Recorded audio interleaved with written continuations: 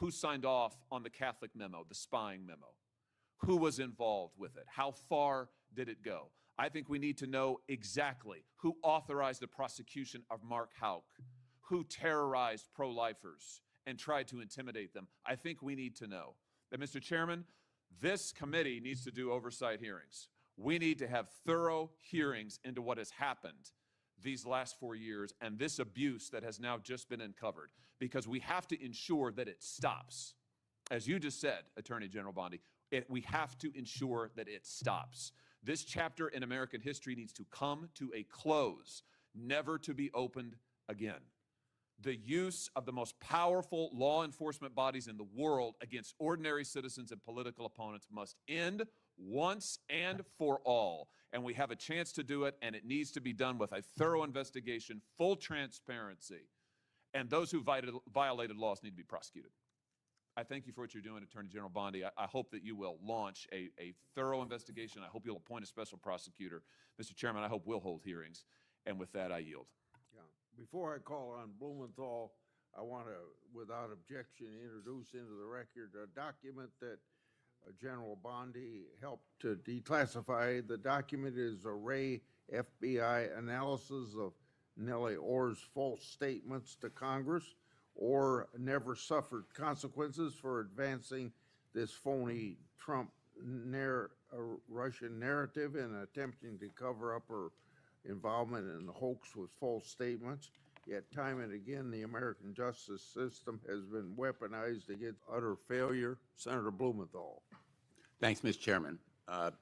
Just so the American people understand, this issue of weaponization of justice goes to the core of the integrity of our criminal justice system. And I think we can all agree that no individual, no group should be targeted simply because they are a political opponent or because the President of the United States has some personal animosity toward them. You've just said that President Trump is the most transparent president in history. Tragically and chillingly, you may be right when it comes to criminal justice, because far from ending weaponization of justice, I would submit, Madam Attorney General, that President Trump has embodied it. And we have a record. It is a public record of his express instructions that certain individuals be investigated. The Attorney General of New York, Tish James, my colleague Adam Schiff, the former CISA director, Chris Krebs, the DHS former Chief of Staff, Miles Taylor. There's a list. And he has been transparent. In fact, 5 days before the indictment of James Comey, he put this post up as instructions to you. He didn't mince words. He was very open and public that you should indict James Comey and others because they are guilty as hell. No more delay now. 5 days before you indicted, or grand jury at your instructions indicted James Comey. I'd like to know from you what conversations you've had with President Trump about the indictment of James Comey.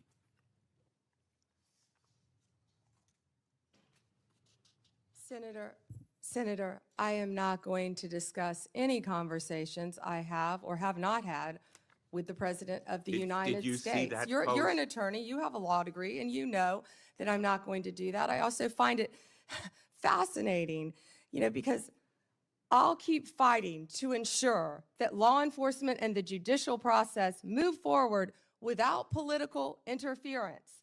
No one is above the law, not even the president. That's a quote from you, Senator Blumenthal, in 2017. Well, let me ask you then, when you saw that No post, one is above the law. That was your quote. When you saw that post, did you talk to anybody in the White House? I am not going to discuss any conversations I have, nor any investigations, So nor you are any unwilling to tell this pending committee cases. about conversations with the White House And if I may regarding James continue, Comey's indictment. and if I may Let me show continue, you a picture. James Comey was indicted by one of the most liberal grand juries in the United States. The night before James Comey's indictment, you had dinner with the President of the United States. Pretty intimate group. Was Actually, there James were a lot of Comey people there that discussed- night. That's a great Was James picture. Comey discussed at that dinner? I love that picture. That's a great picture. And there were a lot of people there that night. I think the Well- entire cabinet was there.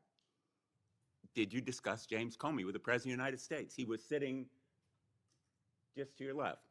Well, 2 seats down, yes, 2 seats down. And I am not going to discuss any I'm gonna take conversations that I have as a had or not yes, have with the Because President the of the American United public States. is entitled to know, Madam Attorney General. The entire Whether cabinet was you at that dinner, took too, Senator. instructions from President Trump after he told you very directly to indict James Comey, which is weaponization of the Department of Justice.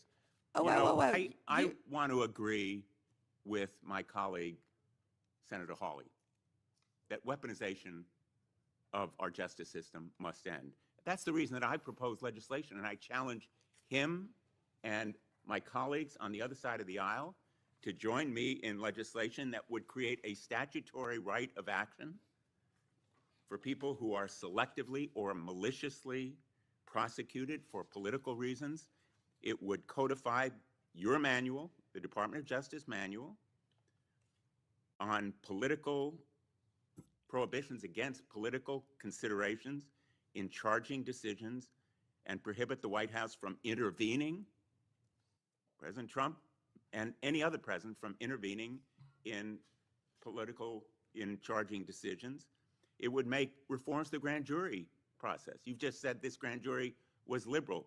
We should reform the grand jury process to ensure that the government is not abusing its power and authority, and it will require transparency and accountability reforms at DOJ so that you will and other attorneys general be held accountable for these kinds of decisions. Will you join me in supporting that kind of reform? Senator Blumenthal, I find it so interesting that you didn't bring any of this up during President Biden's administration when he was doing everything to protect Hunter Biden, his son. And I think you just saw what Director Radcliffe just released. You know, this is an effort to be Information. positive If I can and finish answering the constructive, question, I'm Madam not going to Attorney yell General. over you. I'm not going to get in the gutter with you. But information that the Biden administration told them not to investigate Hunter Biden's involvement with Ukraine. And I'm not going to be lectured to you about integrity another topic, by and I'm hoping someone that you will review who these lied about legislative being in the military just and to be support elected them. a senator. The merger between Hewlett-Packard Enterprises and Juniper Network was settled. You authorized the settlement. It was the subject of a lawsuit to block it. The settlement produced virtually no concessions from Hewlett-Packard. It was a settlement that prompted criticism from the antitrust division. Did you authorize that settlement yourself? As I stated earlier, Gail Slater is doing an incredible job running the antitrust unit.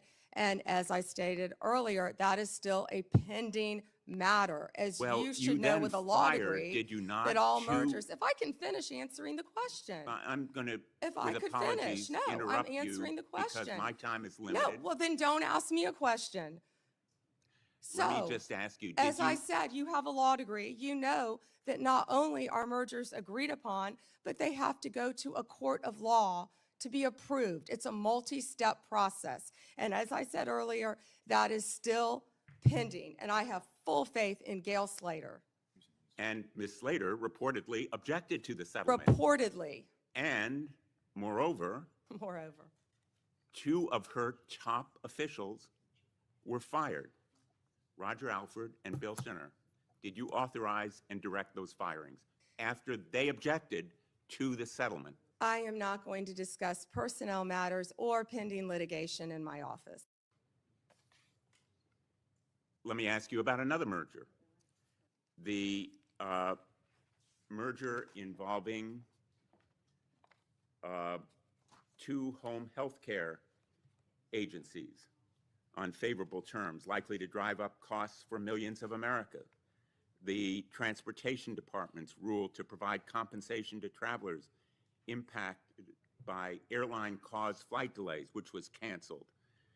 The merger of Skydance and Paramount, after Paramount's ownership took a number of steps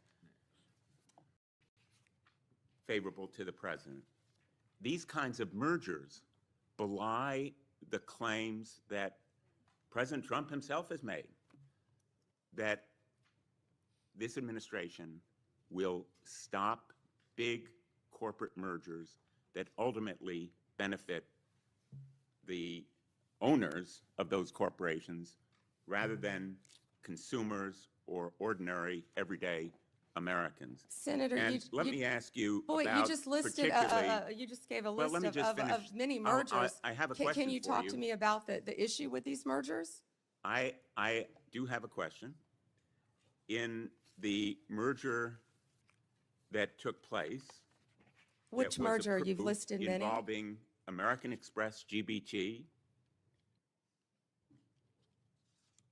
I understand that Brian Ballard, longtime backer and head of the law firm where you worked, was instrumental in lobbying the Justice Department to drop that lawsuit. It was dismissed, so it's not subject to a court review. What conversation did you have with Mr. Ballard?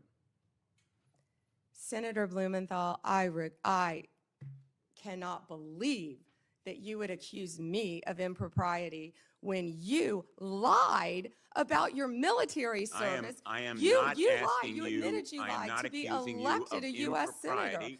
I'm You asking lied. you How about dare you? I'm a conversations career prosecutor. with Mr. Don't you Ballard, ever challenge my integrity. had I have apparently- abided by every ethics standard. Do not question my ability to be fair and impartial as Attorney General, and anything You'll with answer that my question to former another of my firm, colleagues. Ballard Partners. Thank you. Senator Lee has asked for the chair. Yeah, just wanted to note for the record, the Paramount merger that he referenced was not within the Department of Justice's ambit. That was at the FCC, not the Department of Justice. Attorney General Bondi would have had nothing to do with that. Thanks. And that was why I asked Senator Lee. He didn't know that. He was reading off a script. Before I call on Senator Kennedy, it's kind of laughable about my Democrats friends expressing fear and concern at the Justice Department's recent attempts at holding parties responsible for their actions. I can only ask, where have they been in the last few years? They had no problem watching the Biden administration and its White House use all of its might and power to attack Trump and associates. And now even Republican senators have been selected to have their telephone records made public, or not public, but well, I guess they're public now. But Biden weaponized our institutions and didn't hear a peep from the other side. Now every investigation and prosecution under this administration, people are going to be held accountable for their actions. Senator Kennedy, or I want extra time, Mr. Chairman. okay. I mean, this is, enough is Well, enough. Cruz was next, but he wasn't here. Senator Cruz was next. Okay, Senator Cruz, if you're ready, go ahead. Well, thank you, but I will welcome Senator Kennedy providing color commentary throughout my question. I will be happy to. If we ever finish this hearing this year. And I'll point out Senator Kennedy has a new book about testing negative for stupid, so I hope I test negative for stupid. I hope I meet the threshold of You of your do book meet title. it, and I talk in the book about the tattoo of the Backstreet Boys on your back. Look, I can't help that you don't want to reach young people. I think young people are the future, damn it, and I'll do whatever steps are The needed. Backstreet Boys? That would be on Vice President Vance's playlist, I heard, that got hacked. General Bondi, welcome. I apologize for injecting you in the middle of Senator Kennedy's antics. We can't help him. Thank you for the job you're doing. You are doing a tremendous job keeping this country safe. And our families are safer because you are on that wall. Our families are safer because you are returning the Department of Justice to its core function, which is enforcing the law and locking up bad guys. We saw for 4 years, under the Biden administration, we saw the Department of Justice politicized and weaponized, and we saw them refuse to do their core function. More than 12 million illegal aliens flooded into this country, and the Biden Justice Department seemed to think its job was letting murderers and gangbangers and rapists go. And the results in just a few months that you've been able to produce are tremendous. Arrests of violent criminals are up 125% since the Biden administration. Fentanyl trafficking prosecutions have risen 42% since fiscal year 2023. DOJ has coordinated with DHS to remove over 220,000 criminal illegal aliens this year alone. Under your leadership as Attorney General, you have helped rescue 4,000 children from predators and helped arrest 1,300 child predators and 285 human traffickers. In my home state of Texas, Operation Soteria Shield resulted in the rescue of 109 children. Thank you, Attorney General Bondi. Texans are safer because you are serving. Americans are safer because you are serving. You have a big task cleaning up the messes of the Biden DOJ. One of the most egregious failures of the Biden Justice Department was its refusal to protect judges and Supreme Court justices.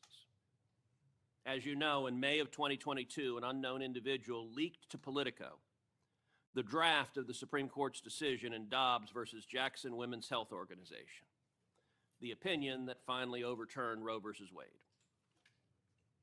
That leak was a crime. It was a theft of government property under 18 U.S.C. Section 641, and it was an unauthorized disclosure of confidential information under 18 U.S.C. Section 1905. General Bondi, do you agree that leaking that opinion was a criminal act? Senator, I can't discuss anything regarding that matter.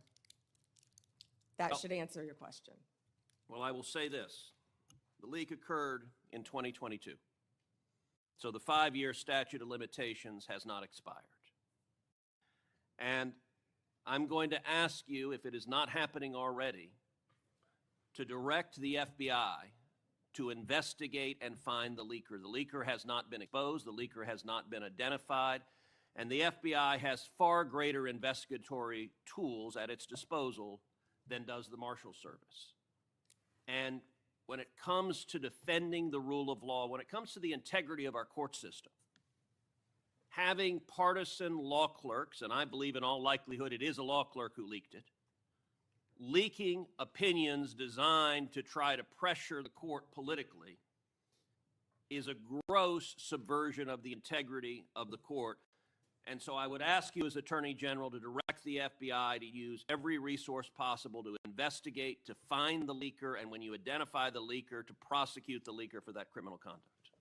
Thank you, Senator Cruz. All right, I want to turn, secondly, after that decision was leaked. I believe the leak was part of a broader effort to intimidate and to threaten and harass justices into trying to get them to change their decision. And we saw mobs assemble outside the homes of multiple justices. Do you agree, General, that the mobs that came outside the homes of justices were there to intimidate the court and to try to influence the justice's decision? 100%. Well, as you know, federal law, in particular 18 U.S.C. Section 1507, makes it a crime to picket or parade outside a judge's home, quote, with the intent of influencing that judge's decision. That statute is crystal clear. And I will point out, these protests happened in 2022. So just like the leak, the 5-year statute of limitations has not expired on these protests.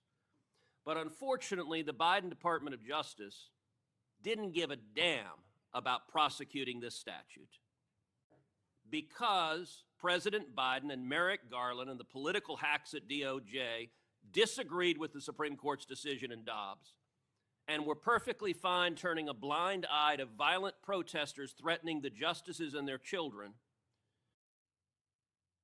You may recall I questioned Attorney General Garland about this statute, and he admitted under oath that not a single protester had been prosecuted. And he blamed the Marshal Service. He said the problem was the Marshals, quote, didn't make arrests. Well, subsequent documents told a different story. Internal training materials obtained reveals that the Marshals were explicitly instructed not to arrest protesters under Section 1507. So the reason there was no arrest is because a political decision was made that we like what the protesters are protesting for, and we, the Department of Justice, are not going to protect the safety of justices. We're going to allow them to be victims of an intimidation and threatening campaign. Just as I asked you with regard to the Dobbs opinion, I would ask you to direct the FBI to review the footage of these protests, to review the evidence that exists in terms of who engaged in it, and will you commit that anyone who you can prove violated 18 U.S.C. Section 1507 will face consequences and face prosecution? Senator, we currently have 63 ongoing investigations involving judges and officials throughout this country. That scene that you're showing will not happen under my watch. It will not happen under Donald Trump's presidency. It doesn't matter if you're a liberal judge or a conservative judge or justice. That will not happen. Amen. And that point that General Bondi made is very important. I would be equally outraged if you had nuts in front of the liberal justices. I'd say arrest them and throw them in jail. Violence is unacceptable, regardless of whether I agree or disagree with your politics. And violence, particularly fueled by rhetoric by irresponsible politicians, violence can result. And tragically, it resulted in one deranged individual traveling from California to Maryland with the intention of murdering Justice Brett Kavanaugh. As you know well, this deranged individual was arrested outside the justice's house. He was arrested with a kill kit.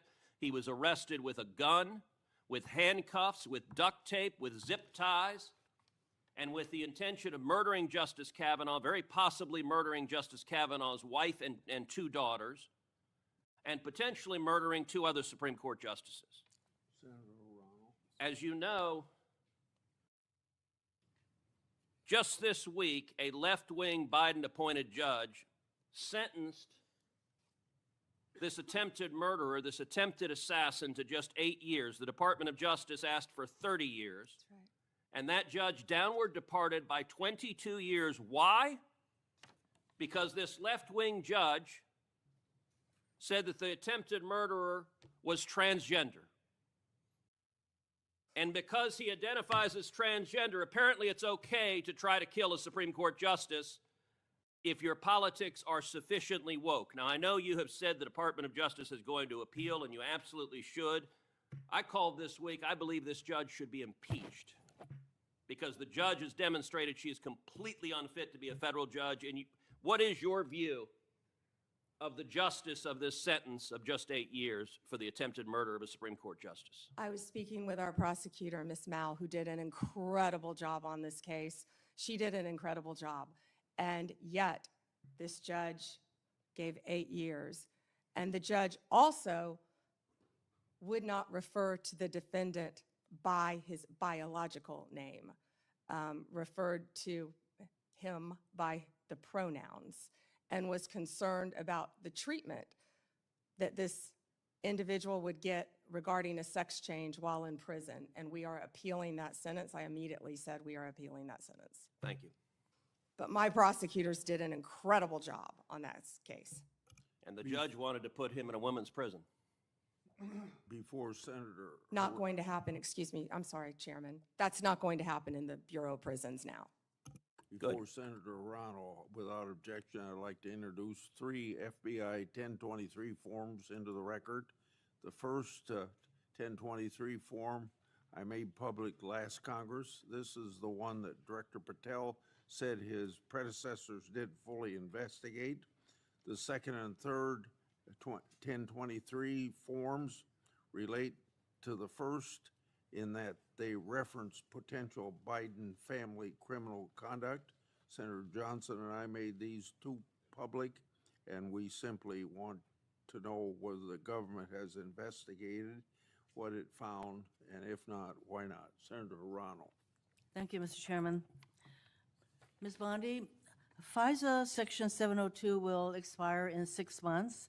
In response to my questions for the record, at your confirmation hearing, you said you did not have experience with FISA, but if confirmed, you would consult with experts at DOJ. Now, you've had that opportunity. Do you support adding additional safeguards for searching Americans' communications in the 702 database? Senator, Section 702 is a vital source of foreign intelligence and instrumental in keeping Americans safe. We also take individuals' rights of Americans, their individual rights of all Americans, very seriously. And many statutory reforms to FISA have incorporate safeguards. They have to incorporate safeguards to protect our civil liberties. The Department of Justice looks forward to working with you to discuss anything regarding 702. Appreciate I believe that. my staff, and Senator, I also want to thank you for this hearing. Your staff met with my staff, and I greatly appreciate that. Thank you. We're going to be working on 702, so I appreciate the openness to further amending 702. At your confirmation hearing, you assured me that it is the Department of Justice's decision to determine what cases will be prosecuted. Last month, the U.S. Attorney for the Eastern District of Virginia was forced out. President Trump then posted the message behind me asking about prosecuting James Comey. You then appointed a new U.S. attorney who within days secured an indictment against James Comey. That social media post behind me saying, "What about Comey?" was directed to Pam. Are you the Pam that the president was referring to? I'm sure I was. So it's very clear to me that when the president posts something like that, that he considers the DOJ to be his law firm and you his lawyer. And in fact, very shortly after the post to you, Comey gets indicted. Last year, President Trump's new border czar, now border czar, Tom Homan, was videotaped taking a bag with $50,000 in cash from undercover FBI agents after suggesting he could help with government contracts. Sounds like a bribe. 2 weeks ago, DOJ officials reportedly shut down the bribery investigation into Mr. Homan. Ms. Bondi, did you approve closing the Homan investigation, bribery investigation? Senator Hirono, as I stated earlier, the Department of Justice and the FBI conducted a thorough review, and they found no credible evidence of any wrongdoing. You were also on video outside the White House protesting with a group called CASA, where Antifa members were. Does that mean you're a member of Antifa? You know, I simply asked the question as to whether or not you approve the shutting down of the investigation, Mr. Homan. I have to assume that you did because the FBI reports to you. But the American people would look at the situation where this person is taking a $50,000 in cash, no less, and you testified today that a thorough investigation was done. Now, I have to assume, I conclude, that since no wrongdoing was determined, that in answer to Senator Whitehouse's question, he kept the money. He kept the money, and I hope that he put that on his tax returns as income. Next question. Over 1,200 rioters were convicted of charges related to January 6th. President Trump has since pardoned nearly all of them.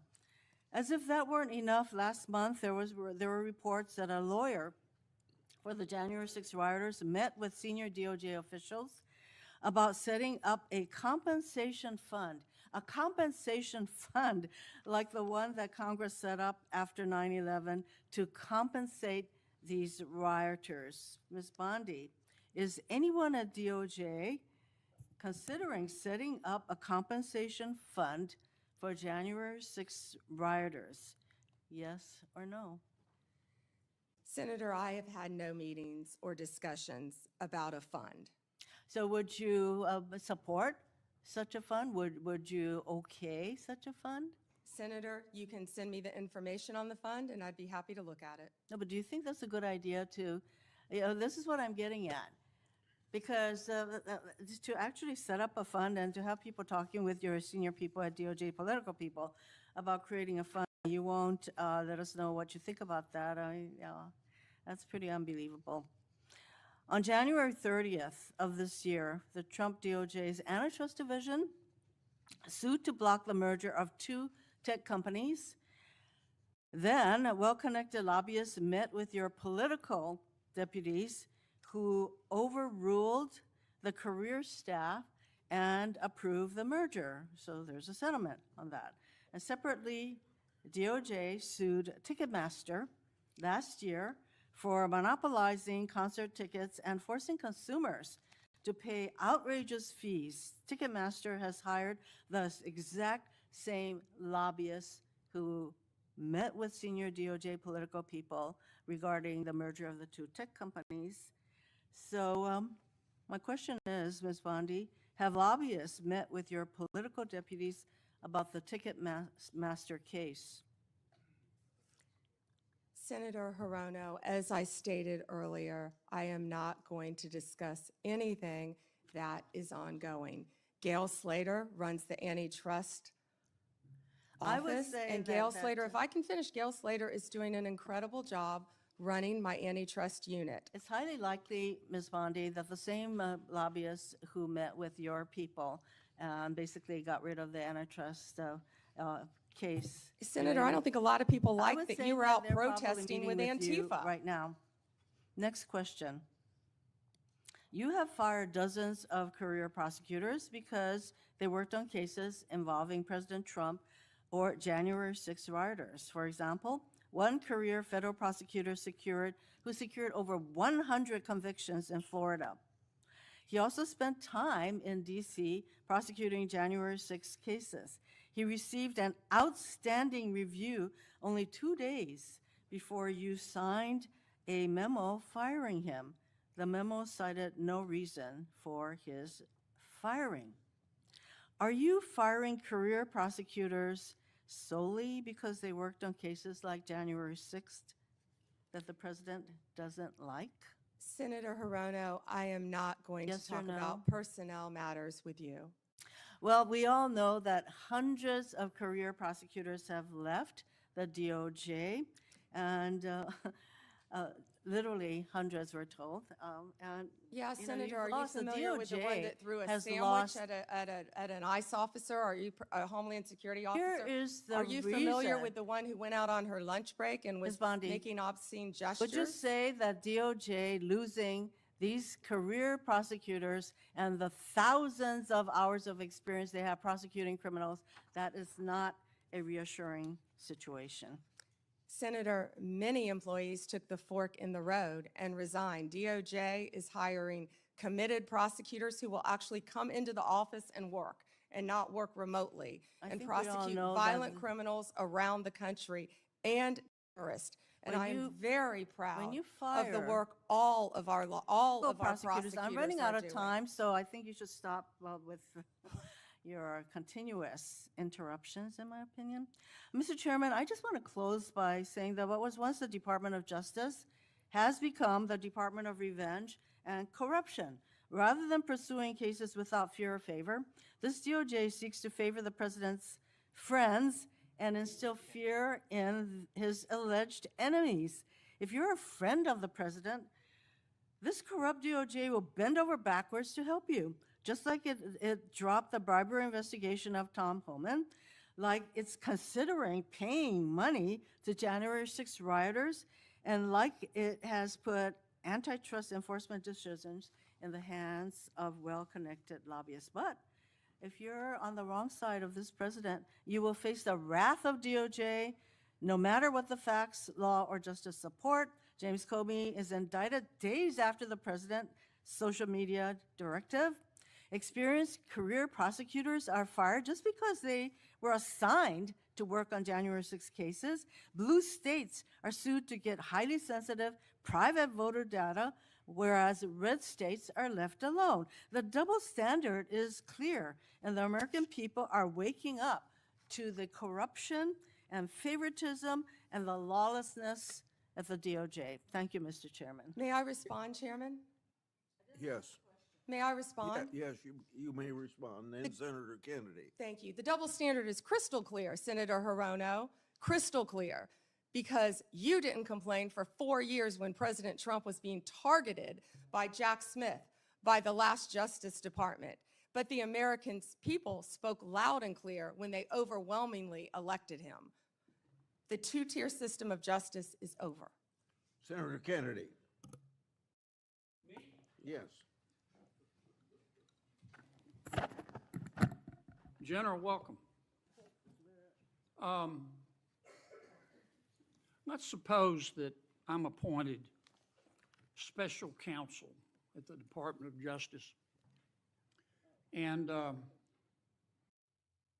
go to the telecommunication companies, the phone companies. Let's single out AT&T, and I say, look, I know you're busy, but I want to see a copy of the phone records of a sitting United States senator. They're not going to just give them to me, are they? No, Senator, of course not. In fact, they're probably going to ask me what planet I just parachuted in from, aren't they? Yes, Senator. They're going to tell me to come back with a subpoena, aren't they? Yes, Senator. Okay. What do I have to show in that subpoena to get those phone records of a sitting? Did I mention it was a sitting United States senator? I can't remember. What do I have to show to get the phone records of a sitting United States senator? Yes, Senator, there were actually 8 sitting United States Yeah, I senators, heard that. and you would I have heard to that. have cause. I'm sorry, what do I have to show? You would have to have cause to get the Good subpoena. cause or probable cause? Probable cause. Okay. Probable cause, or if it's a subpoena duces tecum, good cause, to show what? You would need good cause for a subpoena duces tecum, and what you would have to show is that you believed a crime had been committed, or there was a possibility of a crime, or that could lead to other crimes. We By the frequently, in criminal enterprises, subpoena cell By the phones. sitting United States senator? Senator, they would have to have believed you were part of a criminal conspiracy, is my understanding. Would a judge have to sign off on it? On the subpoena? Yes, Senator.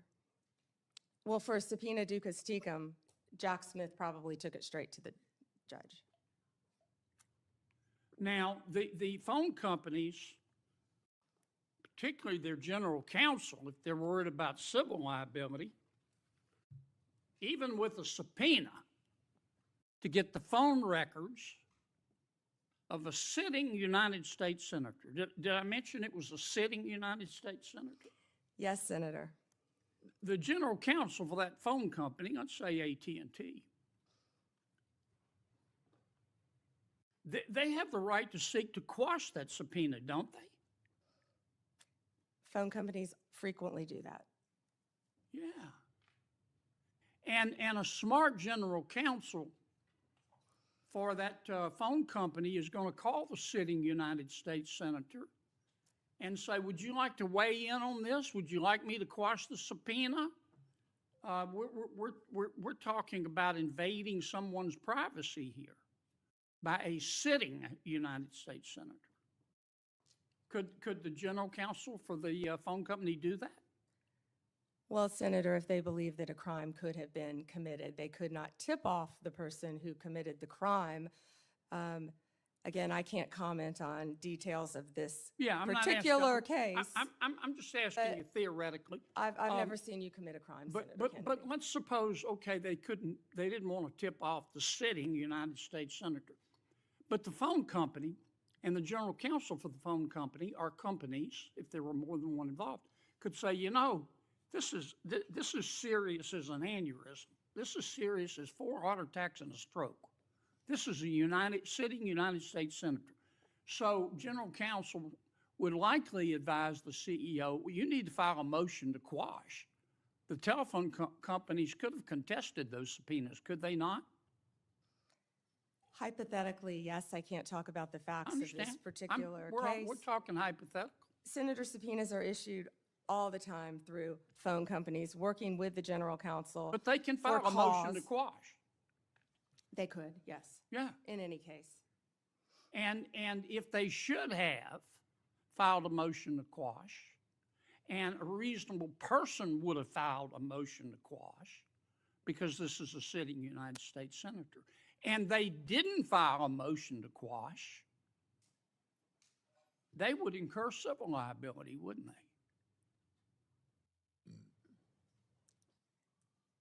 Senator, typically phone companies follow a subpoena from a United States attorney. I know they do, but they don't have to. They could challenge it, Senator. Yeah. And if they don't challenge it, they better have a damn good reason. Right? Right? Senator, I can't talk about the facts of this particular This is just case. a hypothetical. In general, hypothetically, Senator, maybe they didn't recognize any of the names of the 8 sitting United States senators. Hypothetically. That was a joke. Or maybe they should have gone to Amazon and buy some testicles online. Instead of just saying, sure, I'll just show you the phone records of a sitting United States senator on the basis of an administrative subpoena.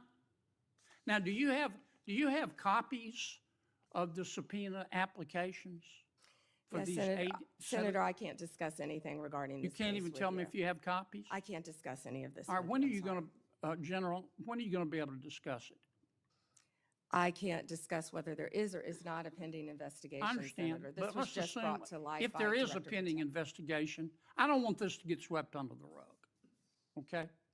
Because I think you're going to get pushback from all quarters.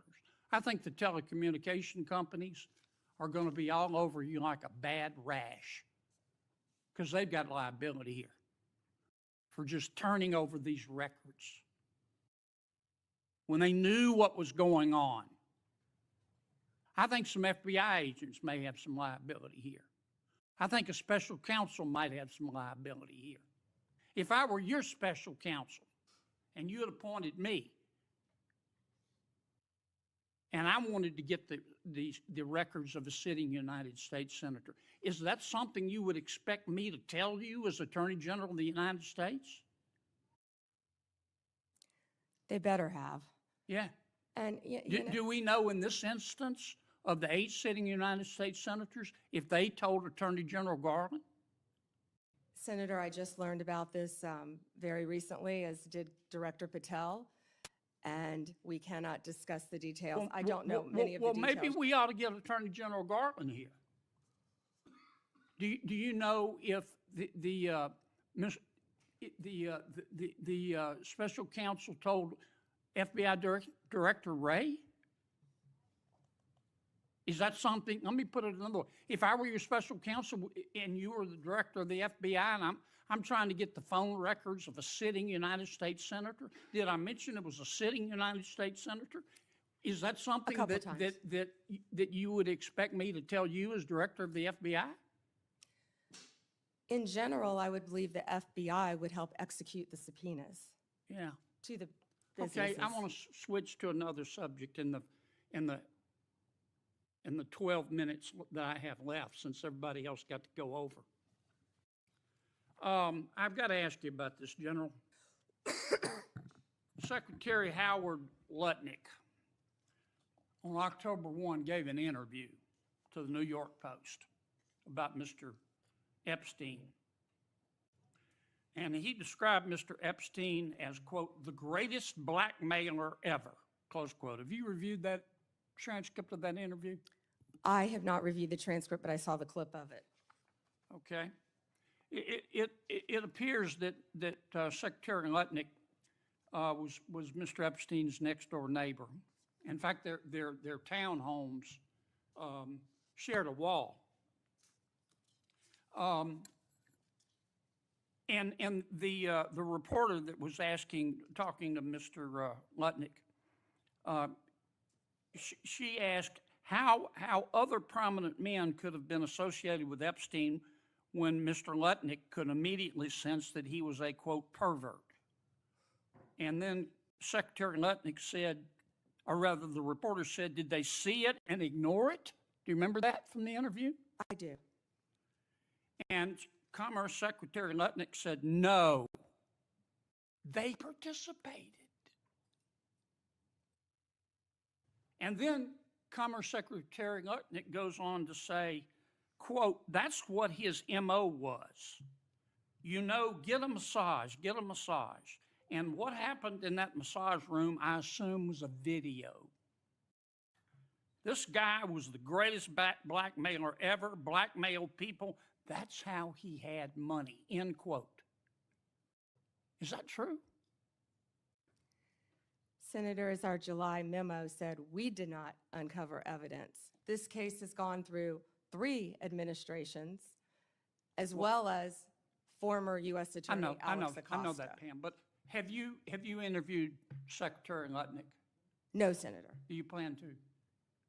If he wants to talk to the FBI or the FBI wants to talk to him, that is more than on. Don't you think you ought to talk to him after this interview? Senator, if Howard Lutnick wants to speak to the FBI and if Director Patel wants to speak to Howard Lutnick, absolutely. Okay. Maybe we ought to get Mr. Lutnick in here too, Mr. Chairman. Senator Booker. Thank you. Thank you, Mr. Chairman. Attorney General, I know there's been a lot of talk about grants. I hate to bring you through this again, but it's really important to my state. New Jersey is one of the top 4 donor states in America, which means our taxpayers, Americans, Republicans, Democrats, Independents, millions of people send more money down here than we get back in relative to all the other states in the nation except for 3 others. We've been talking a lot about different grants. I want to be very specific about Office of Justice Program grants. There were $35 million worth of grants that were approved in a bipartisan way in this committee, grants that invest in things that are really vital to the public safety of our community. I know, again, we are in a room full of people who want to see crime go down. Republicans and Democrats, law enforcement officers have spoken to the urgency of these programs which deal with school violence, which divert people into substance abuse and treatment, and supportive services. Community violence intervention programs, again, bipartisan programs that this committee really worked hard on this.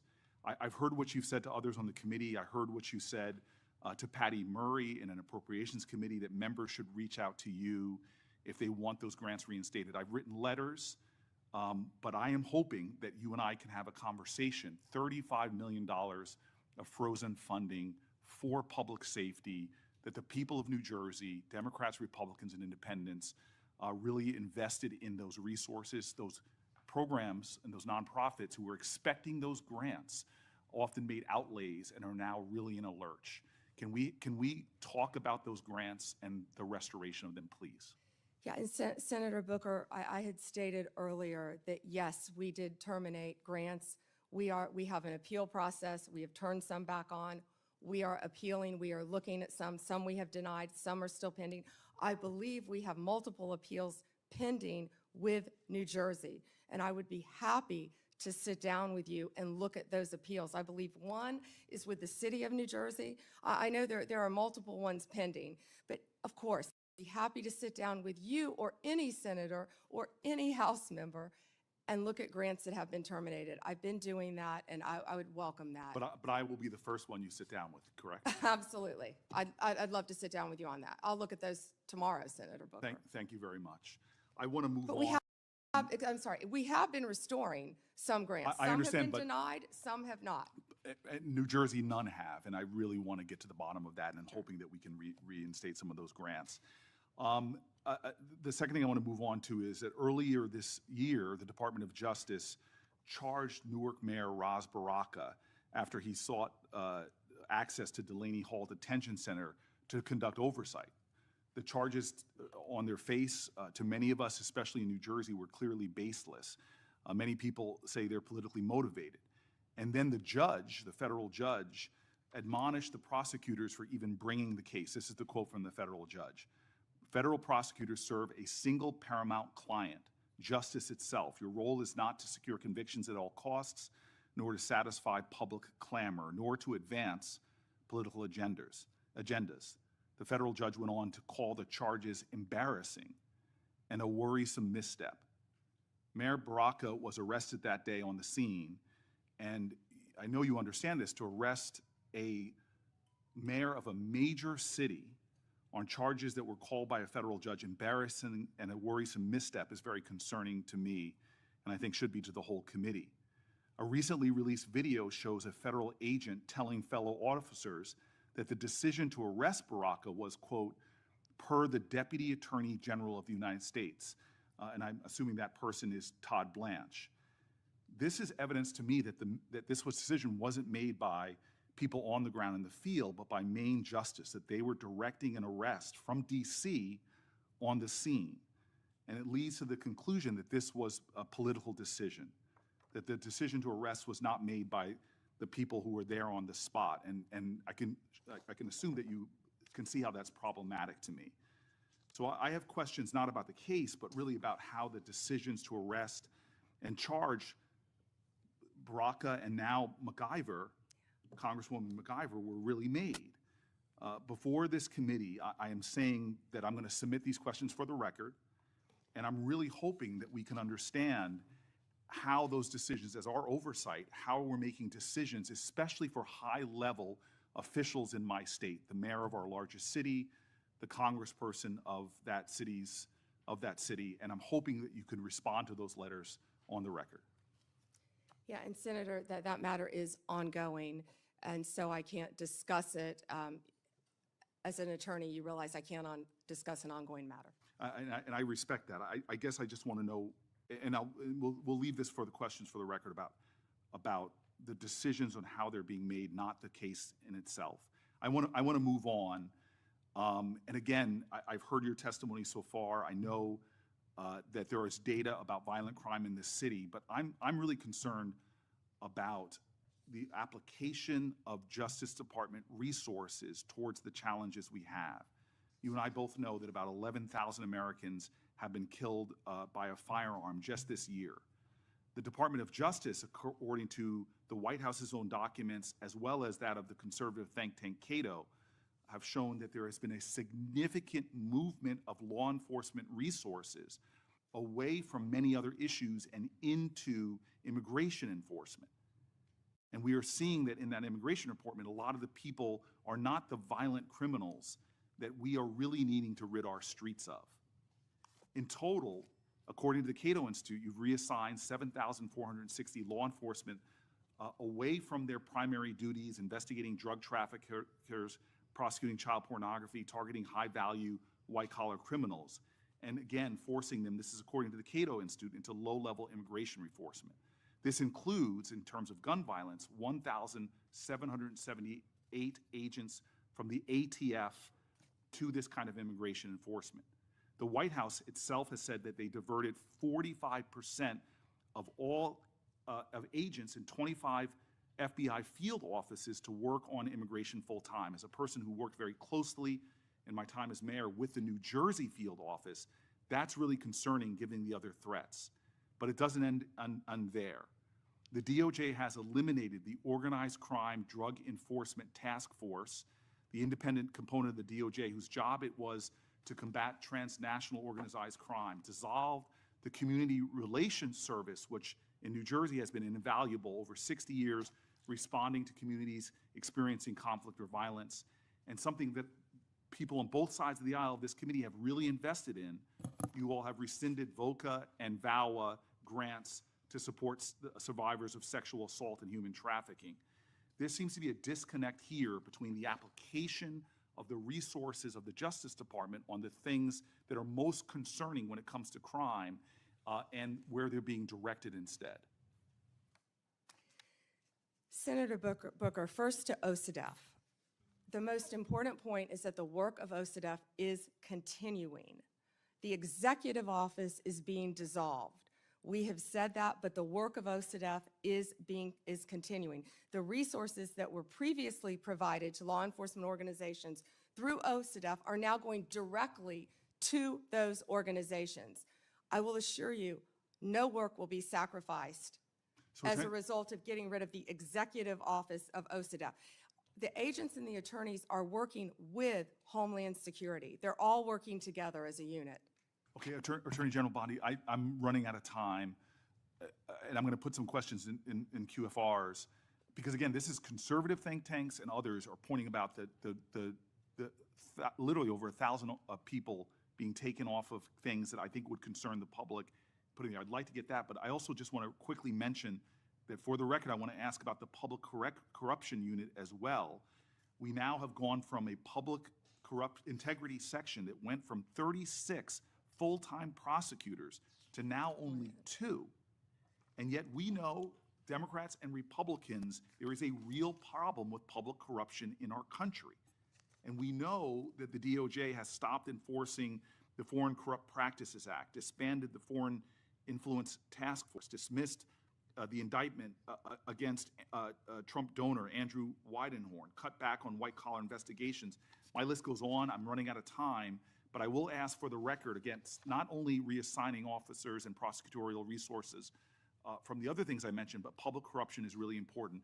I want to talk about an area of bipartisanship on this committee, which is antitrust.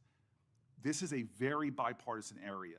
In June, the Antitrust Division finalized a proposed consent decree with Hewlett-Packard Enterprises and Juniper Networks, settling the DOJ's challenge to the company's $14 billion merger.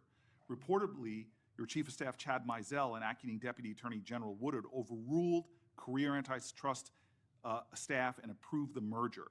This is a massive area of concern for Americans writ large. This is an area where corporate power is growing, corporate concentration in our country is happening at great degree. I'm grateful that the ranking member with Mike Lee on a committee that is really trying to get into this disturbing trend. And the issues right now in the Justice Department, the resources being put on it, and the appearance of improprieties that we're seeing are troubling. All I want to ask as my final question is, would you commit just to talk about antitrust to coming before the antitrust subcommittee led by Senator Lee to discuss antitrust enforcement in our country? We're over time. May I answer, Chairman? Yes. Senator Booker, I work hand in hand with Gail Slater. She is doing an incredible job. I said that earlier. I will let Gail Slater handle all matters with antitrust. The HP matter, Juniper, is a pending matter still because, as you know, it has to go before the courts, even after a decision has been made, and that's where it's pending right now. If I can go back to your previous 2 questions, first about our agents being reassigned. Our agents are working tirelessly on their day jobs and with Homeland Security. And right now, they're not getting paid. And they're on the streets during a government shutdown working to keep every city in this country safe, in New Jersey and in every state. They're working together with DHS on task forces, but they're also doing their core mission, and they're getting child predators off the street. They are working so hard with all the agencies hand in hand. That has not been sacrificed. And I'm so proud of the work that the FBI, DEA, ATF are doing. ATF agents have worked tirelessly. I am in constant contact with them on the incredible cases that they're making to keep our country safe and our world safe, especially our DEA agents who are stationed around this world, and now they're not getting paid. Back to the public integrity section, the last point you made. It has not been slashed. Those are going to the various U.S. attorney offices to be handled in each office around the country instead of one unit based in D.C. Yeah. Thank you, Senator. Before Blackburn, my Democrat colleagues continue to criticize the DOJ for their role in President Trump's historic immigration crackdown. They've talked about due process. They've talked about the lack of transparency and oversight. However, my Democratic colleagues were silent about the former Biden administration failure to vet Afghan evacuees. Instead of coming clean, the Biden administration dismissed and failed to answer my oversight request. Not a peep from my colleagues about these massive vetting failures. The Department of Homeland Security Inspector General confirmed these vetting failures. Senator Blackburn. Thank you, Mr. Chairman, and AG Bondi, thank you for your time before us today.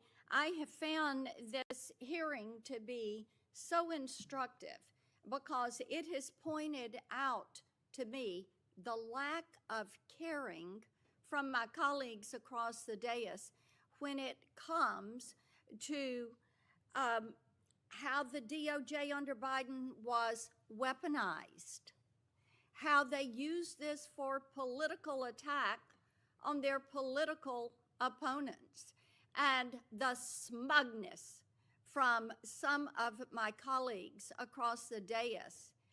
I think they enjoyed it. I think they wanted it to continue. And I think that's why they oppose some of the reforms that you are making to actually get people out across the country and to get them working and to have people that are actually finding out what the FBI and the DOJ did. You look at what happened with Crossfire Hurricane and the way some Democrats tried to blow that up and make it some big issue and all about Donald Trump and the accusations. And of course, they've been proven wrong. You look at what has happened, what we're finding out about Arctic frost and the way we were surveilled and the way Senator Graham, Senator Hawley, and I, we don't know what all they got. We don't know who all they tracked. But to tap our phones, to pull that data for these wireless companies to have allowed them to have that and for them to use it in their investigations, how disgusting is that? And their attitude and lack of concern about the weaponization of the DOJ. I've had a couple of colleagues who have been so concerned about some bureaucrats at the DOJ and the FBI being fired. You know what? If they did wrong, not only fire them, prosecute them. And my hope is that as we look at what happened with Arctic frost, that there will be a special counsel, that we will do our due diligence, and that those who did this wrong, this illegal activity, absolutely, they need to be prosecuted and they need to face the full extent of accountability within the law. I made a note of how resistant they are to reform. And in my opinion, what this shows is that they don't want one tier of justice. What they want is two tiers of justice. It was their play box. They could get in there and manipulate and use it to spy on us. So they saw this as something that furthered their political goal. So I am pleased that you are cleaning house. And those who have not served the American people well, fire them. They need to be gone. They need to be gone. Talk for a moment, just a moment, about what you're doing to end the weaponization.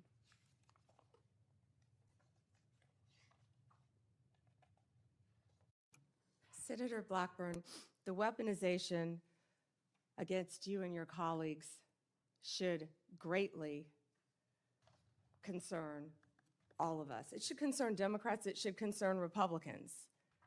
Yet, we don't see that. There was a two-tier system of justice under the Biden administration.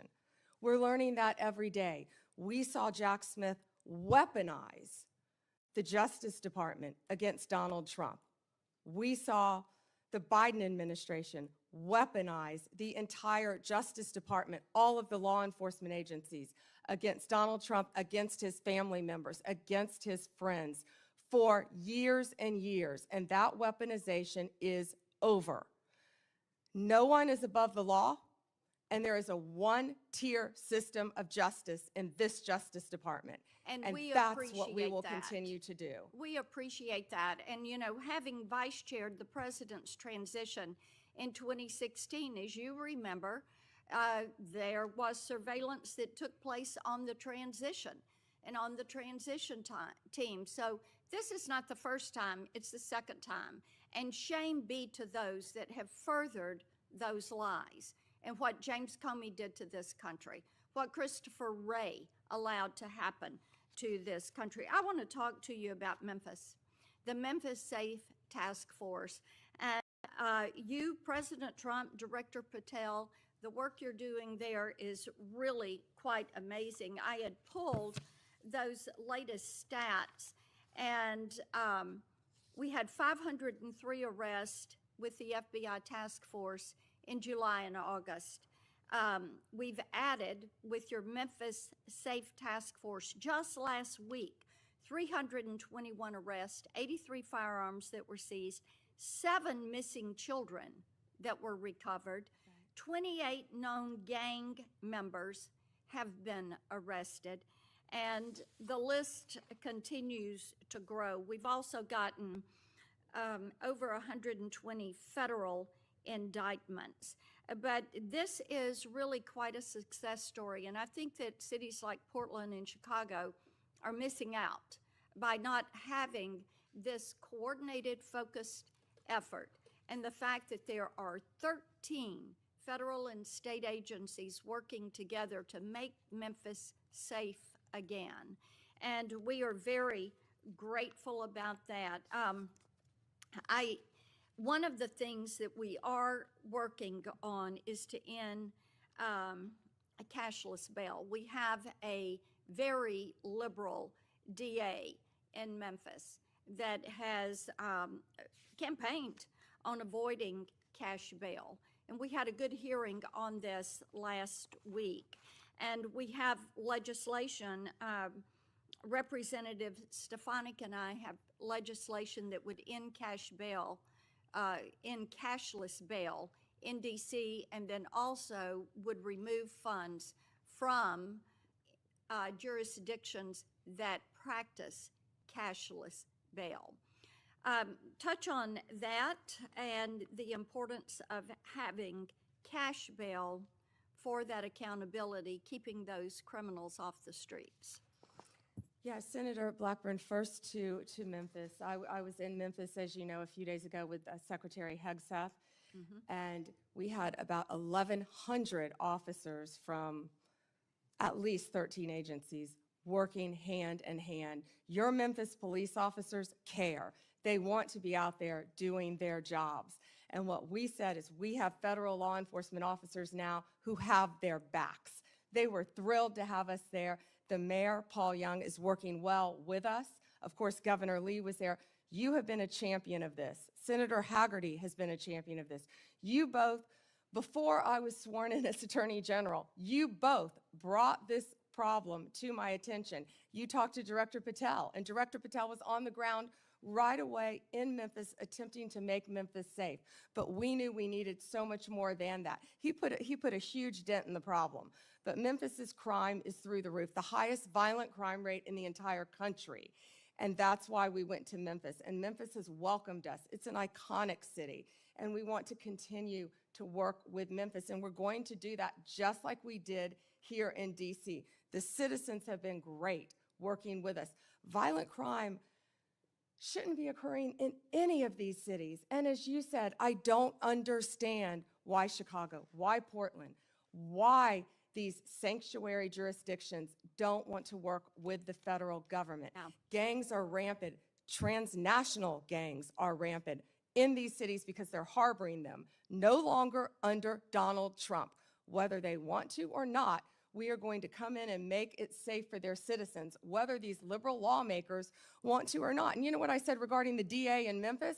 I said, we're going to protect the Memphis police officers. We're going to take every single case federally that we can, Yeah, because the and- DA has cashless bail. It's a revolving door, and no one is being held accountable. Police officers are seeing someone arrested, and they're back out on the streets the next night committing crimes. And Janine Yes. Pirro is working on that here in D.C. to change that as well. So Well, thank you and for we your legislation. appreciate that, and the Memphis mayor is doing great. We had a Shelby County official who was trying to dox some of these officers, and she's since taken this tweet down, but she's an elected official. And she goes, attention on Peabody between McLean and Cooper, 4 fed vehicles and a trooper, men in full gear and guns on street. Hashtag pay attention, folks. This is the kind of action that is not called for. I mean, the fact that an elected official would do this, this is why we have legislation that would make it a crime to dox any federal law enforcement official when they are doing their job. And these apps, and Apple and Google say that they've removed these apps, but I tell you what, these law enforcement officers need to be protected. We appreciate that you are doing that. Thank you for being here. Thank you, Senator.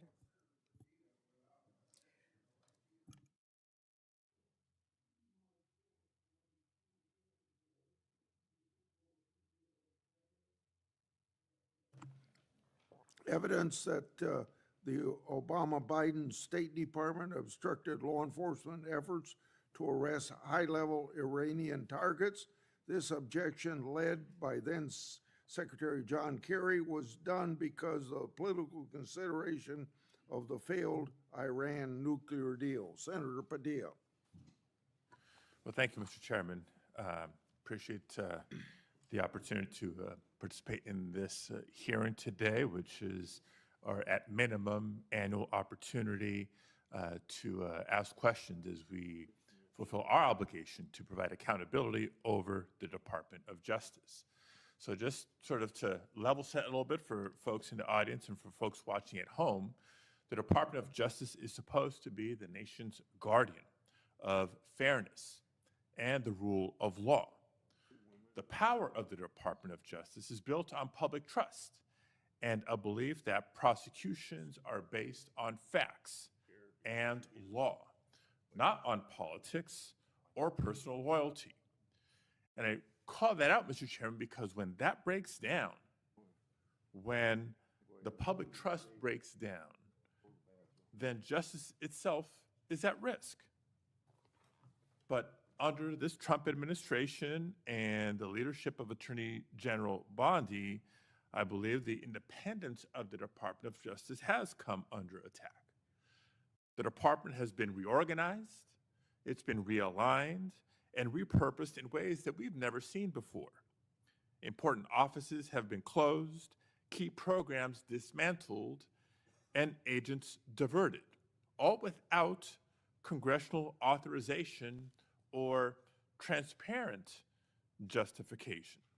Now, these are not minor bureaucratic changes.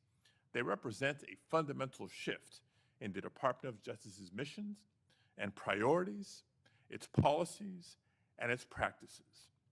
Now, for example, career prosecutors have been pressured to change decisions in politically sensitive cases.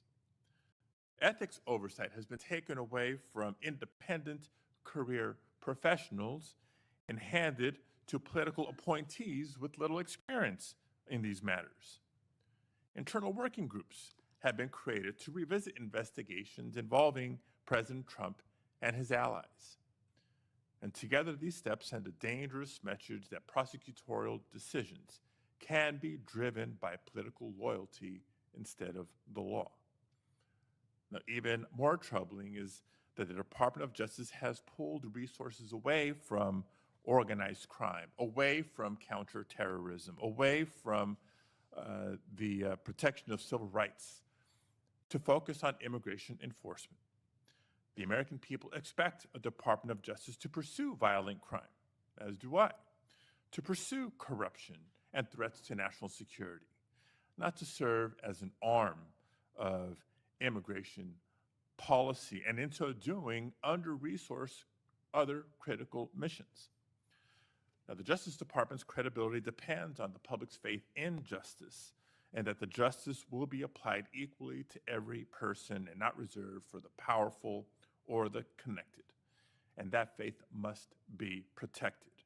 And so it's in that spirit that this committee has a duty to ensure the department's work remains lawful, remains transparent, and remains true to its highest duty, the fair and impartial administration of justice. Now, that being said, I do want to get into some specific items with Attorney General Bondi here, beginning with the firing of Michelle Beckwith. Michelle Beckwith was a 15-year career prosecutor with the Department of Justice. She prosecuted in her career some of the worst in my home state of California: sex traffickers, transnational terrorists, those who this administration claims to care about and be targeting, prioritizing in taking them off the streets. And it may surprise some to learn that Ms. Beckwith was unceremoniously marched out of her office and fired from her job in July of this year. Why? Not because she failed to do her job, quite the opposite. It was because she had the audacity to remind Border Patrol Chief Gregory Bovino that he was obligated to follow a court order and the Constitution in California. According to reports, she was fired less than 6 hours after she told Bovino he couldn't arrest people without probable cause. 6 hours. So my first question, Attorney General Bondi, is a simple yes/no question. Do you believe that government officials like Gregory Bovino are obligated to follow applicable court orders, whether they agree with them or not? Yes or no? First, Senator Padilla, you have gone on for over 5 minutes, and I wish that you loved your state of California as much as you hate President Trump. We'd be in really good shape then, because violent crime in California is currently 35% higher than the national average. Property crime in California is 18% higher than the national average. That should be something that we should be talking about and working together on, yet we're not. And no, this is important. You're talking about all of my agencies, and I want to let you know what DEA has been doing, and they are working hand in hand with I Homeland appreciate Security. that, and I'm going No, to you can't go on for 5 minutes and criticize my agents who are out working without pay right now because you voted to shut down the government. They're out there working without pay. Mr. Chairman, I asked a simple yes or no question. Attorney General Bondi is refusing 4,500 to respond. kilos So of let me move on to fentanyl the and next 50 million topic, fentanyl pills because off the streets. while under your watch, FBI, prosecutors 23,000 Mr. violent Chairman, criminals. U.S. Marshals, Mr. Chairman, order, please. 51,000 fugitives.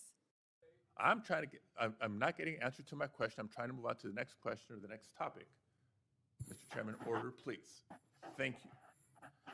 Because under Attorney General Bondi's watch, career prosecutors are being fired for telling agencies to follow the law and uphold the Constitution. Meanwhile, there are instances of allies of the president who seem to be getting let off the hook. I won't reiterate what some of my colleagues have already brought up in terms of the dismissal of the investigation into Tom Homan and his alleged acceptance of $50,000 as payment by undercover FBI agents posing as business executives looking to secure contracts with a future Trump administration.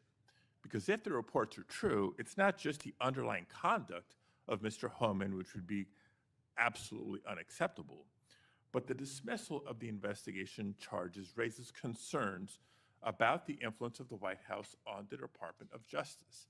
Again, a simple question, and I'd appreciate a simple and brief answer. Whose decision was it to end this investigation? I have answered that question multiple times, yet you didn't have the courtesy to be sitting in here for the hearing. I'm not going to answer it again. And I find it interesting that you want order in this proceeding now. Excuse me, Senator. Then I You will want ask a order in this follow-up question. proceeding Mr. now. Chairman, order, You sure please. didn't I have will ask a order when you follow-up question. stormed Secretary Noem Mr. Chairman, at a press Mr. conference in Chairman, order, California, please. did you? I will ask a follow-up question. Would you commit to either releasing the tape or at least making it available for members of this committee to review, yes or no? Senator, you have not been sitting in here this entire hearing. I've answered the question, and I also want to tell you that our ATF agents have seized 25,000 illegal firearms. So we will try again and move on to a different In your topic. home state, we are prosecuting Chairman, illegal order, aliens please. who have Mr. raped and Chairman, murdered young order, please. girls. Thank you. So when I haven't been in this hearing, I've been watching from my office, monitoring the entire hearing, just so everybody is aware.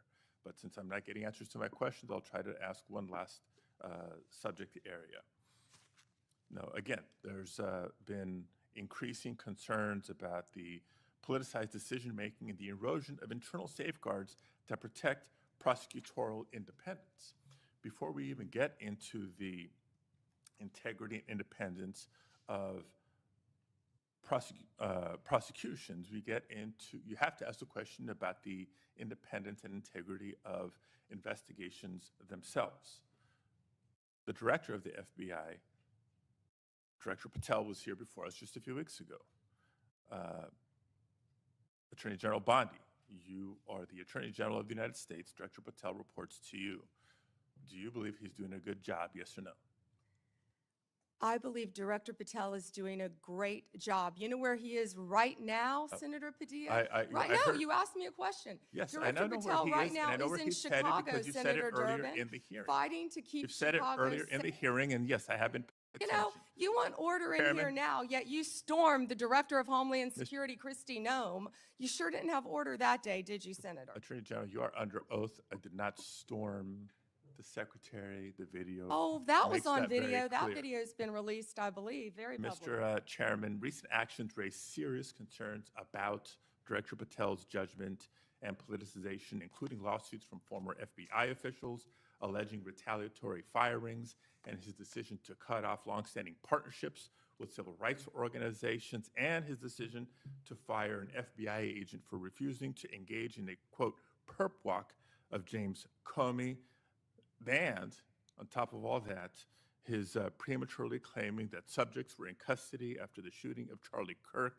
I take Attorney General Bondi's endorsement today of his work as her support for those actions. Thank you, Mr. Chair. May I respond, Senator Chairman? Yes. Under Director Patel, 23,000 violent criminals have been arrested, a 91% increase over last year. More than 1,500 child predators have been arrested. We are making cases in your jurisdiction constantly in California, and I wish you would care about those cases. We have disrupted 1,600 gangs and criminal enterprises, 1,600 gangs within this country, thanks to Director Patel and the great men and women of the FBI. Senator Schmidt. Thank you, Mr. Chairman. How are you today, Attorney General? It's good to see you. Have a rough voice. I have to say, I am struck by the degree of the cognitive dissonance that I hear on the other side. It really is. I mean, I'm used to sort of the political debates and arguing in court and all those sorts of things. But to hear the other side of the dais talk about weaponization is truly shocking, given what we know now. And I thought what I might do is just tell a story, and these are 100% facts. Hillary Clinton, concerned about her email scandal, works with a Soros organization to cook up this Russiagate nonsense. They feed it to the intelligence agencies, and they spy, under Barack Obama's presidency, they spy on the political opponent, the Republican, running against Hillary Clinton. He gets elected. They continue the operation, and they launder this intelligence into stuff that was meant to, by the FBI and the CIA, to sideline a presidency of a duly elected president of the United States of America, to sideline him. And that continued. You heard even some people on this committee further that nonsense for 4 years. And then the FBI is involved with pre-bunking the Hunter Biden laptop story because they didn't want him to get elected again. So they pre-bunked the Hunter Biden laptop story. The American people should have been allowed to make their own judgments from that. They weren't, because the FBI called it a Russian hack and leak operation. They were meeting with social media companies every month and every week, telling them that the laptop that they knew, that they had verified in November of 2019, they knew was real and knew was his, said it was Russian disinformation. We've heard that before. And then, after Joe Biden comes in, 3 days in, they start a censorship campaign against the country, anybody who's a conservative. And now we also know that the FBI was weaponized in this Arctic frost investigation that tapped the phones of sitting U.S. senators. And also, the Republican Attorneys General Association, so let's pull in 2 more U.S. senators, Ashley Moody and myself, who were on the executive committee at that time. Charlie Kirk, political organizations they didn't agree with. This is not in the Soviet Union in the 1980s. This is in the United States of America in the last few years. And then, when they thought President Trump was on the run and there's no way people would elect him, and then he announces he's running for president, 3 days later, Jack Smith's appointed to get Trump. Fannie Willis brings charges against President Trump, and the assistant prosecutor meets with the White House counsel's office. Why would that happen? Then you have Alvin Bragg bring his charges. The number 3 person at DOJ goes to work for him to get Trump. All in the United States of America. This continued. And Senator Hawley asked the question, wrote it down, what is happening in this country? And I hope that MSNBC is still broadcasting this, because I'm sure their viewership hasn't heard this story that's gone on for 10 years. The truth is, they never forgave President Trump for coming down the escalator at all. They didn't like him. They didn't like the disruption. And they've spent the better part of a decade not just going after him, but demonizing half the country as fascists and Nazis and threats to democracy. And they have fueled this division in their inability to accept the fact that half of the country isn't deplorables, as Hillary Clinton called her, bitter clingers, as Barack Obama called them, or trash, as Joe Biden called them. That they rose up and they sat in their own jury box and they saw all this stuff play out over a decade and they rejected it. And now you have come in, clean that up, and you are doing a great job in doing that. And let me make this clear. There is a big difference between what happened under the Biden regime and the weaponization, and then holding those people accountable. That is not weaponization. If that doesn't happen, this will happen all over again. So your job, as you talked about in your confirmation hearing, is so important that this never happens again. And holding people accountable who are part of this conspiracy is absolutely your job. And I'm also taking, you don't have to comment on this, your unwillingness to answer questions that have come up. I am led to believe, as a former attorney general, that that might mean there's an ongoing investigation. You don't have to talk about it. The statute of limitations may have run on some of this stuff, but not on a conspiracy. And if you're a co-conspirator in mile marker 1, even if you want to get on the exit ramp in mile marker 5, you are liable for the conspiracy in mile marker 10. And we are at mile marker 10. And I will also say what's happening in this country. What's happening with the assault on ICE officers is truly shocking. Deportations are nothing new. Bill Clinton deported 12 million people. 12 million people. You didn't see this. The radicalization that's happened on the left that plays out with political violence is real. And by the way, let me also point out that if we had a scenario where John Thune was on the Supreme Court steps saying, you've reaped a whirlwind, Supreme Court justices, and then a right-wing assassin tried to kill Ruth Bader Ginsburg, and then a Republican-appointed judge only gave that person 8 years, there would be riots on the streets. Cities would be burning right now. So let's just call it out.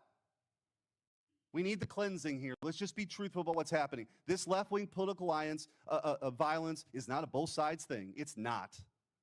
And so, Attorney General, I do want to ask you a couple questions about that, because I feel like we have got to get a handle on this. Despite the overwhelming evidence that the political violence threat right now comes primarily from the left, the media just won't do it. They won't go along with it. They cite a few ridiculous studies to say that right-wing political violence is the main problem.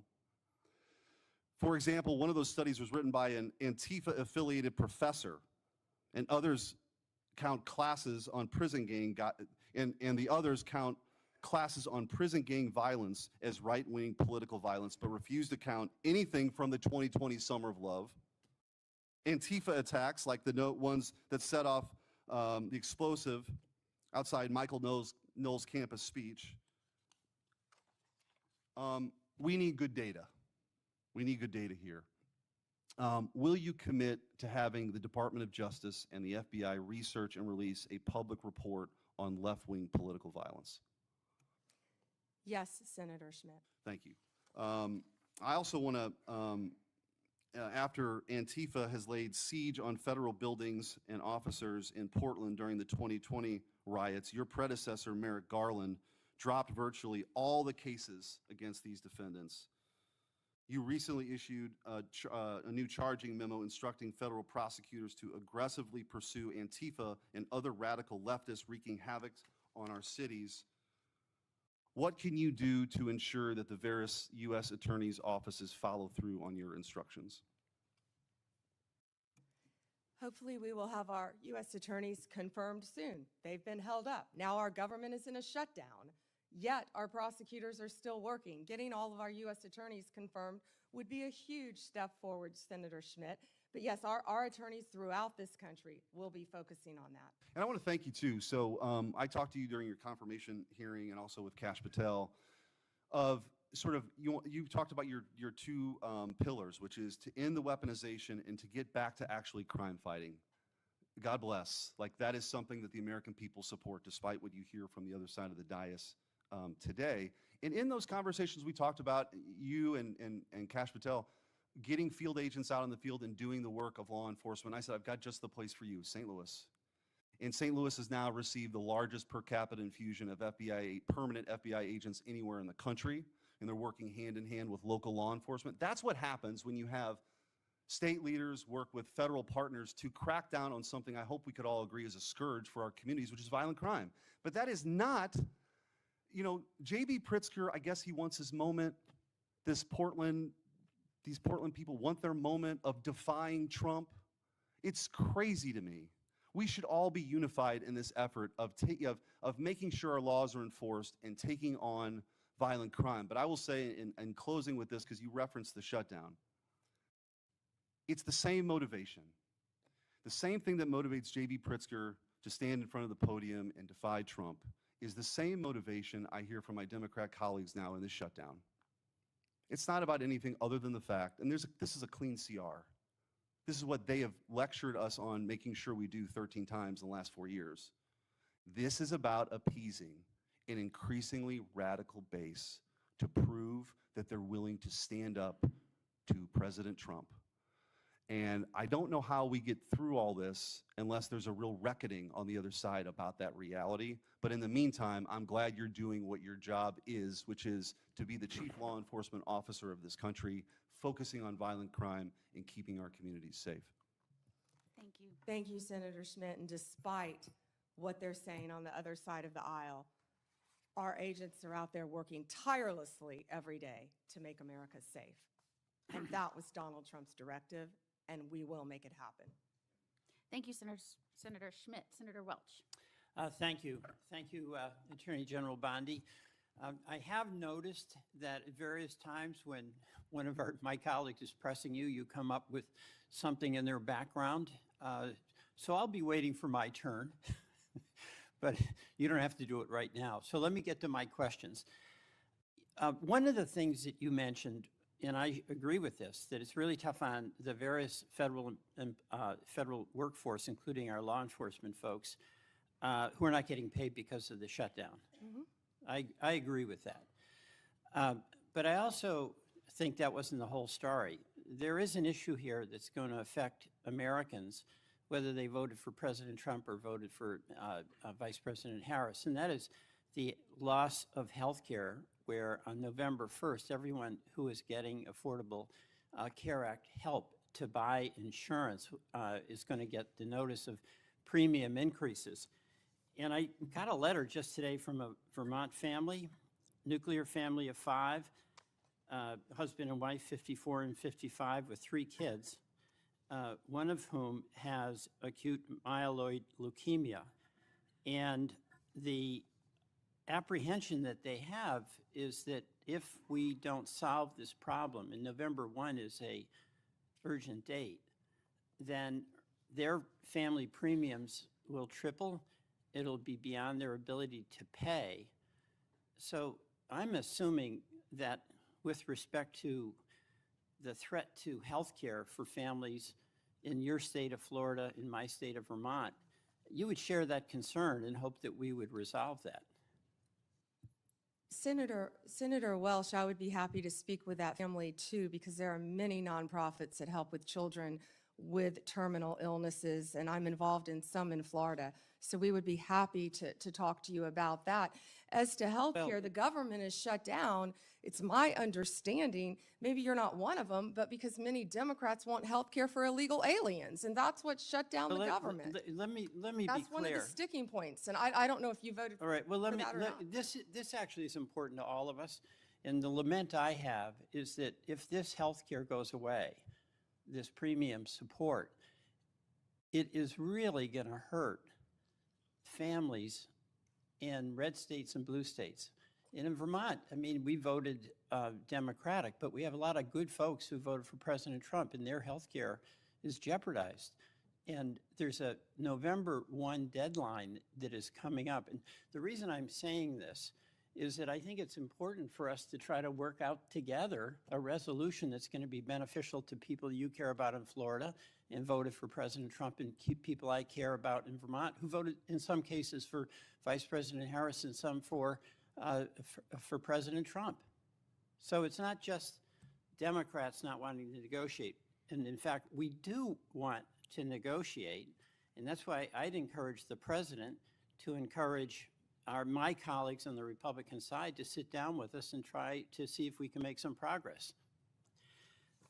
Another topic, with the respective voting rights in the letter that your voting rights chief sent out, we got one in Vermont, and it's a demand to get all the information on the voting file. And in that letter, in the announcement of that letter, the chief indicated an apprehension about the voting process being taken over by, quote, the left. Now, do you have any information with respect to Vermont about a takeover of the voting process by, quote, the left? Senator, I'm not familiar with what you're referring to. We are currently involved in voter roll lawsuits in 6 states. Is that what you're referring to? No, there's a letter that went out demanding that states, including Vermont, provide all the voting file information, Right. includes personal information. But when that letter was sent out, That's perfectly legal. but there was an assertion by the chief in this division that this was to deal with the fact that the voting process has been taken over by the left. So we got one of those letters in Vermont. And my question to you is, what do you mean by the left? And do you have any evidence that the so-called system has been overtaken by the left? We must have fair and free elections. No, I know that. But I'm asking for the specific basis. And we will have fair and free elections in this country. Okay, let me- Senator, I'd be happy to talk to my chief. Who was it who said that? It was your chief, which I assume you would know who that is. Here's the question here, okay? There is a point of view that is in dispute here about the fairness of elections. But you have the power as the as the Attorney General to use the authority of your office to make demands on states. And you did that with Vermont. That's within your right to do it. I'm not disputing your legal authority to do it. Is Vermont disputing turning over the information to our office? Vermont is, the Secretary of State is, and you can resolve that with her, but. And we have every right to have that information, yeah, here's where Senator. I'm going. Why wouldn't they want to turn it You're over? a prosecutor with the awesome authority to make the decision that you're going to start an investigation against the state or against an individual. And I know from your experience as a county prosecutor and as the Attorney General in Florida, you took seriously that factual basis before you'd proceed, right? Senator, I take that role, I take my oath very seriously. All right, so what I'm And I asking- take fair and free elections in this No, country we very all- seriously. we all And that do. information, our office is entitled to have that information. But And we the are question involved in here- litigation on that, and I Here's the assume we'll be question involved I in have. litigation with We have- Vermont. We have a Republican governor in Vermont. We had, our former Republican governor was secretary, was the treasurer for many years, and also the Secretary of State with election responsibility. What I'm asking is, do you or does your head of this voting section have any factual basis that you can point to that justifies your demand that Vermont turn over all this confidential voting rights information?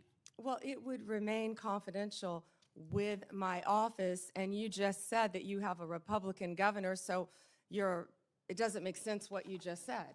We've asked that of every state, Senator. Right, and I'm asking about Vermont and what the factual basis is, but we can move on. You've mentioned that you can't discuss pending litigation, and I think the committee by and large accepted that answer. But I did notice that you spoke at great length about pending litigation, specifically with respect to the questions Senator Cruz asked you about the sentencing of the Kavanaugh defendant. That's pending, right? He was sentenced to 8 years. I understand that, but that's on appeal, right? We will be appealing. Right, so that makes it pending litigation. So you made an exception with respect to No. the Cruz questions. Hold on. No, But you those didn't were- answer those were any of the things- questions that you said were pending in litigation from any of my colleagues. Those were facts that came out at the sentencing hearing. You're welcome to see the transcript of the sentencing hearing. I with all understand the that. gruesome details of what they threatened to do to Justice Kavanaugh and other justices. I condemn what that person did. That was the sentencing. But the point here is that that's pending litigation. You indicated you're going to be appealing. It's your right to do that. And you would not, you use that justification to not answer many other questions. Justification, you're an attorney, Senator. Okay. You realize that. I do want to go back to Homan. There's a tape, right, with Mr. Homan? I mean, first of all, is there a tape that has audio and video of the transfer of the $50,000? You would have to talk to Director Patel about that. No, I'm talking to you.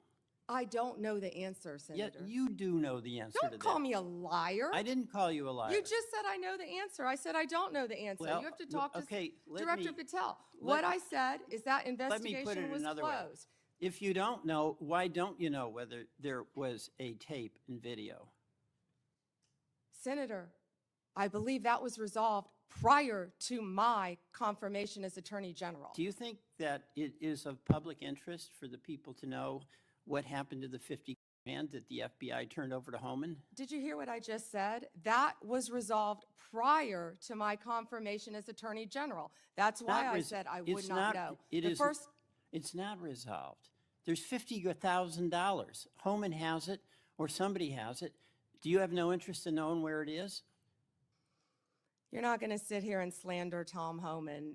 The FBI and Deputy Director Blanche said there was nothing. I'm not slamming Tom Homan. He got the $50,000. Tom Homan is doing, how do you know that? Tom Homan is doing a great job, as our borders are, keeping your border state safe. You're a border state. Thank you, Senator Welch. We're going to Madam turn President, it. could No, I have not right 1 now. minute? Not right now. At the end, on a if you wait, we'll point of talk about personal it. privilege? Not right now.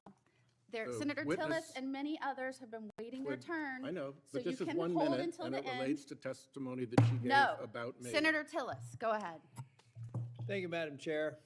General Bondi, thank you for being here. I'm going to get parochial for a bit of time. Maybe I have some time for some of the other questions, but the eastern band of the Cherokee is this island that's at the very end of western North Carolina. You got convergence of Tennessee and Georgia, South Carolina nearby. But they're an island and they sell pot, and I got no problem with that. What I have a problem with is some of their actions or activities that are, I think, concerning me that actually speak to the broader issue here about marijuana and what we ultimately do with it, with nearly 36 states having it either medical, recreational, or hybrid. But this kind of feels like, to me, the way the tobacco industry got attacked for advertising to young people. We already know, incidentally, that we got a vape problem around here, particularly among young people. And Madam Chair, if I may, I'd like to seek unanimous consent for letters from the Sheriff's Association and the Federal Law Enforcement Officers Association Foundation citing the serious problem we have here with illegal vapes in this country. Without objection. Thank you. But, this worries me because it's a money-making enterprise. It kind of seems like it's preying on younger people. But then I want to talk about this handy app you can get now. Now, it's illegal in North Carolina and Tennessee and Georgia and South Carolina to buy pot, but apparently you can go order it on an app and right over there to the boundary and get it, I assume. I assume that they're not delivering it outside of the boundary because I think that would be illegal. Would that be illegal?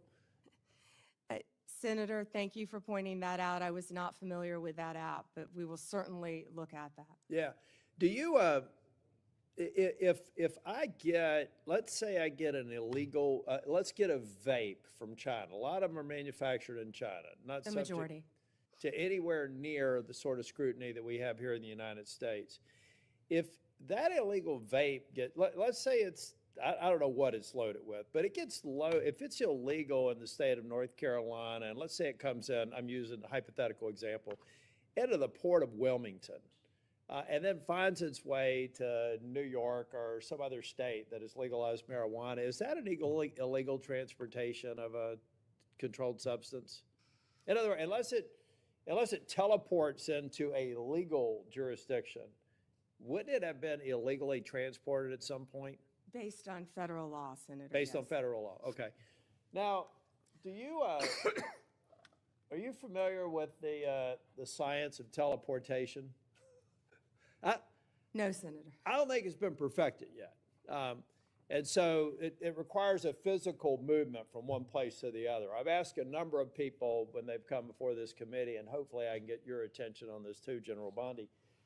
There's a growing operation in western North Carolina that is a part of the tribal lands. The problem is I can't find any legal way to get this pot that is grown here to the dispensary that's in another non-contiguous area of the boundary. So you see what I mean? I'm just trying to figure out how the eastern band of the Cherokee are legally transporting what they're growing at scale here to what they're advertising in Charlotte on the billboards as one of the country's largest dispensaries, and apparently also offering to let you buy it online.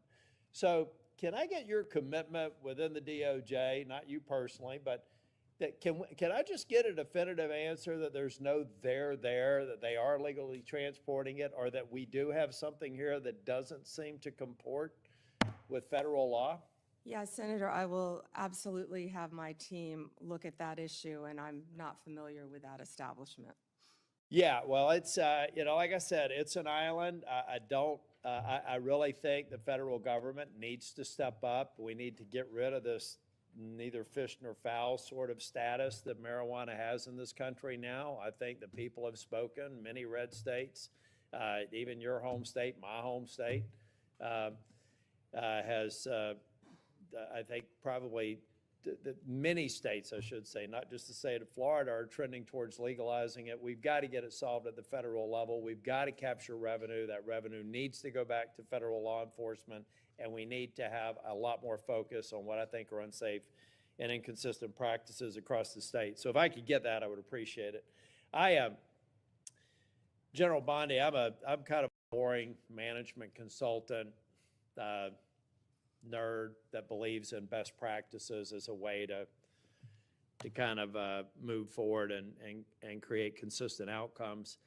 I'm having a real struggle right now with the National Guard being deployed and masking the abject failure of leaders at the state and local level. So give me some sense of if the deployment of the National Guard to Chicago or Portland is necessary to kind of create a shock to the system, do you believe that that's a best practice or just a necessary evil until we regen the extraordinary work I've seen on joint task forces every day in North Carolina with absolute cooperation between state, federal, and local officials? Is that the best practice that we should get to, or is this deployment of the National Guard a part of an emerging best practice that I just don't get yet? Yeah, Senator Tillis, seeing what's happening in Chicago, they need the National Guard. Our ICE members need the National Guard to protect the national buildings. Oh, 100%. I'm talking about when it wades into local law enforcement. See, I felt like deployment in D.C. made sense because of the hybrid nature of D.C. What I'm saying is outside of that, defending federal buildings and federal law enforcement, addressing, I think you mentioned over 500 murders in Chicago, it would just seem to me that all those bums should be thrown out in an election. And are we masking an underlying problem that will come back the minute we leave? That's what I'm talking about. Not the protection of federal buildings and federal law enforcement officers, but almost the sense that they become an arm of local law enforcement. I don't consider that a best practice. It doesn't sound like you do either. Well, I don't believe our National Guard want to be doing that, but they're going to be where they have to be to keep Americans safe. In Memphis right now, the highest violent crime rate in the country. I was on the ground with Secretary Hegseth there, and our Guard was there, and they were thrilled. They're ready to help, and we used all Tennessee Guard there. Secretary Hegseth used all Tennessee Guard. They're working hand in hand with the Memphis Police Department, who I believe were very happy to have them there, helping them to keep Memphis safe. Can I go back to the vaping again that you brought up, please, Senator? So I went to Chicago, actually, with Secretary Kennedy, and it was just outside of Chicago in a suburb, and we were there talking about the illegal vapes and what parents need to know. This is a bipartisan issue. What people need to know, these illegal vapes, they're all over this country. You can buy them in convenience stores. You can buy them in grocery stores. One vape is the equivalent of, I believe, 20 cigarettes. The flavored ones are illegal, and they're targeting children, what you said earlier. Some of these vapes, and I had never seen this until we were there, even have video games attached to them. That's not targeting an adult. It's targeting a child. And they're also, the majority, are coming in from China, which is illegal, and they're lacing them with THC. Now, right now, I can't say that I have seen deaths with fentanyl laced, but we want to get on the front end of this because that's what's next. We have to do it. If we don't control this in every single one of our states, that's what's next. And for the first time, we're getting on the front end of a very serious problem around our country. And Senator Moody, you fought this as well. So thank you for letting me address that, Senator Tillis. And parents need to know that. We do. We need to focus on it. And all I'm saying from a political standpoint is that if we're only, let's get President Trump is termed out. He'll only be able to serve out his second term. And I believe the president is absolutely focused on making these dangerous cities safer. I reject any notion that Charlotte's on that list, by the way. So whether you're a Democrat or Republican, bring it on. But I see 3.5 years from now, if we don't address the systemic problems, that what we've basically done is given a governor and mayor and city councilman a pass on failing to protect their people. I was formerly Speaker of the House in North Carolina. If I thought I had to have the president deploy troops to keep North Carolina safe, I would have considered myself a failure as a state leader. And so I just hope we strike the balance so that we're not fixing a problem temporarily, only to come back maybe even worse than the problem we're fixing the moment this president who's committed to local safety leaves. And that's something that we have to talk about. So we're leaving something behind. And I'm going to yield back. Thank you. Thank you, Senator Tillis. Senator Schiff. Thank you, Madam Chair. Attorney General Bondi, at your confirmation hearing in January, made a clear commitment you would not politicize your position. We are here today at your first oversight hearing 9 months into your tenure, at a time when hundreds of career prosecutors have quit because they were required to take unethical actions at odds with that promise, or feared that they would have to take such actions if they remained on the job. When over 1,000 former federal prosecutors have sounded the alarm about the unprecedented degree to which the powers of DOJ are being abused to go after the president's enemies. I approach this hearing with a heavy heart. As a former federal prosecutor myself, I served in a department that, whether it was under a Democratic or Republican president, would never use the office to go after the president's enemies or to hide the corruption of his friends. But today, the Justice Department has been used to cover up the possible corruption of the mayor of New York or of a high-level administration official taking $50,000 reportedly in cash in a bag, or a child sex predator who befriended the president and some of his cabinet members. And instead of preventing partisan weaponization, your department has engaged in a brazenly political prosecution at the president's explicit direction. The department has become President Trump's personal sword and shield to go after his ever-growing list of political enemies and to protect himself, his allies, and associates. My questions therefore focus on these two themes: hiding the corrupt acts of his friends and prioritizing the political prosecution of his enemies. So let me start with the shocking allegations of bribery and pay to play. 2 weeks ago, 4 major media outlets reported that Tom Homan, the president's top deportation official working in the White House, took $50,000 in cash in a bag from undercover FBI agents in September 2024, just over a year ago. According to these reports, Homan indicated he would facilitate securing contracts in exchange for money once he was in office in a future Trump administration. Reportedly, this exchange was caught on tape. Rather than pursue this investigation without fear or favor, the department and the FBI under your leadership or that of your predecessor before you confirmed quietly shut it down. Once news broke, your deputy and FBI director issued a joint public statement confirming that the Trump administration closed the investigation. White House Press Secretary Caroline Leavitt denied Homan took the $50,000, telling a reporter, quote, "Mr. Homan never took the $50,000 that you're referring to, so you should get your facts straight." So today I hope you can help us get our facts straight. Was that true, what the White House press secretary said when she denied Homan took the money? Did he take the money? Senator Schiff, as I stated earlier, I was not in office. I was not confirmed when that was handled. So does that mean Deputy Attorney General Blanche and Director Patel said that there was no evidence that Tom Homan committed a crime. Yet now you're putting his picture up to slander him. No, I'm putting, his picture up showing an interview he gave with, I think, Fox, in which he was asked explicitly about these allegations that he took a $50,000 bribe, and he refused to answer. He said he didn't answer the question whether he took the money, so I'm asking you the question. Did he take the money? Senator Schiff, I answered that question multiple times. And frankly, Well, I don't think, with respect, I don't think you did. But in case I just didn't hear you, what is the answer? Did he take the money?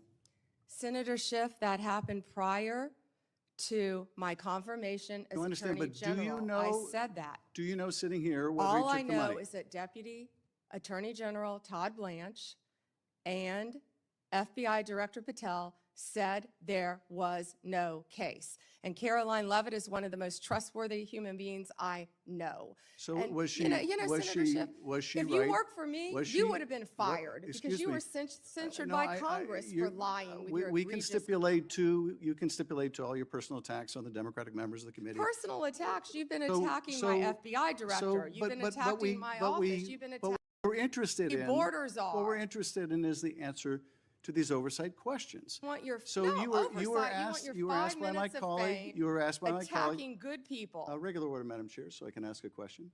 You were asked by my colleague from Vermont whether you will support providing a video or audio tape, if it exists, of Mr. Holman taking $50,000 in bribe money from the FBI. Will you support a request by this committee to provide that tape or tapes to the committee? Yes or no? Senator Schiff, you can talk to Director Patel about that. Well, I'm talking to you about it. You're the Attorney General. This will be your decision. Will you You don't support? have to tell me what is my decision and Well, what is then- not my then- decision. then- I and said you- and you you can don't talk have to to- Director you Patel. don't have to try to- You think you you've don't got a have to- gotcha with Tom Home and our borders excuse me, you who's don't- been out there excuse me. fighting for our country Madam since Chair, Donald Trump took office. I'm trying to ask a question. Regular order, please. And you don't have to defer to the FBI director to pass the buck. So I'm asking you, will you support a request so that the committee, or indeed, I believe the American people should be able to see that video or audio tape? Will you support that request? Will you apologize to Donald Trump So for I trying guess, to I guess impeach the answer him is you won't support that after request. you now know that So Joe let me- Biden tried to let me cover up do Hunter this. Biden's involvement with Excuse Ukraine? me, let me do this, because I think it's valuable that the American people get a sense of what you've refused to answer today. So these are just some of the questions you refused to answer, or have answered with personal attacks on members of this committee.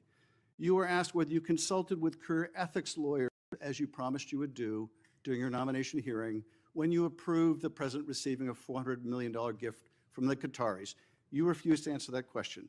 You were asked who or what role you may have played, or who played the role in asking that Trump's name be flagged in any of the Epstein documents gathered by the FBI. You refused to answer that question. You were asked whether Holman kept the $50,000 bribe money. You refused to answer that question. You were asked whether Holman paid taxes on the $50,000 bribe money. You refused to answer that question. You were asked, did career prosecutors find insufficient evidence to charge James Comey? You refused to answer that question. You were asked, how are military strikes on these boats in the Caribbean legal? And you refused to even answer that question. You were have a asked, law degree, excuse Senator me, Schiff? excuse me. You were asked, did you discuss indicting James Comey with the president? You refused to answer that question. You were asked, did you approve the firing of antitrust lawyers who disagreed with the Hewlett-Packard merger? You refused to answer that question. You were asked whether you support a restoration fund for violent insurrections to attack the Capitol on January 6th. You refused to answer that question. You were asked whether you were firing career professionals, career prosecutors, just because they worked on January 6th investigations. You refused to answer that question. You were asked by my California colleague whether you believe government officials, like immigration officials, have to abide by court orders. You wouldn't even answer that question. This is supposed to be an oversight hearing. Oversight? Excuse me, you can attack me after my time is over. You've attacked all of us, including President Trump, for your entire You can attack me later, career. and I know you've got plenty of canned attacks. We've heard them all day to day. Canned attacks on you? This is supposed to be. No one needs a canned attack on you. Regular order, Madam Chair, I'm trying to speak. This is supposed to be an oversight hearing of the Justice Department. And it comes in the wake of an indictment called for by the president of one of his enemies. This is supposed to be an oversight hearing, and it comes in the wake of revelations that a top administration official took $50,000 in a bag, and this department made that investigation go away. This is supposed to be an oversight hearing when dozens of prosecutors have been fired simply because they worked on cases investigating the former president. This is, and now What the current about the president. fires in California? And Do you this care is about that, supposed to Senator be, Schiff? this is, excuse me, this is supposed to be an oversight hearing in which members of Congress can get serious answers to serious questions about the Are the cover-up- riots in about the LA cover-up- serious? About the cover-up of corruption, about the prosecution of the president's enemies. And I think you owe the president an will it apology be, when will it be, your entire when will career, it be that frankly. the members of this committee on a bipartisan basis demand answers to those questions and refuse to accept Clearly, you're a personal, failed lawyer refuse to because you don't accept, understand when excuse someone me, can and cannot refuse answer to a accept question. personal slander as an answer to those questions? Personal slander. With Will that, you Madam apologize Chair, to Donald I yield Trump back. for slandering him? Personal slander. Senator Britt. May I ask unanimous consent, Madam Chair, to introduce into the record the statement of 1,000 former Justice Department officials who warned that the Comey indictment is a democracy-threatening abuse of power. May I also request unanimous consent for the introduction into the record of 282 former career officials at the Justice Department raising an alarm who were voluntarily or involuntarily forced to leave the department because of improper actions taken by the Department of Justice. May I introduce with unanimous consent the Justice Department manual that talks about when initiating and declining charges are subject to impermissible considerations. And finally, Madam Chair, may I introduce the letter for Michael Ben-Ari, a career counterterrorism prosecutor, DOJ, a letter he nailed to his door, which concludes by urging officials to do the right thing for the right reasons, to follow the facts and the law, and raises the alarm that the decision to remove experienced career officials from U.S. attorneys' offices, the FBI, and critical parts of DOJ undermines our country's abilities to counter terrorist organizations, malign nation-state actors, and countless others that seek to harm our nation and its citizens. And he believes that the priority is prosecuting the president's Are you still arguing, enemies or are you admitting? rather Ms. than Bondi, protecting Ms. the Bondi, country. one moment. May I have unanimous Are you- consent Are to you enter entering these that into the record? without objection? Thank you. I yield back. Senator Britt. Senator Moody, may I clarify one thing he entered in the record? I just want to say that I believe he entered a letter by 200 and something former employees. Well, I believe the spokesperson for that letter was also the spokesperson for Jack Smith. Senator Britt.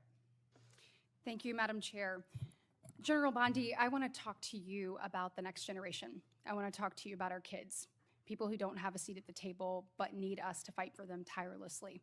When you look at this, I see a couple of different buckets of ways that bad actors are taking advantage of our children, and in some of the most extreme situations, we lose that child, whether to death or to self-harm, and I think we owe it to them to do something about it. So first is social media. Tell me, what are you doing? I have sat across from a number of parents who have talked to me about their child either falling victim to sextortion, different schemes that are online. We also know that there is an element of human trafficking that comes here. Let's start with social media. What are you doing to hold bad actors accountable, to track them down, and to keep our kids safe? Senator, first, thank you for bringing that up. This, I believe, is what an oversight hearing should be about. Thank you. Not yell, oh, he's gone already. He comes in and leaves. This is what an oversight hearing should be about, trying to help parents and children online. Yes, Director Patel has been doing a great job. The FBI, we have an entire unit. Not only that, our National Security Division is working internationally. Well, and I want to talk about that too, because I think a lot of this comes from overseas. Yes. And so whether it's these schemes, the sextortion schemes, et Yes. cetera, it's happening off our shores. How are you connecting the dots there? And then additionally, let's look at human trafficking. And you find a number of times people are lured into this from posts on social media. I believe that that is a global trafficking ring. I would like to speak to what are you doing to make sure you're holding those people accountable and getting to the bottom of it, finding bad actors and making sure that we're keeping these children safe.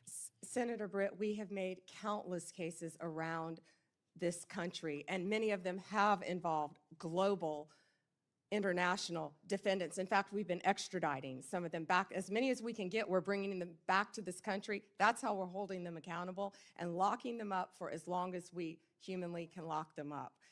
And Director Patel, our National Security Division, have been working tirelessly on that. We have entire units working on that. I think the most You feel like important- you've made better Yes. strides than we saw over the last Yes, 4 years? we have made incredible strides. I'm sorry, I don't have the statistics in front of me, but yes, we have made, I'll I would love provide to those get to you. those from you. I want to make sure that we are doing that. I also obviously have worked diligently alongside Senator Blackburn and so many others to put the proper guardrails in place when it comes to social media to prevent these things from happening to our children, allowing them to still thrive online, but knowing the threats that are out there, it is incumbent upon us to actually do something about it. So I hope that those different pieces of legislation that would help keep kids safe, help give you additional tools, I hope that this body and ultimately Congress will take those up. Can I add something to Yeah, that? sure.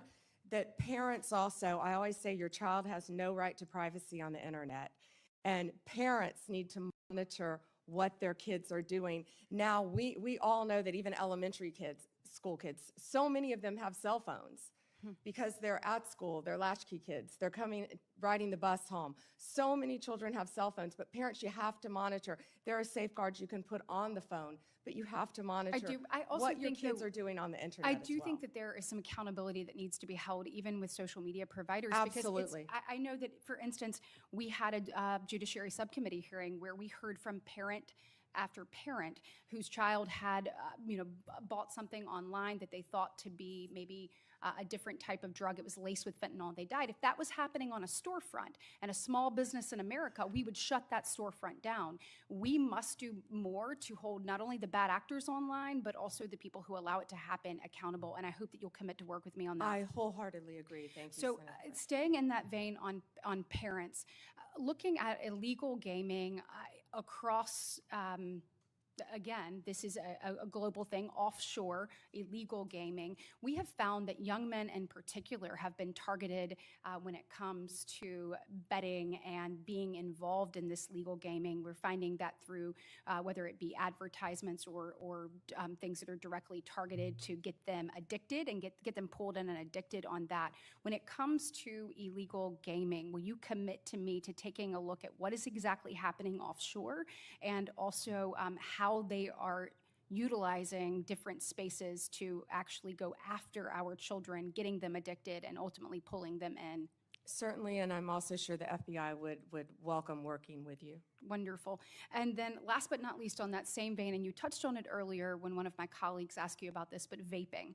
So if you're a parent and you're sitting here looking, Chinese vapes have, this is a real issue. You spoke a little bit about what you are worried will come next in this space.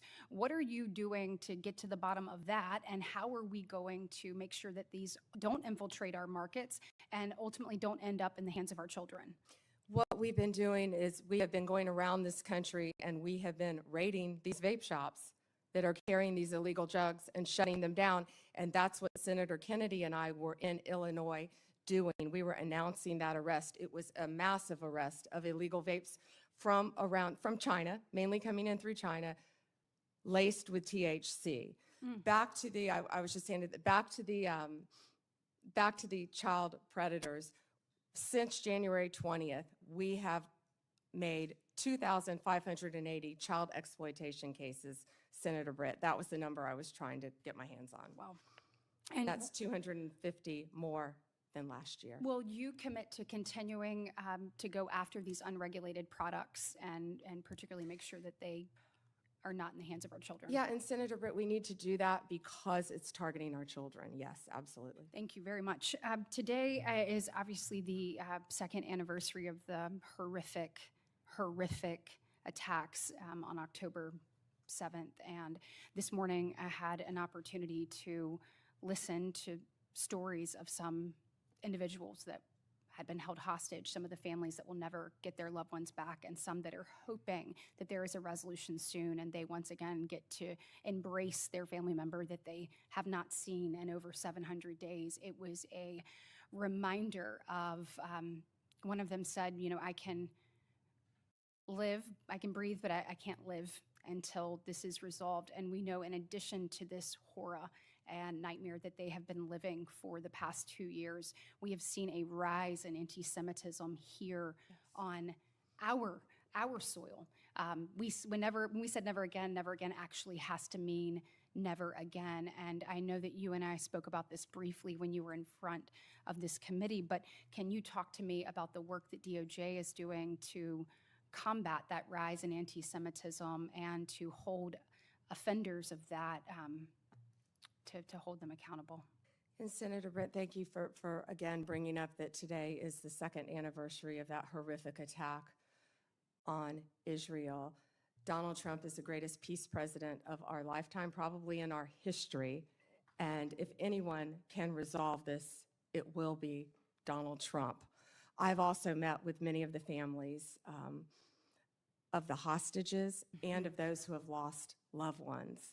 We are combating anti-Semitism throughout this country, not only through my Civil Rights Division, and we haven't really talked about Harmeet Dillon a lot today, but Harmeet Dillon runs our Civil Rights Division, and she is working with Leo Terrell, and they are combating anti-Semitism around this country. We have an anti-Semitism task force that we're forming. Do you mind getting me an update on the progress that that task force has made, please? Sure. Okay, thank you.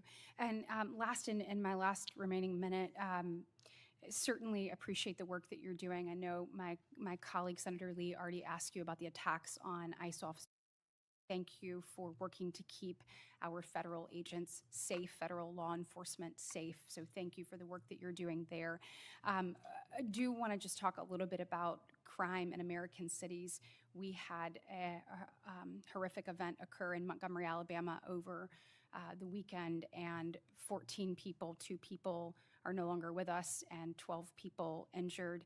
My heart breaks for every one of the victims and their families and the community at large. I'd like to know a little bit about your interagency work and talk to me about things that you find, because we have to find solutions in this space. This cannot keep happening. And what are you seeing that is, your biggest success stories and your biggest challenges you have to working to try to resolve crime throughout the country? Well, right now, the biggest challenge is that the federal government is shut down, but we're not letting that become a challenge because all of our agents are working tirelessly. And I get almost real-time updates from my agencies, Rob Sakata, who's the Deputy Director of ATF, Kash Patel and Dan Bongino at FBI, Terry Cole, at DEA, Gadi Saralta with our U.S. Marshals, and all of our great team of lawyers. And we are working nonstop to combat crime. That's Donald Trump's only directive to me, is to make America safe again. And that's what we're going to do in this country, Senator Britt. Well, thank you for your commitment and any best practices you have or ways that you have found to tackle challenges that are effective. Please let us know. We certainly want to see every community across our state and our country safe, and we appreciate yours and President Trump's commitment to doing that. Thank you, Senator. Thank you, Senator Britt. And I will just say thank you to our witness, who has been sitting here for now 4.5 hours without a break, I think maybe a little bit under the weather. And you have outlasted pretty much everyone here but Senator Britt and myself. So thank you for being here today. I'm in good company. Well, certainly coming in behind someone as strong and as passionate and as committed to doing the right thing and to justice. When you served as Attorney General in Florida, that was certainly a high bar that you set, and I was honored to come in after you as the Attorney General. You've touched on so many of the issues that you fought for in Florida that you are still fighting for now here in Washington, and whether that is protecting our children, protecting our law enforcement officers, protecting the rule of law. All of these things, your experiences, both personal and professional, are playing into how you are standing strong for what this country was built on in this role.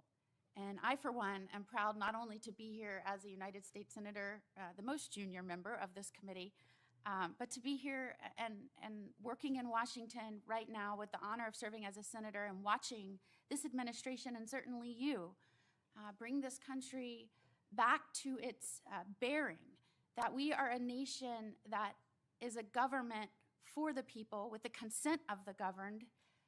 And if we are going to protect life, liberty, and their opportunity to pursue happiness, we have to guarantee safety.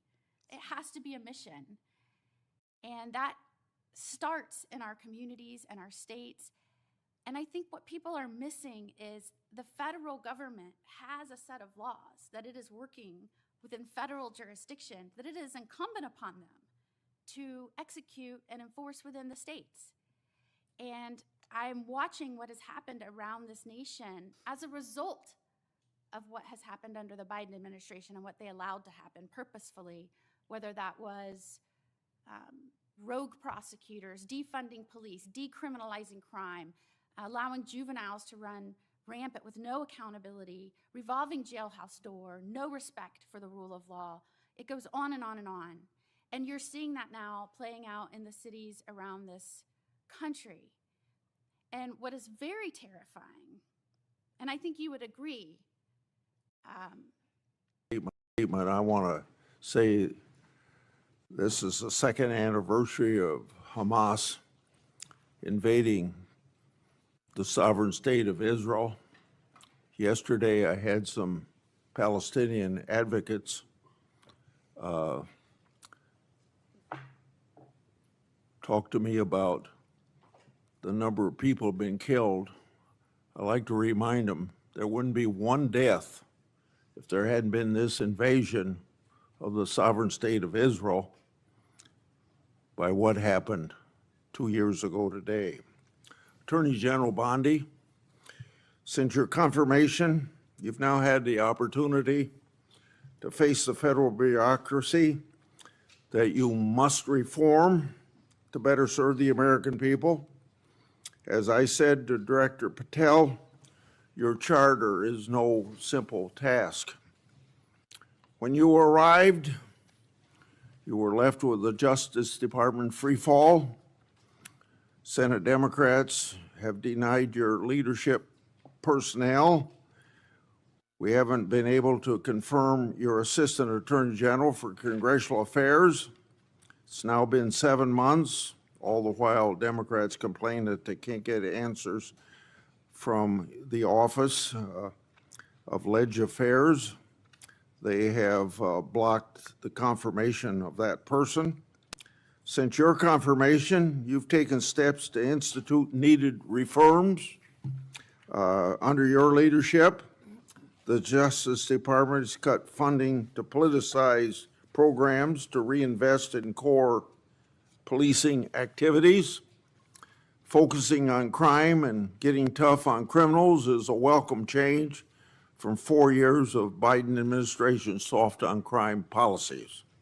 During the Biden administration, the Justice Department failed to collect billions of dollars in criminal fines and penalties from corporate offenders.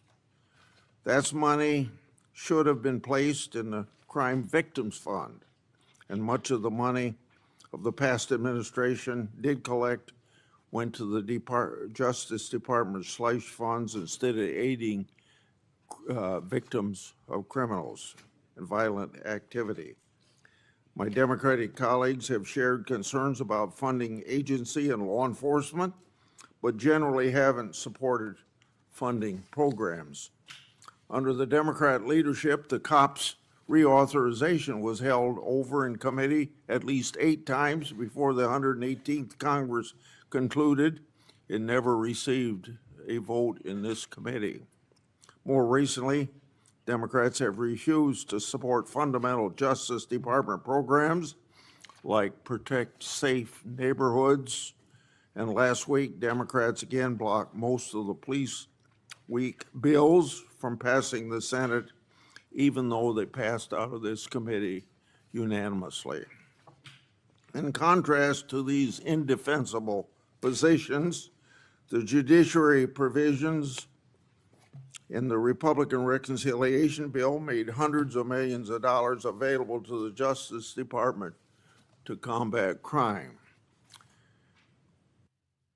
Attorney General Bondi, you've also created task force to attack the problems left by your predecessor. You've created a team to review the overwhelming evidence of political weaponization by federal law enforcement, including the discredited Crossfire Hurricane investigations. Your weaponization working group has worked with my staff to bring forward resolutions for whistleblowers, and I commend you and your staff efforts to find solutions for these patriots.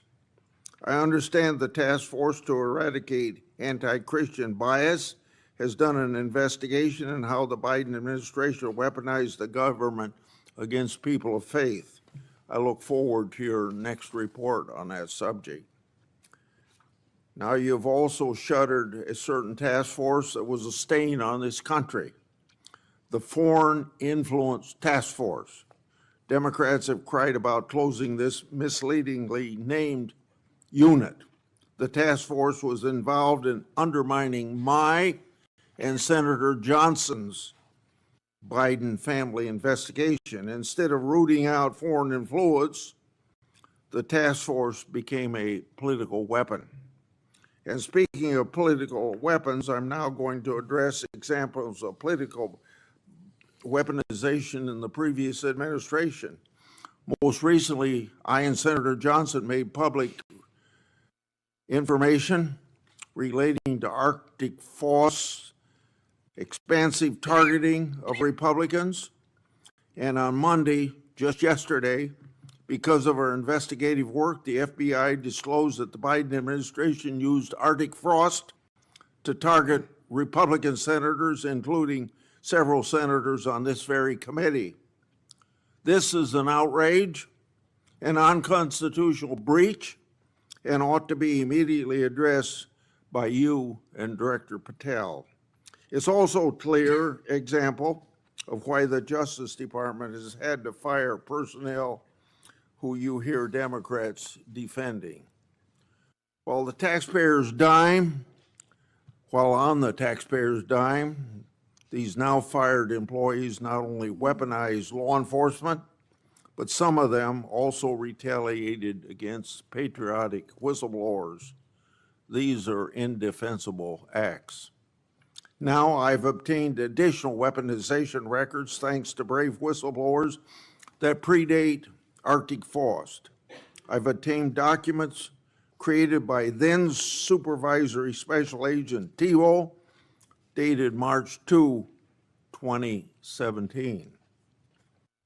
The title of this document is quote unquote Trump, and it appears to relate to matters different than Crossfire Hurricane. This document discusses a rumor at FBI headquarters that the FBI's Washington field office was leaning towards opening a case on the Trump campaign. Tebow noted they weren't close to opening an investigation, but did say this, quote, "What are we doing?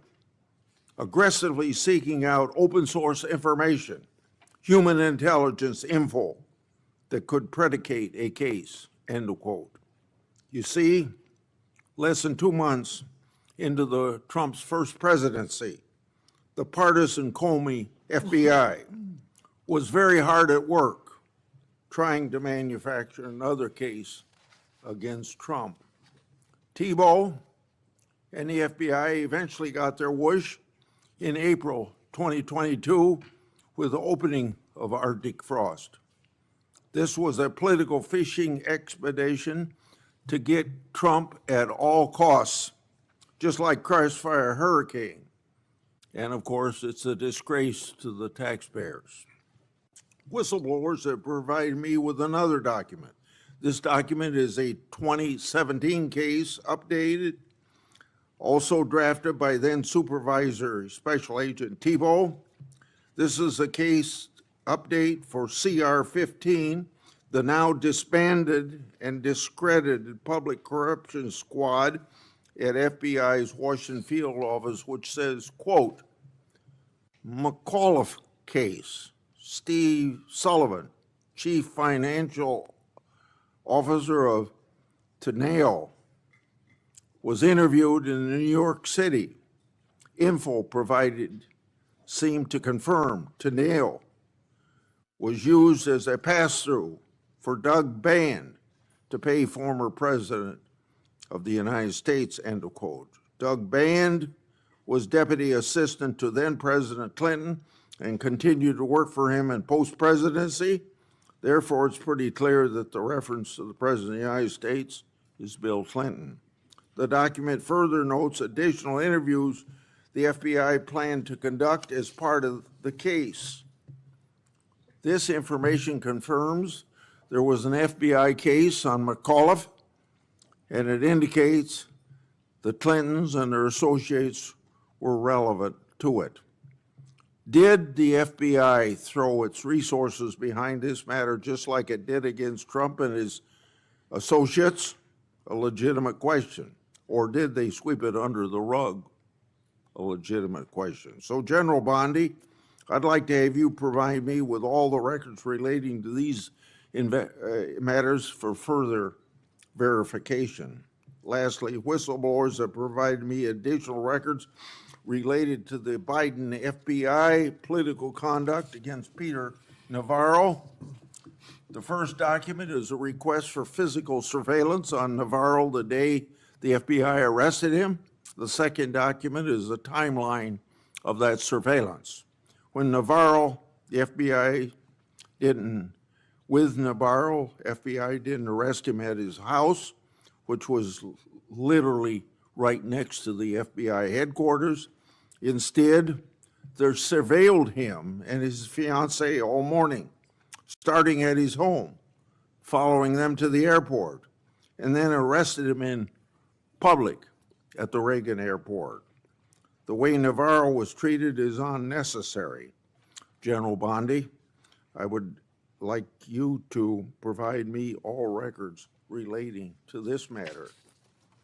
Attorney General Bondi, this Congress, I've made public one document after another, one whistleblower disclosure after another, one example of weaponization after another. So to our average constituent, this is all history, but it's all pointing out the wrong of government, using the power of government to go after people, they're political people you don't like.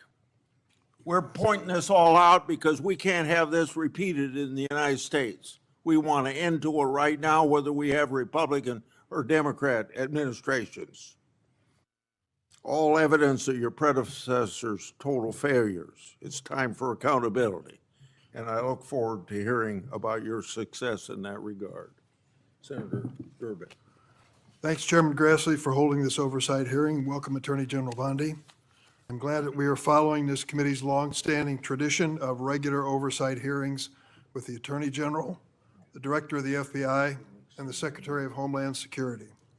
These hearings have never been more important as President Trump turns the full force of the federal government on Chicago and other American cities.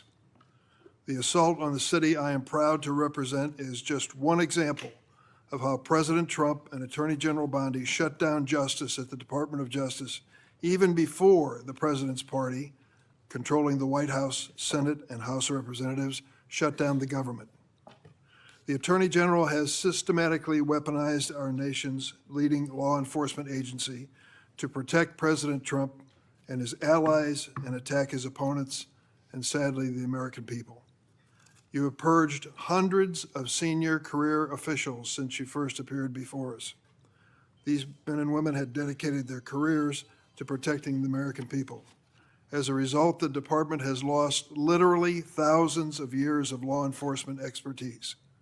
To be specific, you disbanded the FBI's Foreign Influence Task Force and the National Cryptocurrency Enforcement Team, despite the growing threat of foreign election interference and the drastic rise in cryptocurrency crimes.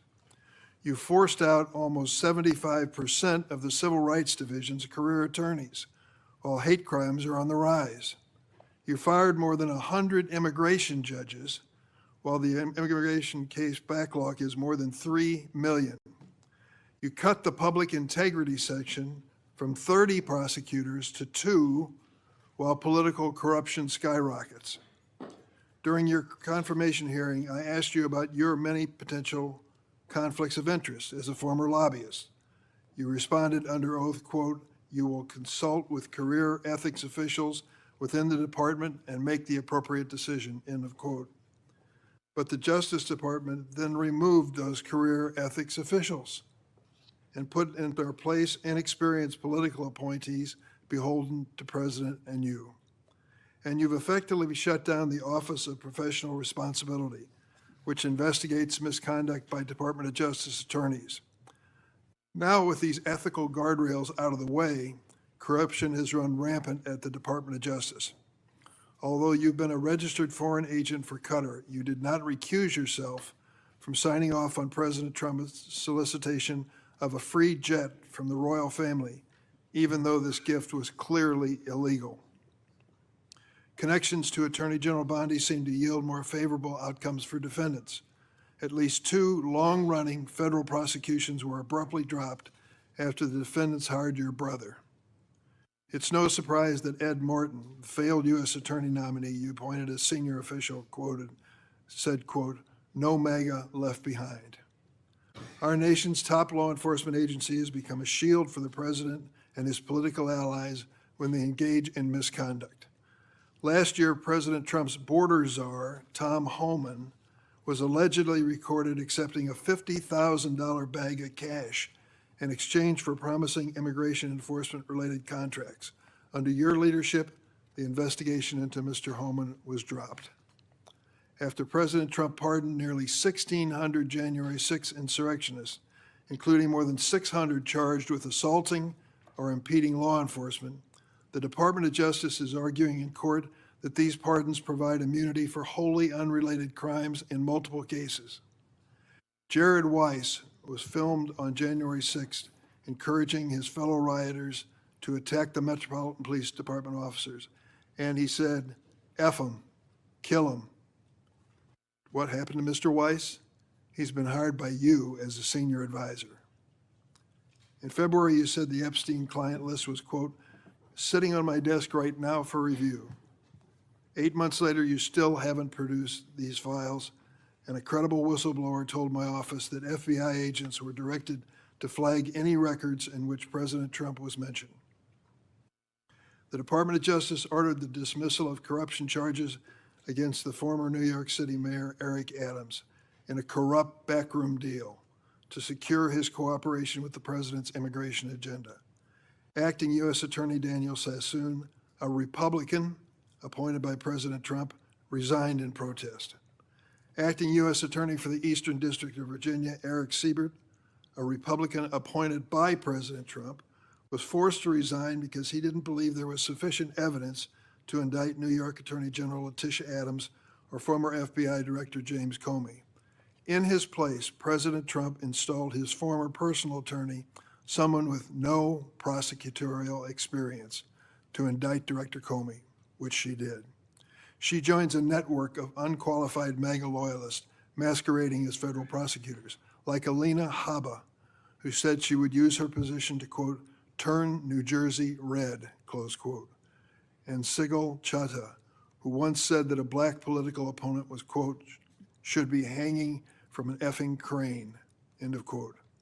The president and attorney general attempted to bypass the Senate to install these unqualified extremists. Where do you find these people? Courts have ruled that both Ms. Habba and Ms. Chattah are serving in their roles illegally, jeopardizing countless prosecutions by your office. Why?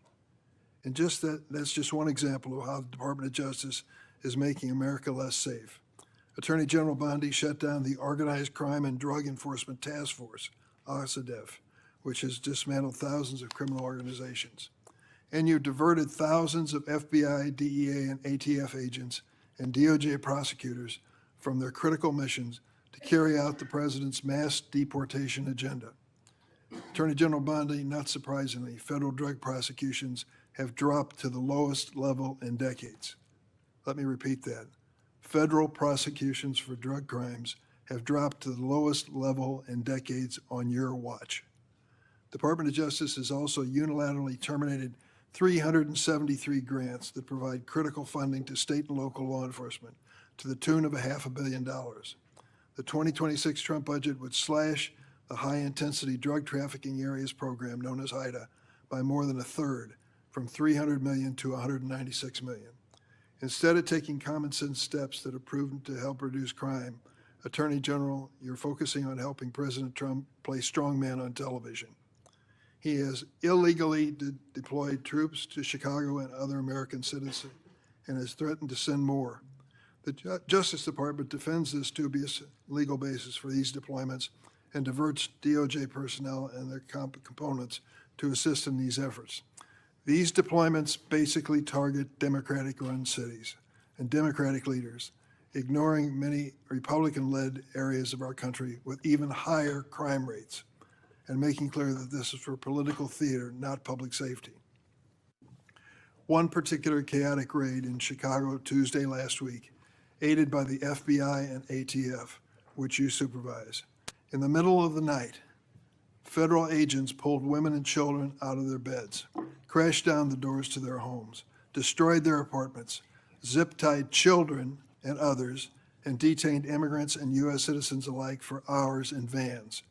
When one witness complained about the treatment of the small children, an agent laughed at her and said, "F them kids."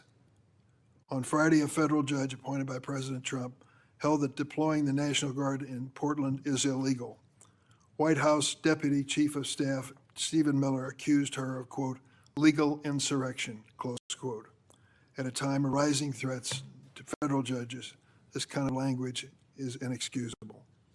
Last week, the President and Secretary Hegseth summoned senior military officials to a political pep rally at Quantico, where the President said he wanted to use American cities as, quote, training grounds for our military.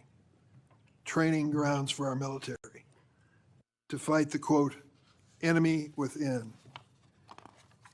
Chicago is not the enemy. Our fellow Americans are not the enemy.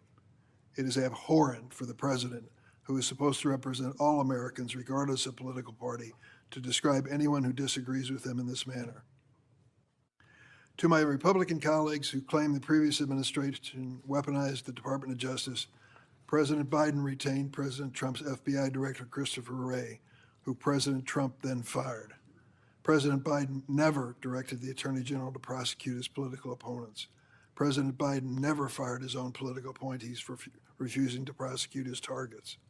What has taken place since January 20th, 2025 would make even President Nixon recoil. This is your legacy, Attorney General Bondi. In 8 short months, you have fundamentally transformed the Justice Department and left an enormous stain in American history. It will take decades to recover. Thank you, Mr. Chairman. Thank you. Would you please rise so I can give you swear? Do you affirm the testimony you're about to give before this committee will be the truth, the whole truth, and nothing but the truth, so help you God?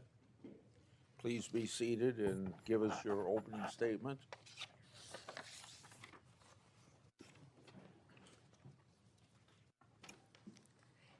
Thank you, Chairman Grassley and Ranking Member Durbin, and every member of this committee. I'm grateful for the opportunity to testify in front of you today. First, please join me in remembering, as you said, Chairman Grassley, all the Jewish people who lost their lives in the October 7th attacks 2 years ago today. Also, please let's pray for all the hostages and the families of all of those individuals. They are a critical reminder of our central mission here at the Department of Justice, protecting the safety and security of the American people. That is why, even when the government is otherwise shut down because of the Democrats, the department's law enforcement officers and prosecutors are hard at work fighting, protecting you from the threats, foreign and domestic. When I was confirmed as the 87th Attorney General of the United States, I took office with 2 main goals: to end the weaponization of justice and return the department to its core mission of fighting violent crime.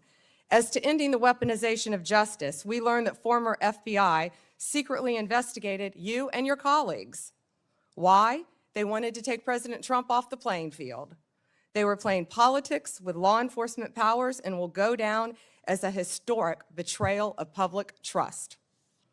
This is the kind of conduct that shatters the American people's faith in our law enforcement system. We will work to earn that back every single day. We are returning to our core mission of fighting real crime. While there is more work to do, I believe in 8 short months, We have made tremendous progress towards those ends. Our federal surges in Washington, D.C. and Memphis are a perfect example of how the Department of Justice should operate. We created strong partnerships with local leadership, working hand in hand with both cities to send resources where they were needed most. The results speak for themselves. We have made more than 3,800 arrests here in Washington while seizing more than 365 illegal guns. In Memphis, we have already made more than 300 arrests and close to 80 illegal guns in just a week. We are replicating that tough-on-crime approach throughout this country. Under the leadership of Director Kash Patel, the FBI is doing outstanding investigative work to keep American people safe. The FBI just conducted a months-long operation called Summer Heat, which resulted in over 8,600 arrests from June to September.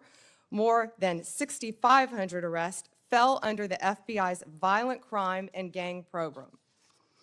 Under the leadership of Administrator Terry Cole, the DEA has seized 47.9 million fentanyl pills and 4,500 kilos of fentanyl powder.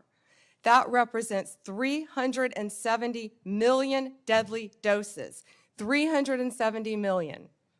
The DEA is dismantling violent cartel drug trafficking networks across this country, including the seizure of nearly 470 million in criminal assets. Under the leadership of Gadi Saralta, our U.S. Marshals have been the tip of the spear on federal surges in protecting judges and elected officials. Our Marshals have arrested more than 51,000 fugitives nationwide since January 20th. Under the leadership of Acting Director Dan Driscoll, ATF has taken more than 23,000 illegal guns off our streets. 3,400 of those guns have been linked to trafficking between the U.S. and Mexico. My attorneys have done incredible work advancing President Trump's agenda and protecting the executive branch from judicial overreach. We've been sued more than 400 times since January 20th. Judges have issued more than 90 temporary restraining orders against us, more than the previous several administrations combined. Despite the unprecedented degree of activism we've seen from the lower courts, we have never ignored a court order. And why would we? We have secured a historic 22 victories at the Supreme Court alone, with more to come. Our civil rights attorneys are fighting discrimination and anti-Semitism. Our criminal attorneys are prosecuting violent criminals and foreign terrorists every single day. I look forward to continuing this work at the Department of Justice, and I look forward to testifying before you today. Thank you, Chairman.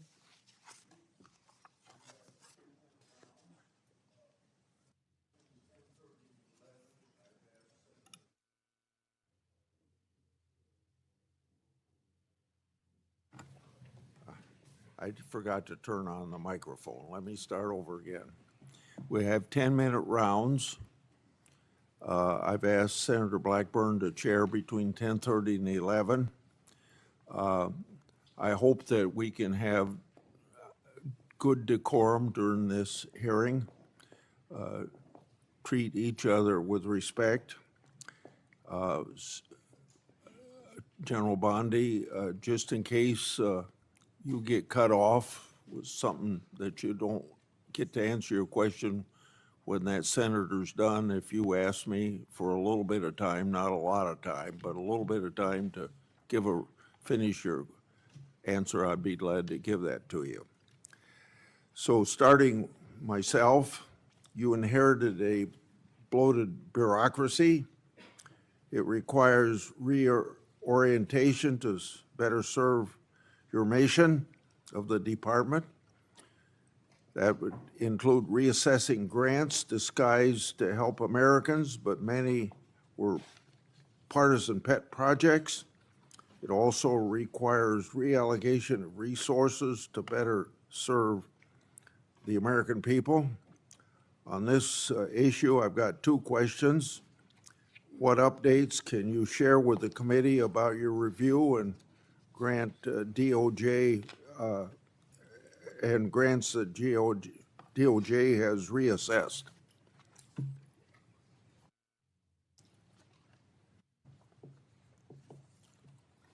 Just give us some examples, don't I know? Sure.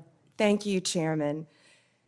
During my appearance at the department's budget hearings, I acknowledged that some grants were mistakenly terminated, and we have made a process to correct that. All grant termination appeals will be individually considered for alignment with our current policies, which are strengthening law enforcement and protecting victims. Recipients are given the opportunity to appeal a grant termination consistent with the rules by writing to the Assistant Attorney General. Of the 5,800 discretionary grants that were reviewed, only 376, approximately 7%, were terminated. So far, OJP has turned back on 18 awards, 17 appeals have been denied, and the rest are actively being reviewed, with decisions expected soon. My colleagues on the other side claim that your department has reallocated resources to immigration enforcement, and it's had a negative impact on law enforcement. We know that drugs and crimes are very much a part of immigration enforcement, so these attacks are clearly off the mark. Explain your view of these misguided assertions. Chairman, every day our FBI, DEA, ATF, and now U.S. Marshals working on a task force with Homeland Security are out there keeping Americans safe and getting illegal aliens out of our country, many of whom have committed violent crimes in this country. Our agents will continue to fight violent crime in this country, working hand in hand. One example is right here in Washington, D.C. We have the D.C. Task Force that has been incredibly successful. We are so proud of the work that has done. We have been working hand in hand with the local officials here in D.C., and we are very proud of that work. And we're taking that to Tennessee and around this country to keep Americans safe. I won't repeat the things I've said about Arctic frost, but we had this recent revelation yesterday of my Republican senators being targeted by the government, underscoring the point about Arctic frost. When taken in context with widespread government weaponization against Trump and conservatives in the last decade, the conduct arguably is worse than Watergate. So I got two questions along this line. How many Department of Justice and FBI personnel have been held accountable for their partisan and constitutional questionable conduct, and what was their punishment? If you could give a few examples or follow up in writing, since there's so many people that fall into this category. Yes, Senator. Yes, Chairman, we will. So you want to answer that in writing? Yeah, okay. Yes, the exact number I can answer in writing. Yes. Okay. Was Attorney General, on the same subject, was Attorney General Garland, Director Wray, and/or President Biden's White House aware of the FBI targeting Republican senators? Did they approve it? Now, let's be clear, either they knew and allowed it to happen, or they didn't know, and if they didn't know, it points to a lack of oversight of Jack Smith's runaway case. Chairman Grassley, that's what we've been talking about when we refer to the weaponization of government. Operation Arctic Frost was an unconstitutional, undemocratic abuse of power. During Arctic Frost, the FBI also placed 92 linked Republican individuals and Republican groups, such as Charlie Kirk's Turning Point, on their list. This is the kind of conduct that shattered the American people's faith in our government, as I said in my opening statement. We are ending this weaponization. Our FBI is targeting violent criminals, child predators, and other lawbreakers, not sitting senators who happen to be from the wrong political party. Several of your colleagues sitting at this dais were targeted, and others. We you- will continue to stop that throughout the Justice Department. That is the ultimate weaponization of government. Have you sought grand jury secrecy waivers so that all of Arctic Falls documents can be produced to Congress? And if not, do you plan to do that? Chairman Grassley, I will be working directly with Director Patel on this issue, and there's not much more we can say about the issue for obvious reasons at this time. Okay. Public Safety Officers Benefit Program, PSOB, provides benefits to law enforcement and first responders if they're disabled or killed in the line of duty. Affected family members may also benefit. My Oversight and a Government Accountability Office report shows that some claims have taken thousands of days to conclude.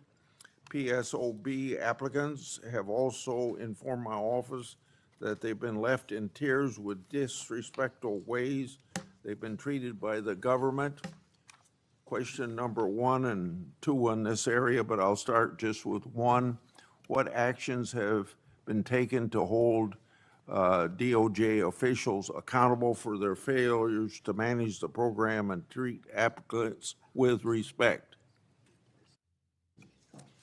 Chairman Grassley, as stated earlier, there have been many terminations from the Department of Justice, and we stand by all of those. Many of those are subject to active litigation. This Department of Justice will treat everyone with respect, and we will do everything in our power to help citizens of this country.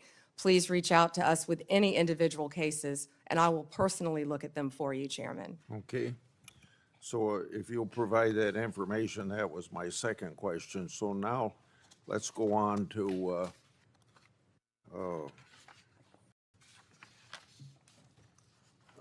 regarding the initial FBI 1023 document that I made public last Congress.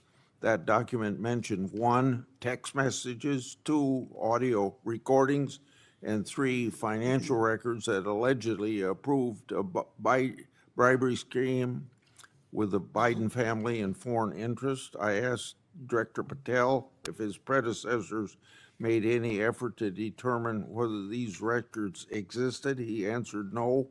What steps has the department taken to determine whether these records exist? One way or another, this matter ought to be put to rest. Chairman Grassley, I know Director Patel is working hard on this with the members of the FBI. Okay. So we don't know if these records exist, or you just can't say that publicly at this point? I don't want to discuss any of that publicly, Okay. Director. The Foreign Intelligence Surveillance Act includes a safeguard to prevent political weaponization. The reauthorization mandated certain members and their staffs shall be entitled to attend any proceedings of the FISA court. Former Biden DOJ Assistant Attorney General Matt Olson drafted a privacy agreement that allowed the department to hide information from Congress during FISA proceedings. Matt Olson made a career out of targeting President Trump and his allies, so it's not surprising that he would attempt to hinder congressional oversight or cover up for the Biden regime. I want to make sure that you get rid of the ridiculous and misguided Olson memo. When can you tell me that will be done? We will notify you, Chairman Grassley. Thank you. Okay. Senator Durbin. Thanks, Mr. Chairman. Madam Attorney General, let me ask you this question. Were you consulted by the White House before they deployed National Guard troops to cities in the United States? I am not going to discuss any internal conversations with the White House. You won't even say whether you talked to the White House about this? I am not going to discuss any internal conversations with the White House with you, Ranking Member. I noticed that. What's the secret? Why do you want to keep this secret? The American people don't know the rationale behind the deployment of National Guard troops in my state. The word is, and I think it's been confirmed by the White House, they are going to transfer Texas National Guard units to the state of Illinois. What's the rationale for that? Yeah, Chairman, as you shut down the government, you voted to shut down the government, and you're sitting here, our law enforcement officers aren't being paid. They're out there working to protect you. I wish you loved Chicago as much as you hate President Trump. And currently, the National Guard are on the way to Chicago. If you're not going to protect your citizens, President Trump will. Been on this committee for more than 20 years. That's the kind of testimony you expect from this administration. A simple question as to whether or not they had a legal rationale for deploying National Guard troops becomes grounds for a personal attack. I think it's a legitimate question. It's my responsibility. She refuses to answer as to whether she had any conversation with the White House about deploying national troops to my state. That's an indication, I'm afraid, where we are politically in this place. Let me ask you another question. I want to, if you will, hold on a second. Make sure I got the right page of facts here. You testified under oath when you last before this committee that before your appointment to Attorney General, you had served as a representative of some sort for the royal family of Qatar. There was an issue that came before you in May when President Trump accepted a $400 million luxury jet from the royal family of Qatar for temporary use as Air Force One before it's permanently gifted to the Trump Presidential Library Foundation. The Constitution unequivocally bestows on Congress the power to control whether any officer of the United States, including the President, may accept a gift, quote, from any king, prince, or foreign state, end of quote. And this gift clearly violates the statutory regime enacted by Congress. You've refused to answer a letter I sent to you 5 months ago asking the legal rationale you relied on to advise President Trump to accept this unprecedented gift from your former legal client. Can you make a promise today that you will disclose that? Disclose what, Ranking Member? I assume there was a letter or some sort of statement from your office to the White House to advise them that you felt it was permissible? First, to address my role with Qatar, as I addressed with you during my confirmation hearing, I disclosed it in my SJQ. In private practice, I worked for Qatar for anti-human trafficking for the World Cup. That was my only involvement, and I made that very clear, and I'm very proud of everything I've done with anti-human trafficking. Obviously, in preparing any advice for the President on a jet or anything else, we consult with the Office of Legal Counsel. The confidentiality applies to their input as well. And Chairman, if you would approve and vote to approve, as Chairman Grassley said, excuse me, Ranking Member, as Chairman Grassley said, my employees, we would answer your letters a lot faster, yet you're stalling them at every stop. And to go back to your previous question, your city has a murder rate 5 times higher than New York's. 571 homicides last year. If you were serious about protecting your people, you would be asking this administration for help. You're saying that we're coming into your state and your city. We're there to help make America safe and Illinois safe, whether or not you want to. I believe cutting federal grant programs to law enforcement in my state and across the nation does not make us any safer, and you've done just that. You've supplanted that decision by sending in National Guard troops to California and other places. That is a situation where the governors have not asked for that help. If you truly wanted to do this on a bipartisan basis, you wouldn't defy a governor, you would work with them. I'm prepared to do that. I'm prepared to work with this administration. But cutting these grants to law enforcement does not make us any stronger as a nation or give us the tools we need to reduce crime in Chicago.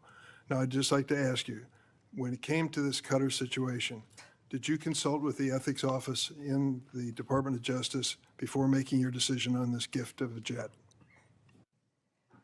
Chairman, I didn't gift a jet to anyone. My Office of Legal Counsel provides confidential advice to the President, to the White House, period. And you're conflating two issues. Cutting grants, I was very clear about what grants we've cut and what grants we haven't, only 7%. And if you have a grant in Illinois that you think that I've cut that is not that is protecting law enforcement officers or your people, you personally call me and I will work with you to turn that grant back on. I think many of the Democrats here can tell you, I have worked with them to turn grants back on. There's an appeal process. Tell me a specific grant that I have turned off in Illinois that would help law enforcement, and I will work with you. But you have not done that. Did you And take a again, look? Did you take a the look? National Guard is on the way right now as we speak. Oh, by the way, so is Director Patel and Deputy Attorney General Todd Blanche. You're sitting here grilling me, and they're on their way to Chicago to keep your state safe. Madam Attorney General, it's my job to grill you. Investigation of your agency is part of my responsibility and this committee.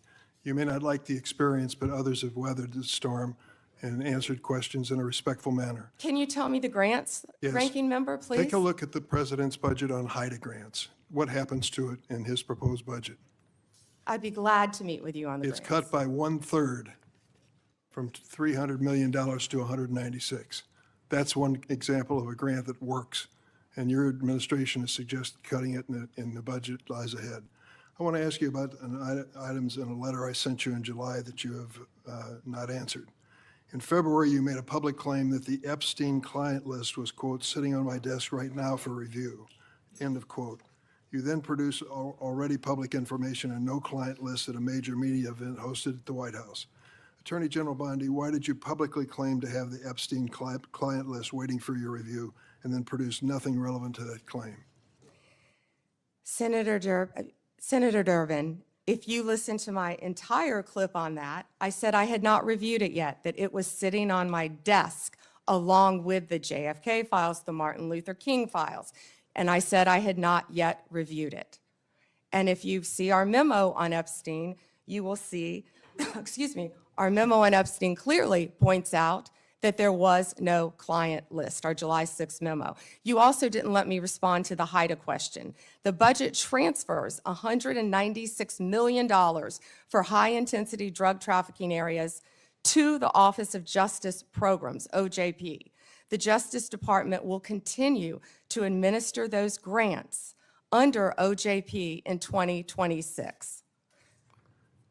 Going back to the Epstein files, according to another whistleblower who made a protected disclosure to my office, you pushed the FBI to review approximately 100,000 Epstein-related records on an arbitrarily short deadline in March, and the FBI was directed to flag any documents that mentioned President Trump.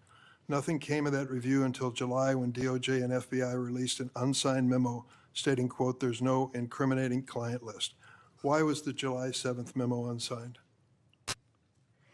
The July 7th memo came from the FBI and the Department of Justice. Director Patel answered those questions very clear. And, you know, Senator Durbin, I find it very interesting that you refused repeated Republican requests to release the Epstein flight logs in 2023 and 2024. You fought that. Did you take money from Reid Hoffman, campaign donations, who was a huge Epstein friend? Why did you fight for years? Why did you fight to not disclose the flight logs, Senator Durbin? I can tell you I did not refuse. One of the senators here wished to produce those logs, and I asked her to put it in writing, and she never did. Yeah, I think Senator Blackburn would quarrel with you on that. But Well, that's I will up to the quarrel two with of you as to Reid, somebody that you mentioned I never heard of. Reid Hoffman. So who gave the order to flag records related to President Trump? To flag records for President Trump? To flag any records which included his name. I'm not going to discuss anything about that with you, Senator. Eventually, you're going to have to answer for your conduct in this. And you won't do it today, but eventually you will. I yield, Mr. Chairman. I got to Mr. interject Chairman? something here. Mr. before I Chairman. get to Pam. Mr. Chairman, since Senator Durbin referred to me, I would really appreciate the opportunity to correct the record. Proceed. Because Senator Durbin knows I repeatedly asked for those flight logs. I brought up the subpoena. You even shut down the committee because you didn't want that, and you know I submitted that in writing, and you continue to misrepresent that, and I am not going to let that record stand. Okay. Mr. Chairman, Go ahead, Senator Durbin. I just want to make it clear that the reason the committee business ended was that your side invoked the 2-hour rule. Point number 2 is I asked you if you wanted any documents like flight logs to put it in writing. You never did. Yes, sir, I did, and your staff knows that I did. No, We'll submit, once again, Send me a copy of the that, please. information to you. We've done that several times, but we'll be happy to, once again, send it to you. I think your staff doesn't show that to you. Well, as I started to say about the emolument clause, and Democrats bringing that up in regard to Qatar, back in March of 2016, they didn't care anything about my bringing up the emolument clause in regard. I wrote to the Obama Justice Department. That letter was based on Secretary Clinton's 2009 to 2013 financial disclosures when she was Secretary of State.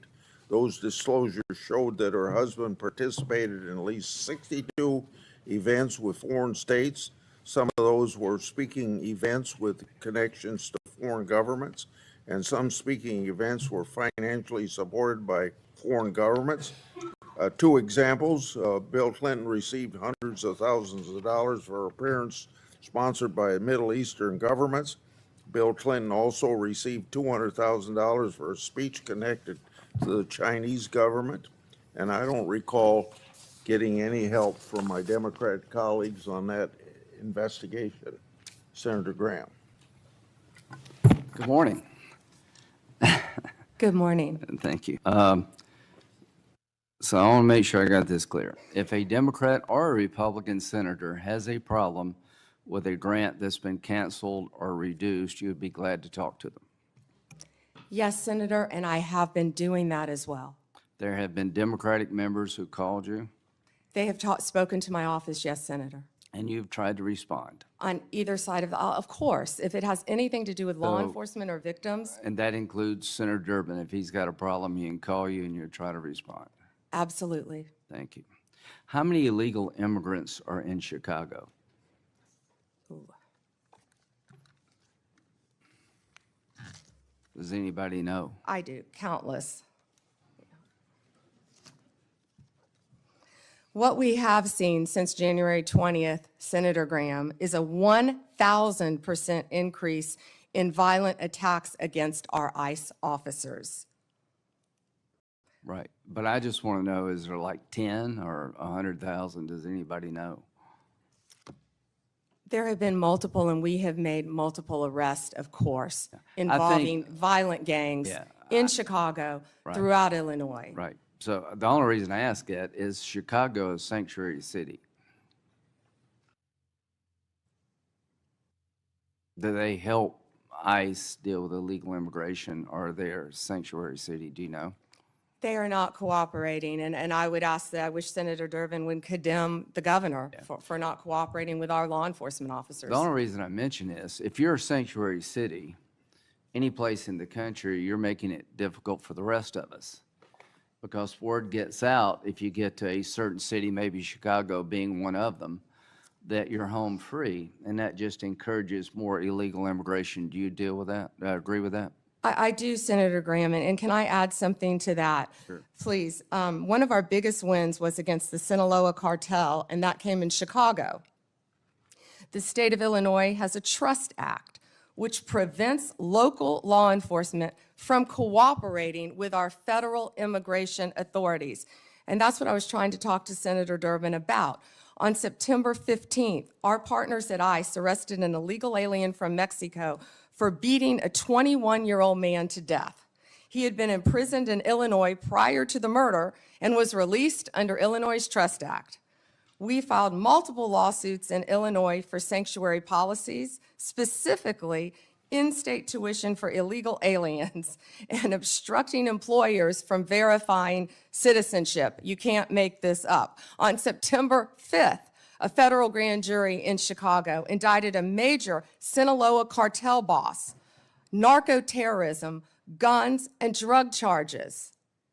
On July 11th, we announced a guilty plea for Ovidio Guzman Lopez. You may know him as the son of El Chapo, one of the worst narco-terrorists in the world.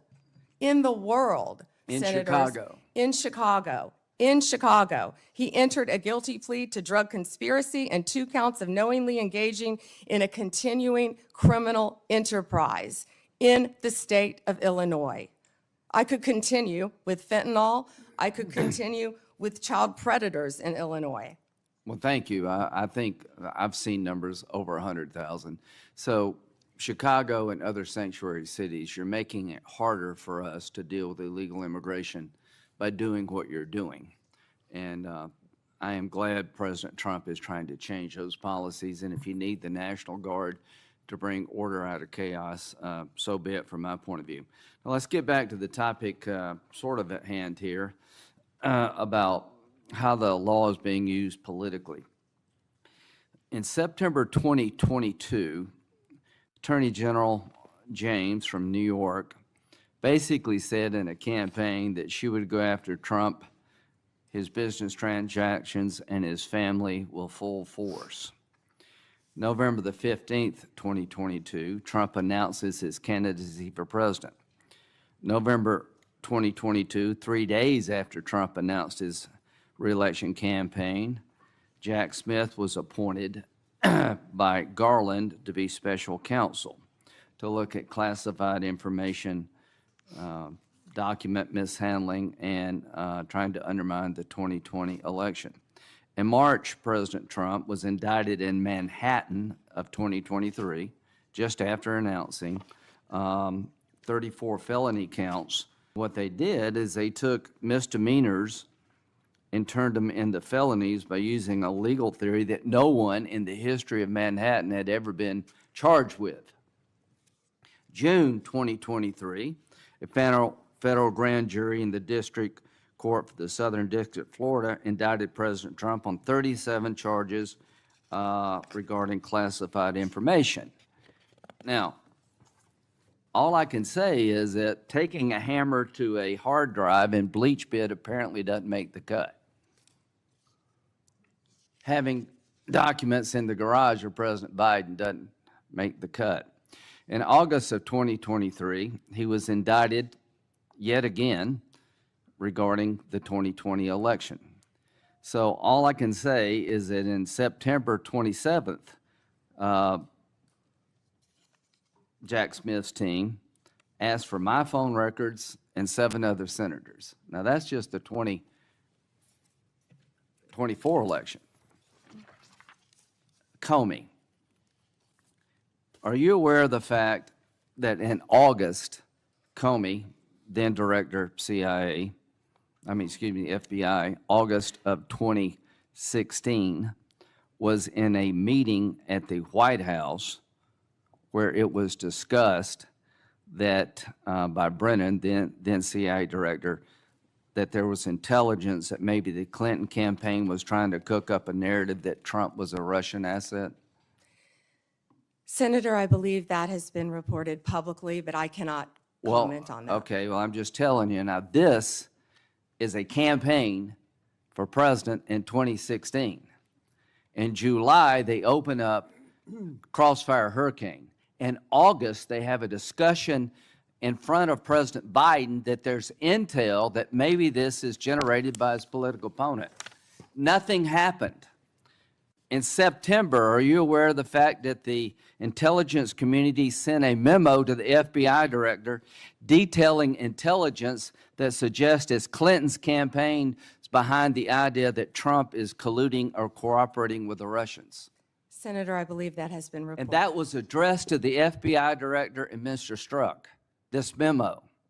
Are you aware that he told this committee, I don't recall that, the FBI director? Senator, I can't discuss anything. Well, I can tell you this. What the hell would you recall?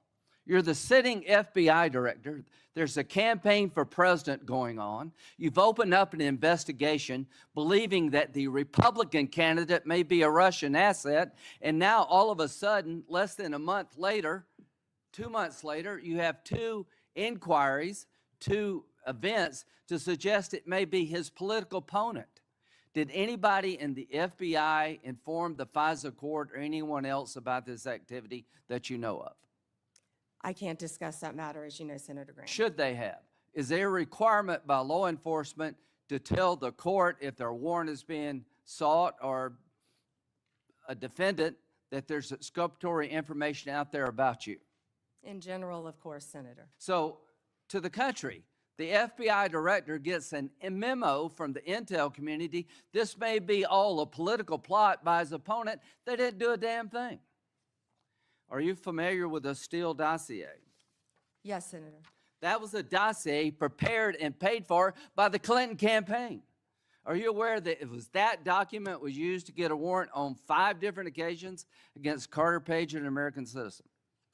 Yes, Senator, and that has been Are you aware of the fact in February 2017, after Trump is president, the person who gave Christopher Steele the information, the Russian guy, told the FBI the information I provided you was all bar talk, hearsay, and not reliable? Are you aware of that? Yes, Senator. Was there ever an effort by the FBI to tell the FISA court about evidence that the man who helped prepare the document retracted his statement? I can't discuss that, Senator. Should there have been? Can't discuss that. You wonder why we're looking at Comey? Give me a break. Why are we looking at Comey? Because he ran an FBI and personally knew about exculpatory information and let it slide. How in the hell can 2 FBI agents interview a man who says the document you're using against a sitting president to suggest he may be a Russian agent or Carter Page that is now no longer reliable? How does that not get to the court? Can you tell me how that doesn't get to the court? You can't, can you? I can't, Senator, and I Can can't you tell me discuss why my phone records, when I'm the chairman of the Judiciary Committee, were sought by the Jack Smith agents? Why did they ask to know who I called and what I was doing from January 4th to the 7th? Can you tell me that? No, Senator, and there were 8 senators in total. Do you think that was an abuse of power? Senator, I cannot discuss whether there is or is not an ongoing investigation. If I may add one thing, they also wasted $50 million on what you just described, trying to put President Trump in jail prior to the election. Before Senator Whitehouse, I want to introduce into the record what is called the Durham Annex. The annex is a declassified appendix to John Durham's report about Crossfire Hurricane. The Durham Annex contains information exposing a reported Clinton campaign plan to falsify and tie President Trump to Russia. For years, I've fought to assemble and publicize all the facts surrounding Durham investigation, Crossfire Hurricane, and related matters. The Durham Annex was declassified as a large part because of Attorney General Bondi. Mr. Chairman, Yeah, may I ask you a question? if I can answer it, yes. Go Thank you, ahead. Mr. Chairman. Are you going to hold a separate hearing on your whistleblower account of the FBI investigation of 8 United States senators? I think we need, my answer to your question is, I think we need to wait until we see what the FBI can report and whether it's necessary to have a hearing. Right now, I haven't ruled one out, but I haven't made a decision. And what year do you think that will happen in? I want the FBI to be a thorough investigation of it and report to us what information they can give us, and I don't know how long that'll take them. With respect, are you giving them a certain period of time? I have not given them a certain period of time. I'll discuss that matter with my staff and see if that needs to be done. Okay, if civil suits are filed against the perpetrators at the FBI, will that facilitate your investigation? Well, what's the question again? If the 8 senators who were spied upon sue the hell out of the Department of Justice and the perpetrators involved, will that facilitate their investigation and or yours? I guess what I'm getting to is, I don't understand why we don't have a separate hearing. I find this breathtaking. Yeah. It's just been 24 hours since the FBI investigated on it. Please give me an opportunity to sort through all this. Fair enough. I just don't want to wait 24 years to get an answer. Yeah. We do have an active investigation going on through my staff. I want to make that very clear. Mr. Whitehouse, or Senator Whitehouse. Thank you, Chairman. Ms. Bondi, good morning. Good morning. What became of the $50,000 in cash that the FBI paid to Mr. Homan in a paper bag, evidently?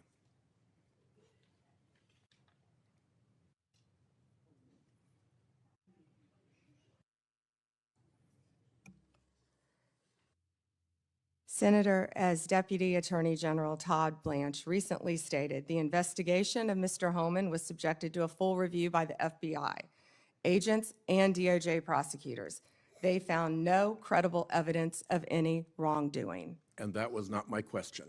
My question was, what became of the $50,000 in cash that the FBI delivered, evidently in a paper bag, to Mr. Homan? Senator, I'd look at your facts.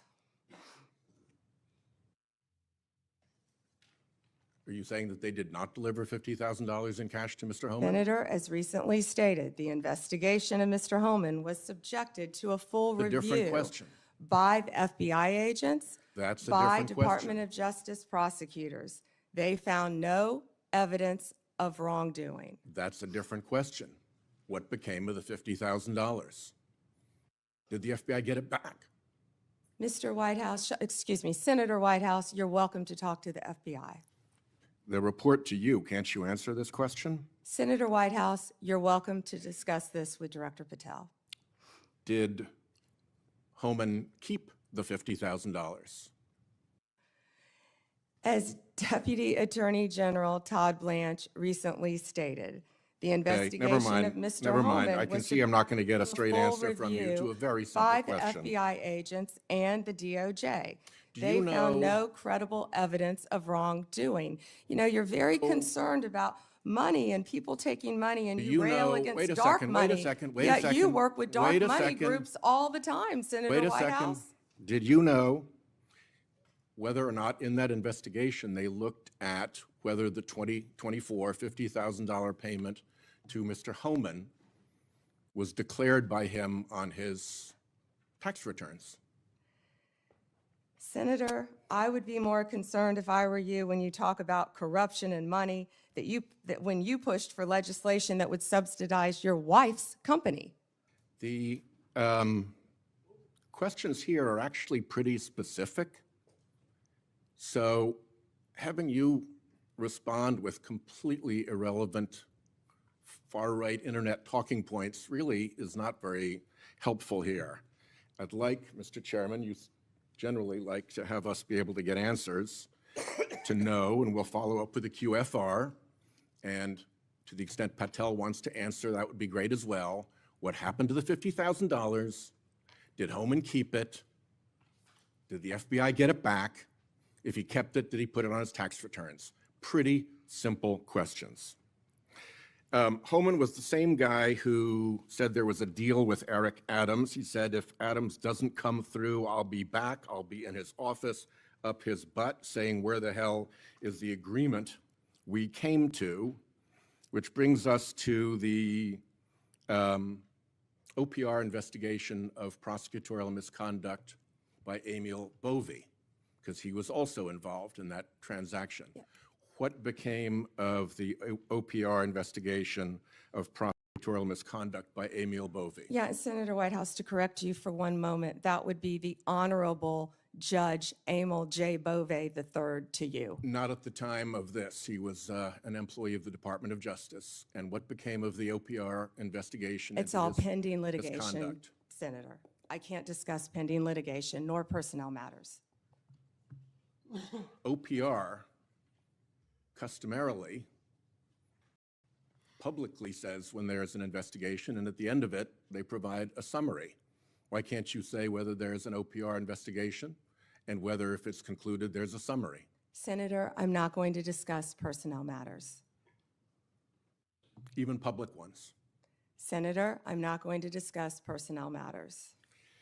So, Kash Patel told this committee that his grand jury testimony after immunization, after initially pleading the Fifth, was, and I quote, sealed by the Department of Justice. How and when and why was his testimony sealed, and by whom? Senator, I'm not going to discuss any testimony, especially testimony that could be sealed with you.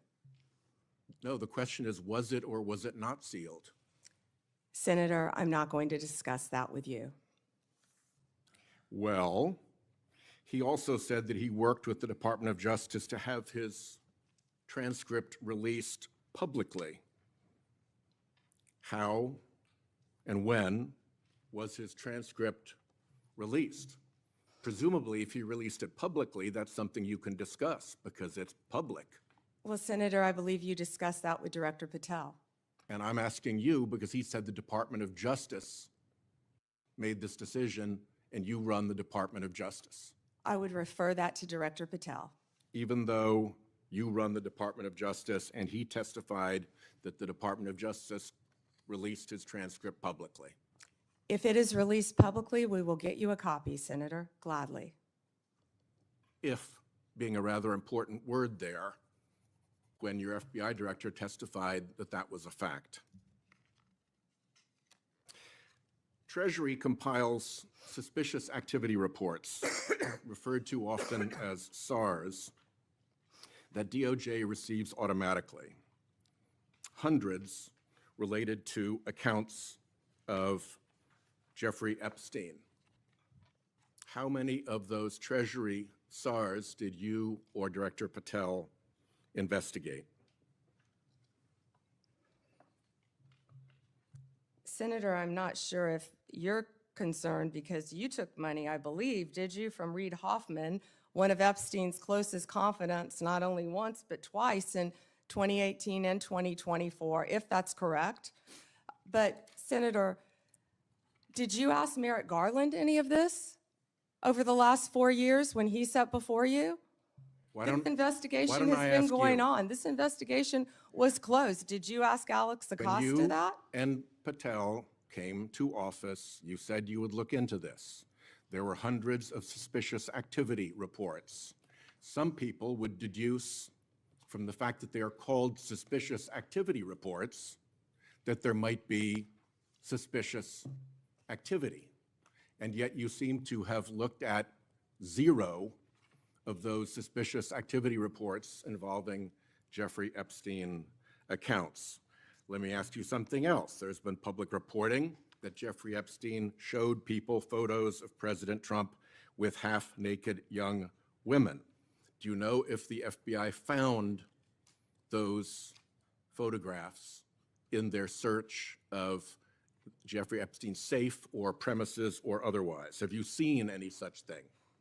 You know, Senator Whitehouse, you sit here and make salacious remarks, once again trying to slander President Trump left and right, when you're the one who was taking money from one of Epstein's closest confidants, I believe, I could be wrong, correct me, Reid Hoffman, who was with Jeffrey Epstein on multiple occasions. And the senator sitting right next to you tried to block the flight logs from being released. Yet you're grilling me on President Trump and some photograph with Epstein? Come on. The question is, did the FBI find those photographs that have been discussed publicly by a witness who claimed Jeffrey Epstein showed them to him? You don't know anything about that? Okay. Here's what well, no, we cut to something else. The Marshal Service is supposed to protect our federal judges. I have asked repeatedly for the Marshal Service to let me know if they are investigating or being inhibited from investigating whether or not there is orchestration of threats against federal judges, whether under either conspiracy laws or racketeering enterprise laws or aiding and abetting laws, whatever. But as you know, there's the person who says the threat, and then there may very well be somebody orchestrating the threat behind them. Is the Marshal Service allowed to investigate orchestration of threats, and do you know if they've taken one step to do so? May I answer the question, Chairman Grassley? The time has expired. I think it's the convention of the committee that if I've started my question in my time, you may answer the I question. was asking the chairman. Okay, before I go to Cornyn. She wants to answer the question, Chairman. Oh, please go ahead. I thought you said you didn't want to answer it. I'm Yes, sir. sorry. Thank you. Senator Whitehouse, I would be happy to sit down with you regarding any threat to any federal judge in this country. We take threats very seriously. I will set a meeting with you, with Director Serralta of the U.S. Marshals, and I will be there.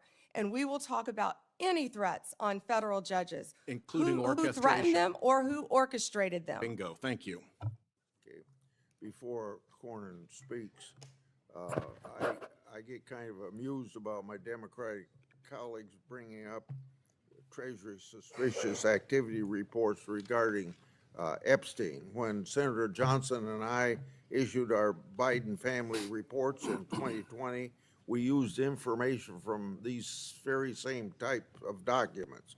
And you know what? We were criticized by our Democratic colleagues for doing so, and for years they ignored the evidence of the Biden family criminality. I don't think my colleagues can have it both ways. Senator Cornyn.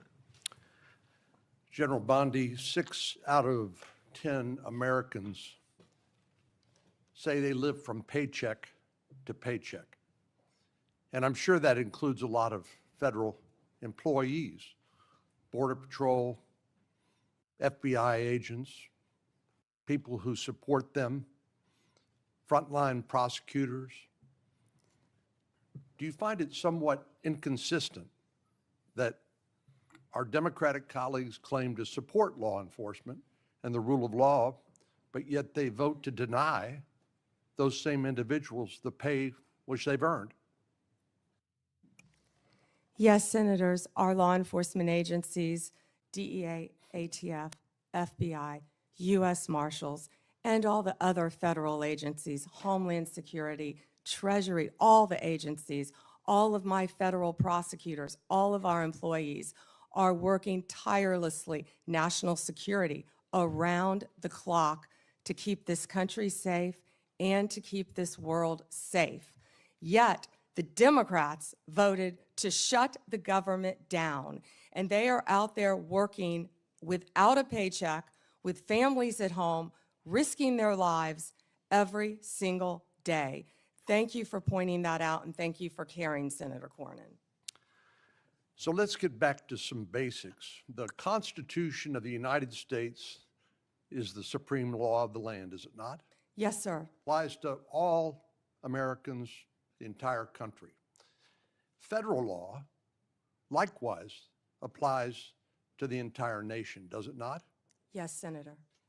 And so when federal law enforcement agents go to cities like Chicago to enforce federal law, they are acting within their authority, are they not? Yes, Senator Cornyn. So on what legal basis would a governor or a mayor say, we're going to deny or prevent a federal law enforcement agent from enforcing federal law? What would be the legal basis for them to do that? You know, Senator, there's not one. And as I stated, there were 571 homicides in Chicago last year. And that's why right now, Director Patel and Deputy Attorney General Todd Blanche are on their way to Chicago. I've been to Memphis. They're in Chicago right now to protect the people of Illinois. And what Senator Graham, the point he was trying to make earlier, was that when you don't cooperate with law enforcement, if I was a TDA member, if I was a Sinaloa cartel narco terrorists, you know where I'd go? Chicago, because they're not enforcing the law. And they're running their operations, as I stated earlier, two of the biggest terrorists, narco terrorists, we arrested right in Chicago because it was a safe haven for them. And they're operating these networks around our entire country. So we are going to keep our entire country safe. We're going to protect all Americans.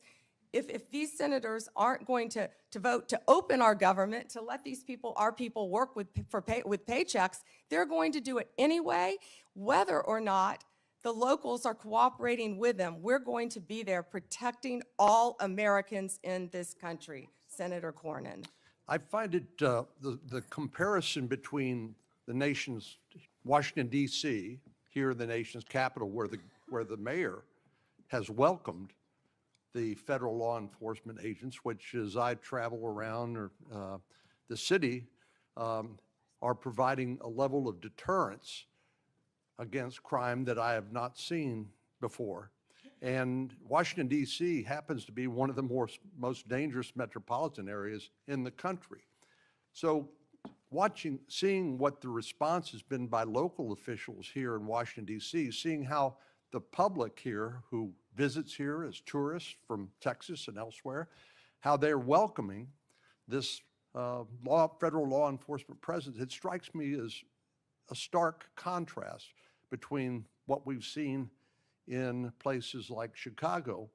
And I just don't understand how elected officials who are sworn to uphold the law and the Constitution of the United States could take the position that, no, we don't want a safer community in our major cities that have a high level of crime like Chicago.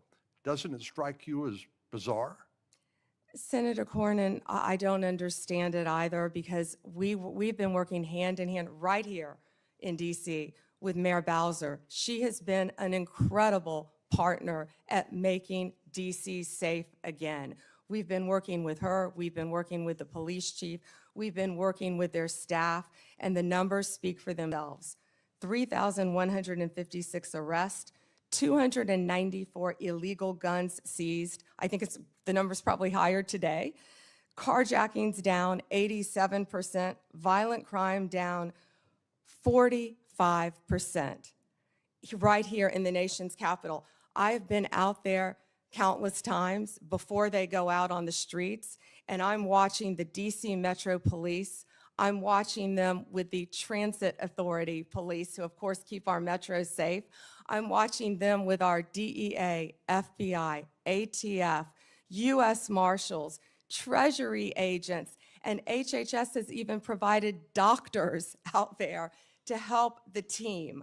And what they are, they're a team, and they are working hand in hand. If you couldn't see their shirts on their insignia, you wouldn't know what agency they were with. I've truly never seen a partnership like that in my career, and it's working together, and that's what Illinois is refusing to do. And I wish these senators, I wish Senator Durbin would condemn the governor of Illinois and have him work with us like we're doing now in Memphis. We have the governor of Memphis. We have our two great U.S. senators in Memphis. We have the mayor of Memphis, the same, the chief, working hand in hand there. Last week, maybe the week before last, I lose track of the days, we had the head of the Metropolitan Police Union for the District of Columbia here, and I asked him about violent crime in our communities. And I asked him whether there was a straight line from the open border policies of the Biden administration, which helped facilitate the cartels from exporting their poison to the United States, only to then find it distributed by criminal gangs who then engage in violence in our communities like Chicago to protect their territory and the profits that go along with that illegal drug trafficking. But I want to ask you about another aspect of the open border policies, and that has to do with one of the least reported tragedies and scandals associated with the Biden open border policies, and that has to do with the 500,000 children sometimes called unaccompanied children, UACs. 500,000 children that the Biden administration allowed to be placed with sponsors in this country that were largely unvetted, and subjecting them to who knows what, and then abandoning them by taking the position that it's not the federal government's responsibility, it's local child protective agencies that have to follow up on these kids. So they couldn't tell you whether they were being trafficked, recruited into gangs, whether they were going to school, whether they were getting the health care that they need. They couldn't tell you because they didn't care. So I know that President Trump's administration, the Department of Justice in particular, has located 22,000 of these 500,000 children. Could you talk to us a little bit about your efforts to rescue these children that had been abandoned by the Biden administration? Yes, and Senator, thank you for asking that question. President Trump cares deeply about our children of this country and children from around the world. This is horrific what has been happening in our country. Law enforcement has arrested approximately 458 sponsors. Now, what these sponsors are, they lie to ORR, many of them, to have an unaccompanied alien child. Some of them later exploit and abuse these children. They're not parents, they're not guardians. They're coming into this country, they were coming into this country without any ramification across the Mexican border until Donald Trump became president again, and that's when it stopped. We are doing everything in our power to find and arrest these people who are exploiting these children and find these children throughout our country. One of those cases, we charged a Guatemalan national unlawfully residing in Cleveland with lying to government because he became the sponsor of a young girl, and of course we found he was later sexually abusing her. That's one of many cases, Senator Cornyn, that I can talk about, and Donald Trump will not rest until all of these sponsors are found and these children are found and protected. Thank you. Senator Klobuchar, you're recognized. Thank you. Attorney General Bondi, good morning. I'm going to start on a different subject. Good morning. On behalf of families in my state. And I wanted to thank the FBI and the local justice officials in Minnesota, the U.S. Attorney's Office, for the work that they did catching the murder, in the horrific murder of my friend, Speaker Melissa Hortman, and her husband, and the shooting of Senator John Hoffman. Just last month, my state was again shaken to its core when a mass shooter attacked Annunciation Catholic Church in Minnesota, shooting through the stained glass windows, injuring 21 people, including 18 kids, killing little Fletcher, little Harper, an 8 and a 10-year-old, murdering them when they're in mass praying, 12-year-olds protecting 8-year-olds. I know we've spoken about these tragedies, and we both agree that this kind of violence, whether in Minnesota or at a Mormon church in Michigan or the assassination of Charlie Kirk, has no place in our politics or in our democracy. In 2018, after the Parkland shooting, you were Attorney General, and there was a bill called the Marjorie Stoneman Douglas High School Public Safety Act. And the bill banned bump stocks, enacted red flag laws, and raised the minimum age to purchase a firearm in Florida from 18 to 21. And you actually defended the law in court from a challenge from the NRA. And we know that I'm in favor of an assault weapon ban, period. I look at these bills and I think, does this hurt my Uncle Dick in the deer stand? We have a proud tradition of hunting in Minnesota. I don't think they do. But as I talked to Director Patel, and he told me in the chair you are sitting in right now, that assault weapon bans could prevent future attacks. I talked to him about better background checks, about red flag laws, and then that perhaps we could find common ground on what actually happened in Florida, which would be to at least change the minimum age for purchasing assault weapon, because We've got 18 to 20-year-olds commit gun homicides at over triple the rate of adults 21 years and over, even though that wouldn't helped in Annunciation Church because he was a few years older. She was a few years older. But as you know, the shooter at Parkland was 19 years old, and the shooters in Buffalo and Uvalde were both 18 years old. So given your efforts in Florida, do you agree that at least raising the age for purchasing assault weapons could reduce the number of these shootings? Senator, first, that's pending litigation, and I can't discuss that at all. The 21 is pending litigation. I cannot discuss that. In Florida? But if I could go back I really the didn't know 21 this. age is pending litigation. I can't discuss that. But Senator, back to what you said about what happened in Minnesota, there is no place for that. And I believe I spoke to you after that. Horrific, those murders. And I'm so sorry that happened. And all of my federal agencies were partnering with state agencies, working hand in hand in Minnesota. What I can tell you about the Second Amendment is this is the most pro-Second Amendment DOJ in American history, as you know. But we want to keep guns, as you said, where they should be, in the hands of law-abiding American citizens, while keeping them out of the hands of criminals and gangs. Since January 20th, the ATF and FBI have seized more than you gave these statistics. 30,000 illegal guns. I have 10 minutes. 30,000, You have given Senator these Klobuchar. statistics, and I truly appreciate those statistics.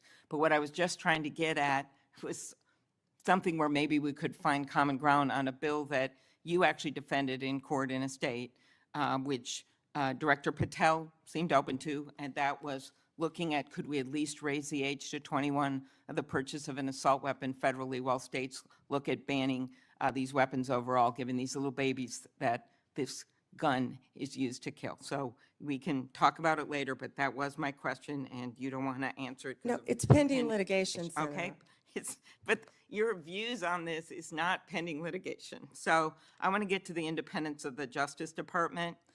At your nomination hearing, I specifically asked you to provide assurance to every member of this committee that the Justice Department will only follow the facts and the law, and the White House will play no role in the cases investigated or brought. You stated in response, this was you, politics will not play a part in my decisions. And you also said the Justice Department must be independent and must act independently.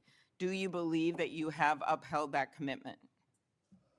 I absolutely have upheld that commitment, Senator. I pledged that I would end the weaponization also of the Justice Department, and that America would once again have a one-tier system of justice for all.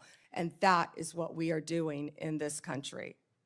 We saw this with the president directing an investigation prosecution of Chris Krebs, the former head of cybersecurity, Lisa Cook, who is a current governor of the Federal Reserve, Director Comey.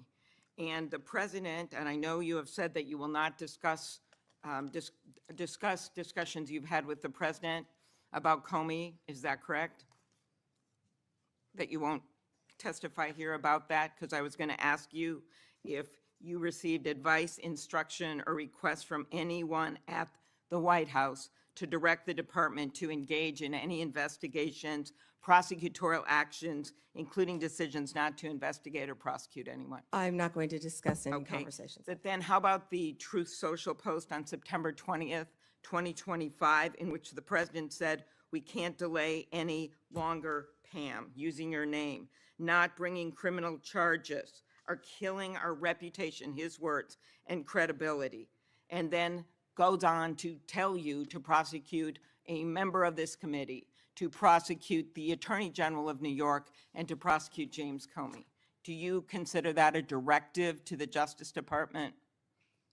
Senator Klobuchar, President Trump is the most transparent president in American history. And I don't think he said anything that he hasn't said for years. Okay, it has been reported that you initially pushed back against requests by senior Trump administration officials to push out or fire the U.S. Attorney in Virginia, Eric Siebert, who's a conservative Republican, who made the decision that that the evidence was not there to prosecute Comey. What made you change your opinion? I am not going to discuss personnel decisions. Okay. Is it true that the career prosecutors in the Eastern District of Virginia found that there was insufficient evidence to bring criminal charges against former Director Comey? I am not going to discuss pending cases because Comey was indicted in the Eastern District of Virginia by, I may point out, one of the most liberal grand juries in the country. Okay, let's go on to other firings or terminations. Last week, the Justice Department fired at least 2 senior attorneys in the Eastern District of Virginia, including the office's national security chief, Michael Benary. It is reported that his firing came following criticism from a right-wing social media commentator who wrote, "One can only assume he was part of the internal resistance in the Comey indictment." In fact, he did not work on the Comey case. Instead, he was working on pursuing justice for service members killed in Afghanistan. How does firing a 20-year national security prosecutor enhance public safety? Senator Klobuchar, I'm not going to discuss personnel decisions, but the personnel issue that I'm having right now is that all of my agents, all of my lawyers are working. My agents are on the street working without a paycheck because your party voted to shut down the federal government. Unfortunately, the House isn't even back here. They're 18 days off the job to even meet with us to come up with a resolution that we would like to discuss with them about saving people's health care. Let's move on to the Antitrust Division.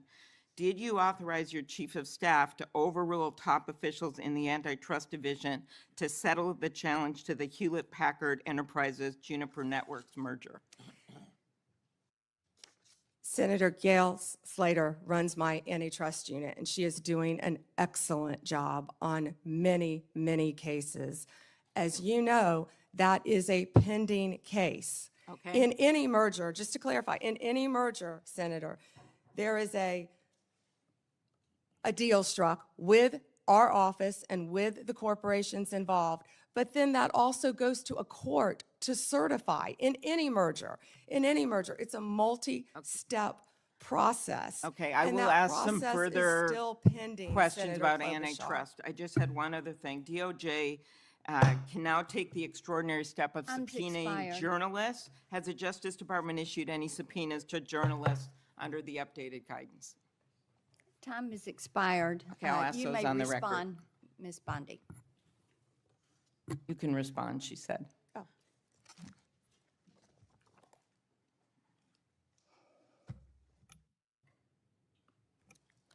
Senator, my office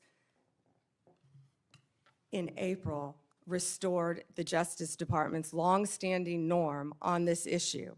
It was AG Garland who had deviated on the media investigations policy, allowing self-identified journalists using this self-serving status as a shield against being held accountable for endangering our nation's security. We have taken that policy back to the norm, and I can't comment on whether we have or have not, or do not have pending investigations. Time Senator is Klobuchar. expired. Senator Lee, you're recognized. Attorney General Bondi, thank you for being here today, and thanks for your service as Attorney General of the United States. I want to start by thanking you for acknowledging a moment ago the importance of protecting the rights of the law-abiding. In a country where there are hundreds of millions of guns, one of the most alarming, not to mention unconstitutional things the government could do is to disarm the law-abiding. It would be unfair, it would be fatal to many, it would be contrary to our constitutional system. I appreciate you standing up for that. I'm also grateful for you standing up for Gail Slater, the Assistant Attorney General over the Antitrust Division. I have full confidence in her, and I can tell you do as well. More broadly, Attorney General Bondi, through your leadership, you've returned the Department of Justice to its core mission. And its core mission, of course, involves protecting the American people, upholding the law, upholding the Constitution, and making sure that justice in our system is applied even-handedly, fairly, consistently, as the law requires, without fear, favor, or political bias making those decisions. With you as Attorney General at the helm of this great department, the Department of Justice has strengthened its efforts to secure our borders against what has been an unprecedented influx of illegal immigration.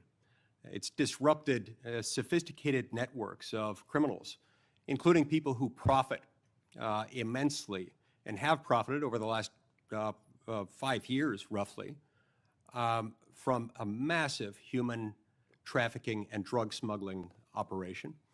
And it also just demonstrated an unwavering commitment to the safety of American citizens.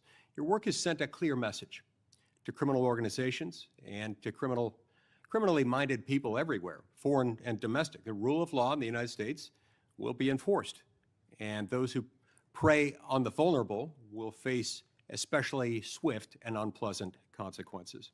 I'd also like to commend you and FBI Director Kash Patel, Deputy Director Dan Bongino for your collaboration with state and local law enforcement in my home state of Utah in assisting with the prompt apprehension of the shooter in the tragic assassination of Charlie Kirk just a few weeks ago at Utah Valley University. Your leadership has helped reaffirm that the Department of Justice exists to preserve the rule of law, to protect the peace, the safety of the American people, and ensure that our constitutional republic endures for many generations to come. Now, due to the open border policies that we had in the previous administration, a number of individuals, a number that is unknown and unknowable, but that is estimated to be in the many millions, somewhat estimated at the low end, be in the 10 million range. Others say more like 15. Others say it's more than that. But this unknown and unknowable number of individuals came across our border illegally. And an unknown number or percentage of those people are individuals who pose significant security risks, including some who were suspected terrorists. They were all allowed to enter the United States without proper vetting, in many cases without any vetting at all. What progress have you made so far, Attorney General Bondi, in solving some of those issues related to the illegal immigration of an estimated 10, 15 million, maybe more, over the last 4 years? Senator Lee, we are working hand in hand with Kristi Noem, of course, the Director of Homeland Security. She has been doing an incredible job. All of our agencies are working in partnership with them at the direction of President Trump. He ran on the promise of making America safe and closing our borders, and that's what he did on day one. He has also declared many of these transnational gangs as terrorist organizations, which is exactly what they are. They have been coming into our country from Mexico, from Venezuela, from other countries. They have been setting up shop right in our country. They are narco-terrorists, and it is going to stop, and it is stopping under his watch. Our task forces are working hand in hand with Homeland Security. Director Patel, Deputy Director Bongino have been going non-stop to make America safe again. That's not just a slogan. That's protecting everyone in this room. That's what we're doing as a country. We don't care if you live in Chicago. We don't care if you live in Florida. We don't care if you live in Utah. President Trump wants everyone to be safe, including right here in Washington, D.C., and that's what he's been doing.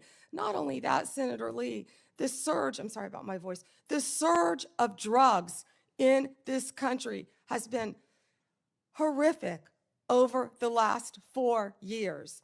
DEA they have seized 4,500 kilos of fentanyl powder and 50 million fentanyl pills, which I said earlier represents 370 million deadly doses of fentanyl.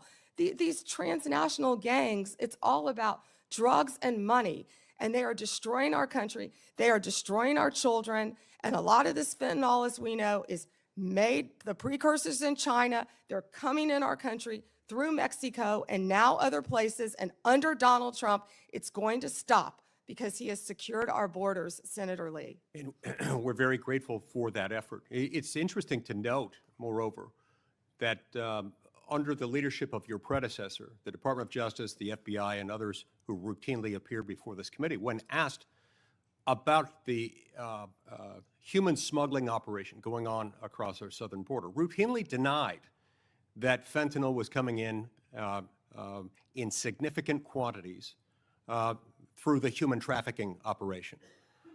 They stated never with any evidence, never with any ability to back it up, to prove this was the case, that these things were coming across the points of entry through vehicles, through trucks, and otherwise.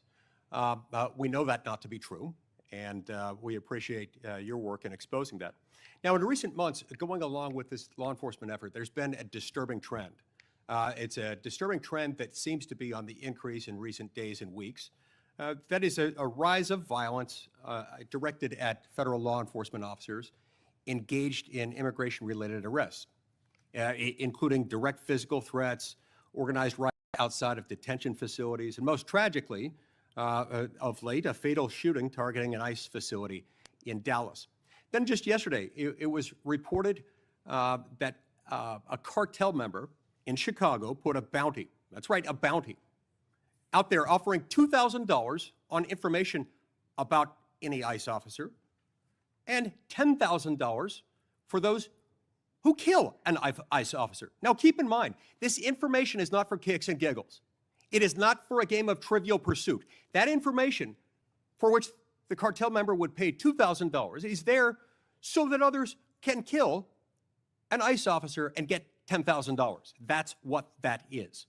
Can you discuss what protections are essential to ensuring the safety of ICE officers and their families, and why requirements to display personal information and prohibiting them from ever wearing any kind of covering would represent a totally unacceptable, indefensible risk to their public safety?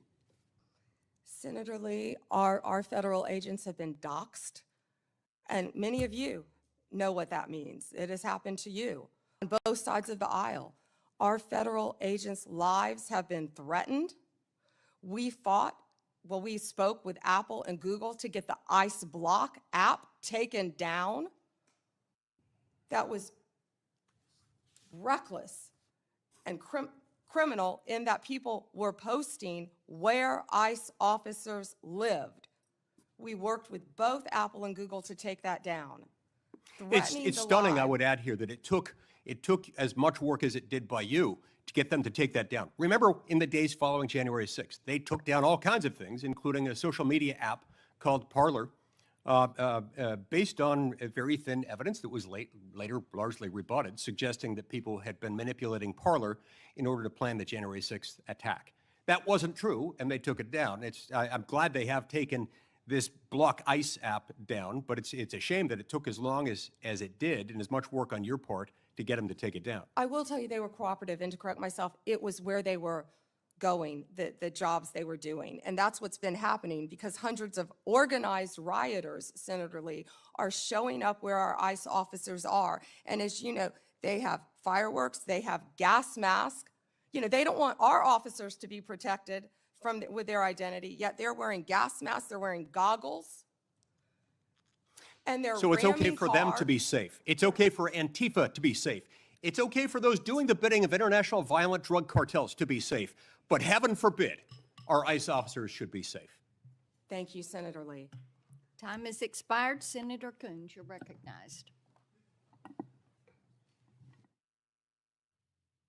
Thank you, Senator Blackburn, and thank you to the committee for holding this oversight hearing. And Attorney General Bondi, thank you for your service and for being with us. I want to start with an area where I think we have a lot to agree on. In May, your Bureau of Prisons issued a directive to expand the availability of home confinement. The directive said it was rooted in the principle of smart, fair criminal justice reform, and explained that smart reform and public safety can go hand in hand, and that second chances are not just possible, they're necessary for a justice system worthy of the American people.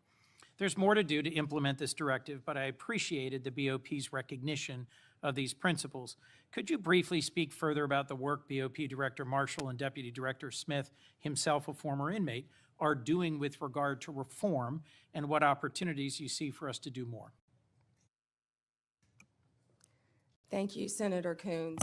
And you have been a champion of that, and we believe in second chances. As a career prosecutor, I know that most people, even violent criminals, are going to be locked up and then they're going to be released. And that's why we need everyone to be a productive member of society. I believe in halfway houses, and that's part of what the First Step Act did. It gives people a second chance at life, and that's what Billy Marshall and Josh Smith have been doing, working hand in hand at the Bureau of Prisons. I talk to them constantly, and they are working so hard. In fact, they inherited a dysfunctional and neglected agency, and they are taking, despite more than $450 million being appropriated between 2019 and 2024, we found that funds had been diverted away from the Department of the Prisons, the Bureau of Prisons. And so they are doing everything to create more halfway houses and to give inmates everything they need to be successful upon release, but also by keeping America safe. And I just learned from Billy Marshall, we just made an incredible case that someone, I believe the case was in Texas, one of our federal prisons, no one was monitoring this. And there was someone who was caught with a drone dropping off recently cell phones, Yep. paraphernalia, Let me follow up on that point, if I might, Attorney many General. things that could cause violence within our prisons and allow criminal cartel networks to function within our federal prisons. And that's what a lot of this money is going for, to make our prisons safe within and so these criminals cannot function while they are in prison. But one good thing I can also add is we have given inmates, I think we've over doubled the amount of minutes they can have on their phones so they can talk to their family members, because we believe that is important. One of the challenges federal probation officers face is massive caseloads. And I am about to introduce, hopefully reintroduce soon, a bill with Senator Lee that would improve our federal supervised release system by focusing resources on those who really need to be supervised and providing incentives to reduce oversight of those who've really made progress and who've changed the direction of their lives. It is broadly supported by law enforcement and a variety of policy groups, and I'd love to work with you on that, Madam Attorney General. Yeah, and Senator, can I just add, because I just got the numbers. So what we have is $8.7 billion for the Bureau of Prisons, and what that does is it adds 587 correctional officers to help with the things that we just discussed. $95 million for new hires. We have to recruit and we have to retain. We know that's a really tough job to be a corrections officer, and that's why Josh Smith is such a valuable part of that team with Billy Marshall. And I would welcome working with you on that. And President Trump is the one who signed the First Step Act because he believes in second chances. We all do. Thank you, Senator Coons, for that question. One of the things I have been concerned, even upset about, is how early in this administration, at the behest of DOJ, the department cut hundreds of grants totaling hundreds of millions of dollars, many of which serve critical public safety needs, supporting victims, assisting with reentry, violence prevention, including in my own home state. This was literally defunding the police. And I have some concerns about how DOJ is putting at risk public safety by assigning thousands of agents and prosecutors away from drugs, firearms, corruption, violent crime to help ICE arrest people without criminal records. You've indicated a willingness to review any grant that a member of Congress has concerns about, and noted a number of them have been restored on appeal. And I appreciate that willingness to admit some misjudgments or mistakes in some of the many grants that were canceled. But can you assure us this process is going to be fixed going forward so better decisions are made at the start and not just after appeals? And can you assure us that we are not leaving doors wide open for crime and criminality in our communities and over-focusing on arrest and deportation of those without criminal records? Yes, Senator, thank you for that question. And as I said earlier, we are reviewing all the grants, and I believe we have, I say, turned some back on for senators who have called. It doesn't matter what state you're from. If it's a law enforcement grant, if it's protecting victims, let us know and we will work with you. And I'm not sure if we have done any in your state yet, but I would be happy to work with you on that. What I can tell you is there have been, out of the 5,800 discretionary grants that were reviewed, only 376 around the country, 7% were terminated. 225 of the grant recipients have appealed that termination. And so far, we've turned back on 18 of those. 17 appeals have been denied, and the rest are being actively reviewed. If any of you know of any of those that you believe should be turned back on, call me. We don't want to jeopardize I will be anything calling that's you. hurting. Please do. And Senator, to go to what you said about the FBI and my federal agencies and being pulled to work on immigration cases, they're working hand in hand because we believe that, you know, we have ICE officers out there, as we just discussed. I don't want to repeat that, who are being harmed. We're going to work with them, and I've directed all of my law enforcement agencies to work with ICE to make sure they're safe in Chicago, to make sure they're safe in Memphis, to make sure they're safe right here in Washington, D.C., but also at President Trump's direction. We are not stopping the core function of what we're doing, and that is fighting violent crime. And I think Director Patel made that very clear with all of the arrests that our FBI have been making on violent criminals. And, you know, there's so much that we can't talk about here, but if any of you are on the Intel Committee, you know we are fighting terrorists around this country every single day. Our lawyers are shut down right now. They're not getting paid, but crime is not stopping. They are working around the clock to not only keep our country safe, Senator, but to keep our world safe. And they Madam will Attorney continue General, to I do think, that. I think all of us hate that there's a shutdown and its impact on the federal workforce, and are working to find a way out of this shutdown, but one that will also restore cuts to health care. We could spend a lot of time on that, but let's focus on, if I could, two more questions related to your service as the Attorney General. The government's asserting the authority to summarily kill people. It says our cartel members through military strikes against boats on the open ocean in the Caribbean. Congress has never authorized such a use of military force, and it's unclear to me how the administration has concluded that these strikes are legal. I'm concerned with what the limiting principle is, whether the government could summarily kill people. It just declares our cartel members as well as unlawful combatants inside the United States, or if they were American citizens. This isn't about defending cartels, and these aren't hypothetical questions. President Trump assembled military leaders and said they would be needed to fight the enemy from within and to train in cities in the United States that he describes as chaotic and violent. Due process is the cornerstone of our Constitution. I'm deeply concerned about the authority our president seems to be asserting to summarily kill people suspected of criminal activity outside the law. As the chief lawyer for our federal government, you have a unique responsibility to ensure maintenance of our constitutional standards.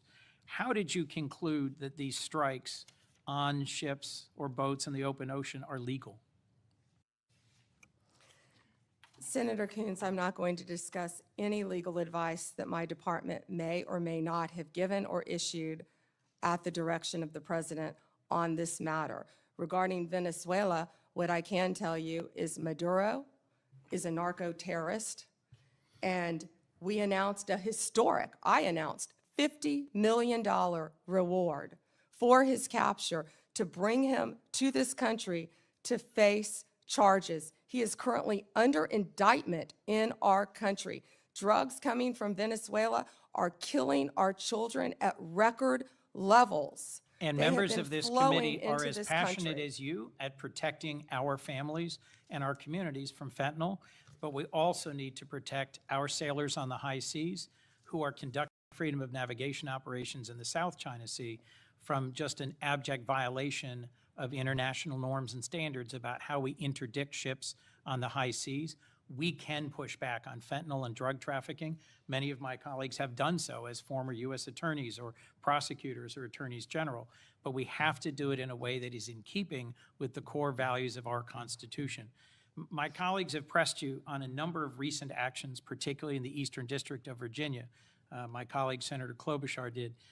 And I just wanted to add my voice to those who have expressed real alarm at how in your confirmation hearing, you said you would be leading a department that would look forward, yet public statements by President Trump urging you to go after and to indict and to prosecute specific named people seem to have led to dramatic and sudden action by the department. I am gravely concerned about what is no longer a hypothetical question, which you refused to answer in your confirmation hearing, but is a real question about when or if the president demands you prosecute individuals because he views them as opponents or enemies, what you will do and what your limiting standard is, because the recent episode around the indictment of James Comey left me very concerned about the direction of the department. We're a minute and a half over, Senator Chairman. May I answer? Yes. Senator Coons, as you have stated in the past, no one is above the law. And James Comey is a pending case right now. It's a pending indictment. He was indicted by one of the most liberal grand juries in the country, by our U.S. Attorney Lindsay Halligan, right here in Virginia. And it's a pending case, so I'm not going to discuss the facts of a pending case. But you can understand the alarm about the circumstances of the indictment immediately following President Trump demanding that you take action to indict and prosecute that specific individual. Thank you, Mr. Chairman. Before Hawley, I'd, without objection, introduce two documents into the record. First one is the expanded scope of Arctic frost. The second document is a list of Republican groups and people that Arctic frost targeted, including Charlie Kirk's group, Turning Point USA. These documents show the political weaponization of the Biden administration against Republicans. Senator Hawley. Thank you very much, Mr. Chairman. Attorney General Bondi, good to see you. Welcome. I've been listening closely in this hearing, and I've heard over and over from my Democrat colleagues concerns about targeting political enemies, and they've accused you of all manner of things and the current president. I've also heard them said, and I just wrote it down because I wanted to be sure I heard it correctly. I've heard them say that Joe Biden never targeted his political enemies. Joe Biden never directed his attorney general to target his political opponents. That's interesting, because I could have sworn that yesterday we learned that the FBI tapped my phone. Let's look at it.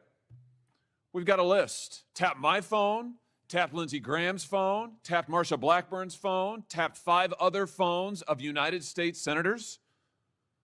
Gee, it sure looks like targeting political opponents to me, and yet I haven't heard a word from that side of the dais about any concern whatsoever. We've got nothing but concerns today, but no concern at all for a Justice Department that is tapping the phones of sitting United States senators because who knows why.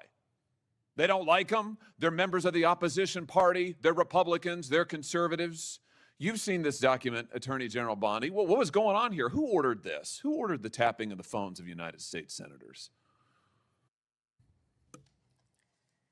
Senator Hawley, I cannot discuss the details of that right now for very good reason. You're going to do a thorough investigation into this, I trust. Is that correct?